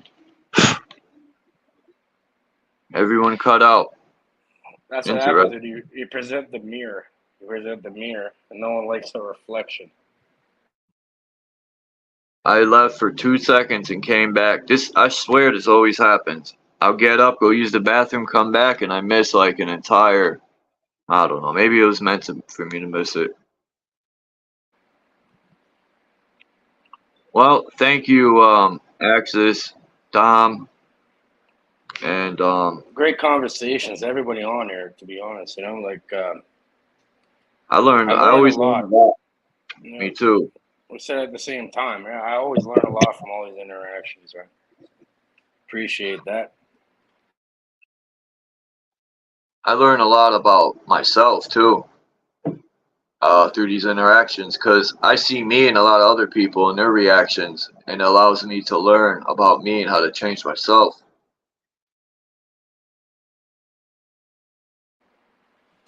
When I was driving, I heard you mention some of Charles. I have a great memory. You were saying something about how you're trying to let go of certain programs or thought forms that have been holding you down and shit, and how to do it and all that. Yeah, the past. I'm a big dweller in the past, and somebody had told me you can't change anything in the past, so why hold on to it? And it took me a while to be able to let go of a lot of stuff. It just can't be changed, and the people aren't here that I can show I've grown, you know? And so I just don't. I try not to dwell on this stuff. In order to find true inner peace, it is factual. You have to let go of so many anchors that we upload. Yeah, but you know what the secret of letting go and letting go of things is, Charles, bro. It's going in. You have to go into them in order to let go of them, understand them. You can't run away from anything. Right? It goes back to the law of neutralization. Running away from any opposing force will never get you any good. Like, you're always going to get kept in that the swing of the pendulum. So you go within, you understand, these issues you're facing, and then you're able to come to a conclusion. It's not really letting go. It's incorporating and going within,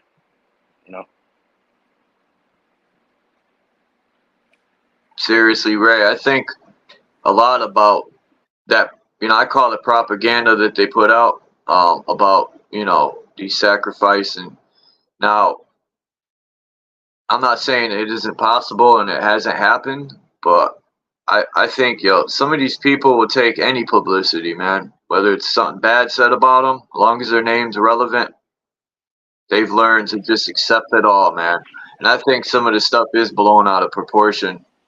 And 100%, it is, and it's used to fucking control people. Think of like you're living in some terrible realm, or it's like hell, and it's bullshit. Yeah, there's horrible things that happen in this realm, but that's needed, right? You need to have some sort of a gradient. You need to have one force or the other, and equally, an equal energy, regardless. It's like, you can't have your cake and eat it too, whatever they call it.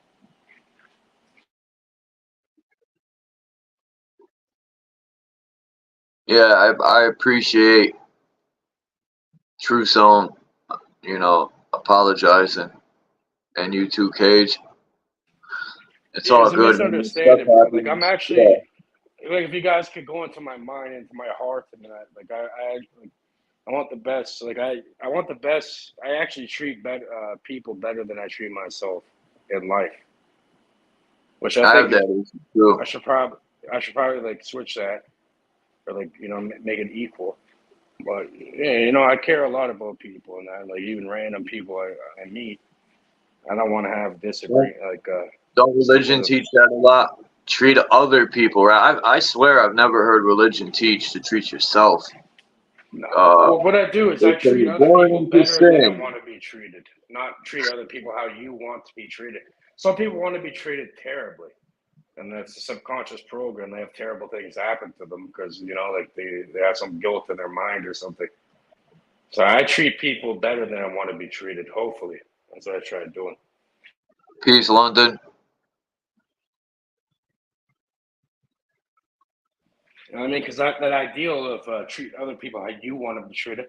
What if you're fucked in your head and you like treating yourself? I'm gonna jump off of here at 4 hours and 30 minutes, or 4:33. 4:33:33. I want to know what's up with Trump and these 6 flags. He has 3 on the left side and 3 on the right. And I know 3 is the Trinity and all that good stuff, but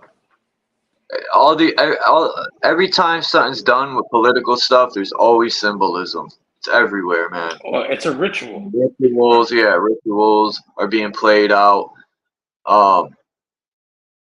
Even like Trump is very, he's very, what's the word I'm looking for? With his hands, he's very animated or automated with his hands. He's always waving his hand like a magician, man. He's got people. He's hypnotized people with his hands. Well, what you're saying, Charles, what you're saying is one aspect. It's one aspect of neuro-linguistic programming, right? The using of the hands and body language and all that. That's an aspect of it. It's training to any public leader, any public speaker. He's a magician for sure. Yeah, he's a magician. And you know what's funny? Hold on, Charles. One last thing. You know what's funny? The first book on NLP is called The Structure of Magic. You should read that one next time. By Yeah, I'm Packwood. gonna write that down. The The Structure of Magic. Yeah. NLP, Neuro Linguistic Program. This is where they get all their hand signals and all their fucking color, like different tonalities, and comes from that. The Structure of Magic. It's the first book. It's a trinity of books. It's 3 books. Structure of Magic. Another one's called like Reframing. Something Reframing. There's a few of them. I got to take the power of words more serious. Like when people say, "Why you read it out loud? Why you read it out loud?" Now I see why people use automated voices for books. Maybe that's not the only reason, but at least you're not speaking what people are writing into existence. First time I ever went live. Like I had another channel before this one, and all I did was post documentaries, like real information, and that. I never went live once. That shit got deleted. So I created a new thing and went live the first time, and I read out loud Initiates of the Flame. Yeah, that's a good book. I did that too. Yeah. I think that book is one in my. I think that book is. I think I actually completed that book and uploaded it into the playlist. I think so. I got It's a a couple. short one. I got it off the library. Come on, Puma, get away. My cat is wild. That my favorite book I got right here by Manly P. Hall. I bought. I think I'm gonna buy a couple of his other books, The Secret Teachings of All Ages. I want the original version. Yeah, I know it's that hard one. to get. That one's very long. Morals and Dogma and that took like over a week of 8-hour days to get through. Fucking. Yeah, I got this version, the paperback, but it's still good. I read the whole thing already. My favorite, all of them are pretty good. My favorite one is about learning about the cards. What, tarot? Yeah, learning about the symbols in them. I mean, the whole book's got good information. Yeah, right here, the analysis of tarot cards. I mean, he goes in heavy. He explains every card, every symbol, every number. The major arcana, minor arcana, all that. Man. It's a good book. P-Specs. Yeah, I gotta take what I speak more seriously, and the choice of words and all that plays a part. And in mastering that, people be like, "Oh, what does it matter?" It matters when you start studying sound and how it affects the body. And I'm gonna start doing experiments too with sound. Get some sand in a metal plate or something. There has to be Cymatics in that. Yeah. I want to do it with blood, water. I want to see how it affects the bloods. Some of these sounds and words. And start doing fucking blood magic out here. There you go. Blood magic kicked them off, apparently. He'll be back.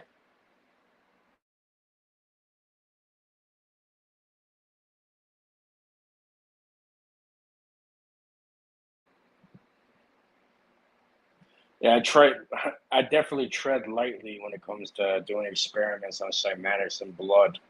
You have to extract that blood in order to come to those conclusions. And it obviously kicked you off of your own stream, right? I think that's a good warning. Don't fuck around with the blood, Charles, in the cymatics. You can if you want. As soon as you brought it up, you got kicked off, bro. Yeah, like if you say, what if you say "fuck you" in a loving way? Is it gonna have the same somatic as if you scream "fuck you"? That's the type of shit I'm interested in, to see the effects. And well, I think like I said earlier, I think the intention is the words and the form do have an effect, but I think and you got to be aware of the word too. You gotta know the definition of the word, or if you don't know English, whatever people say ain't gonna bother you because you don't know what the fuck they're saying. But I can see this right now. I could say Ja Bulan. and it has no fucking meaning to you, but it could to Yeah. other people. Job on. They have to upload the program to be aware. So mote it be. So what if being blind in this world and just being aware enough to stay away from the system, and we didn't upload all these books and programs, you think we would be in a better position? I wouldn't say you'd be in a better or worse position. I think it depends on the individual's perception and how they take that in. And really it boils down to how they act in life, right? Their actions. Like people can say they believe in things. They can say they bunch of non. It's all about their actions. How do they actually act every single day in, day out? Do they waver? Or do they, is a real foundation there?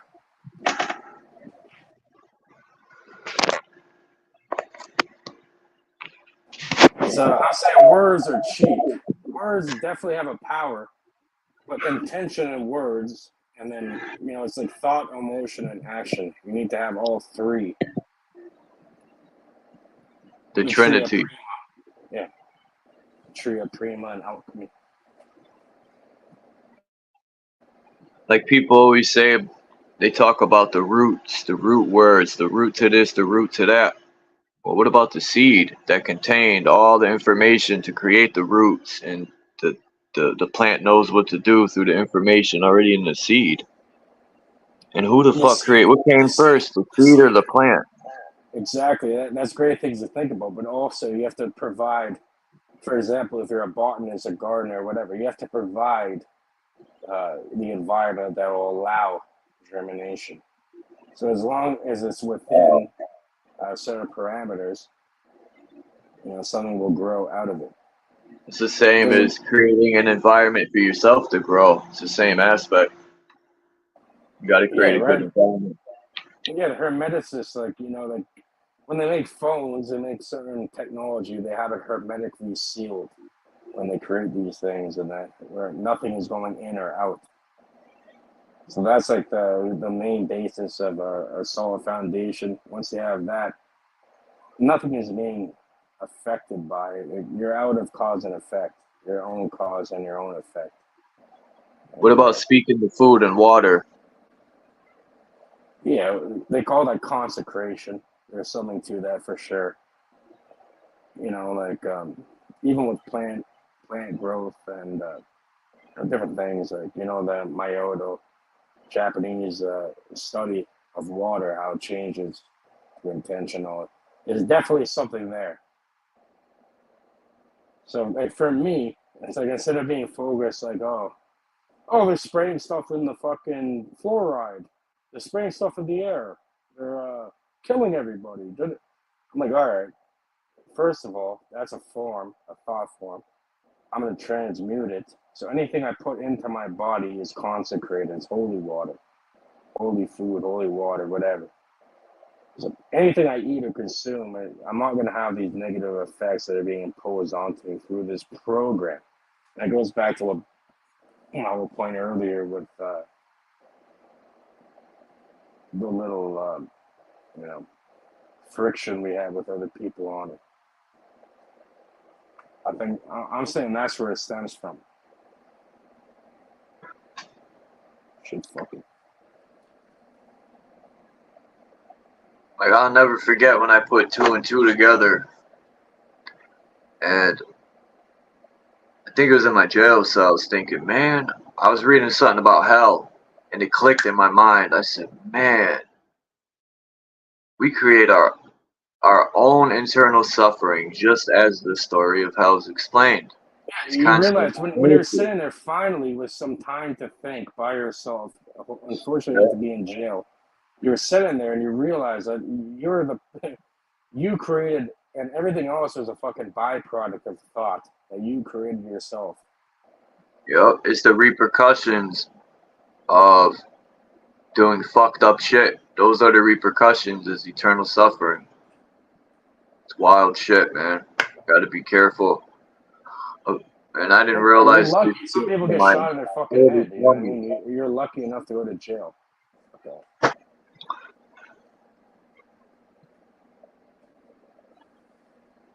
I ain't Some even people gonna. don't have I that wasn't gonna luxury. say that.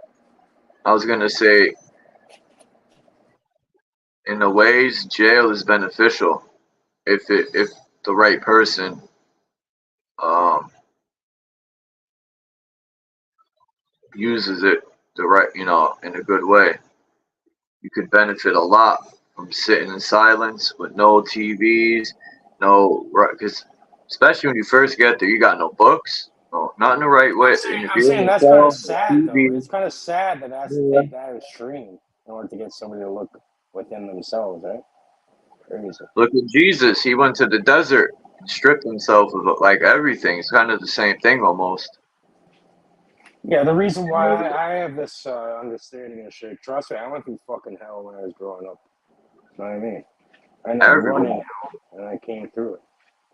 So, Look at children when they grow up with everything, right? Their parents are working their ass off. They're probably never around. So just because they have money and all the material things don't mean their life's great.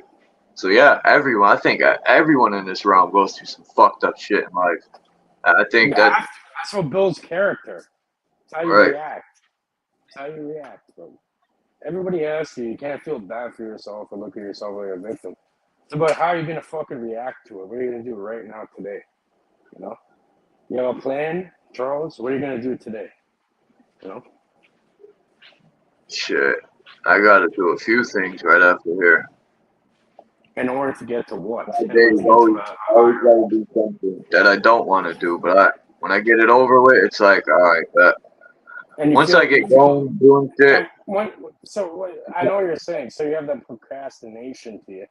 But once yeah, you my start getting mind's it always done, trying to get me. everybody Um, experiences that. But once you get that done and you actually show yourself what you've completed. So yeah, bro, you have that feeling like It's you're automatic because I'm so used to making excuses at times that it just pops up in my mind, and I gotta be more train my mind to stop working against me. Well, stop working against myself, more or less. Stop thinking negative thoughts. I gotta You train know my what's mind funny? over it. You know what's funny about that, right? People have to realize you're your own worst enemy. Yeah, Everybody is their that's one own of my worst favorite enemy. quotes. And the first step to initiation is looking within the mirror. You look in the mirror and you realize I'm my own worst enemy, and then you start reprogramming your subconscious mind. Therefore, reprogram your bubble of reality. You know? It's very reality is not like one fits all. Pretty much, it's tailored to the individual perfectly. I didn't start stealing until I was an adult. I was scared to death to steal. We had no food. I didn't steal food. I just starved. But yeah, my friends would steal from like Caldors and all these old ass stores back in the day. Ames, Kmart. What's Caldors? It was a old. It was like an old Walmart. It was in the East Coast, or it was like an Ames. You ever heard of Ames or Kmart? So what is it? Like Department a store. fucking grocery convenience kind of store type thing. Yeah, look Caldors up. I got a picture of the old one here, Connecticut. But yeah, it's like a brown and yellowish rainbow. It's called So Caldor. it took hold on. So it took you until an adult to start stealing shit. Yeah, Why? I don't know. My friends. We would steal. Well, not we. Well, yeah, we. Because I was with them. I would have gotten in trouble if we got caught. But fucking, I never asked them why. Most likely because they didn't have shit. I wasn't stealing. I was shook to death. My mother told me to never steal. If you want something, work for it or ask. But I didn't start stealing All until you gotta do is ask. You know, Hmm. if you're fucking hungry and shit, people will feed you, bro. You know, like food is there.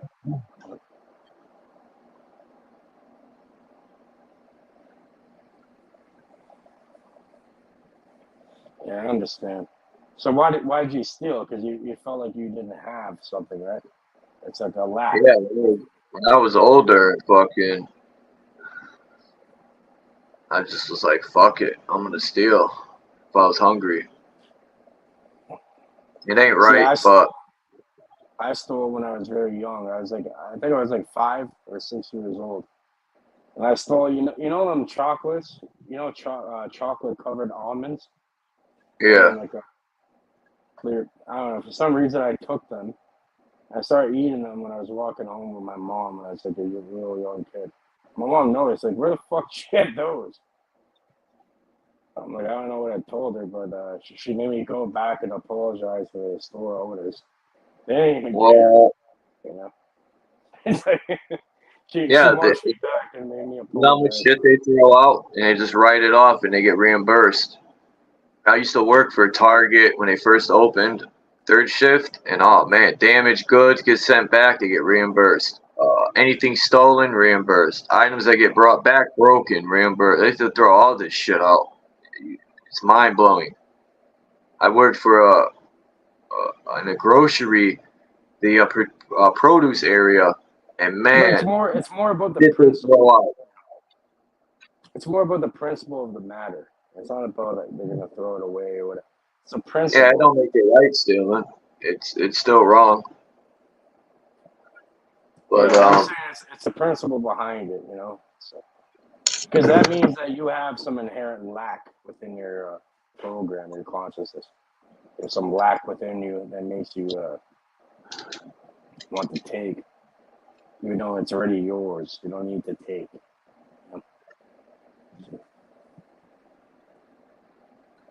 all right, let me jump off of here. Thanks for coming up, Cage, man. This is a fire stream. Besides a little incident, but everything's good. And yeah, man, I thank you for coming up, Cage, Dom, Axis,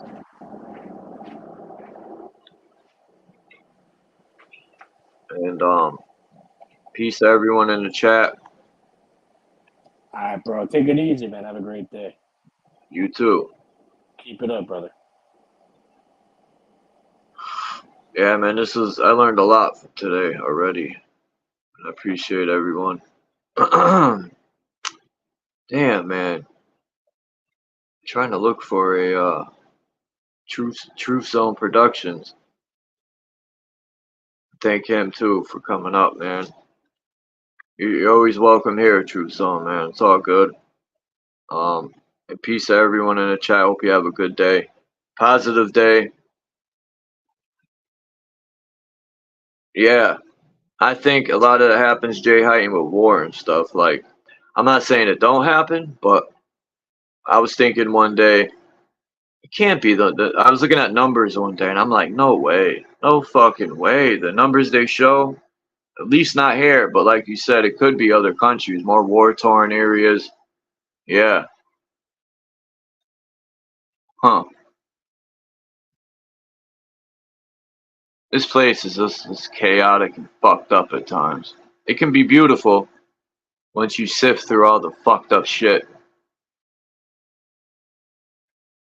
I guess it's that glass half full or half empty. But peace to everyone, man. Have a great day, and I'll check you out tomorrow unless stuff happens. Like, you know, the world decides to just fart us all off. But I'm out, man. Peace.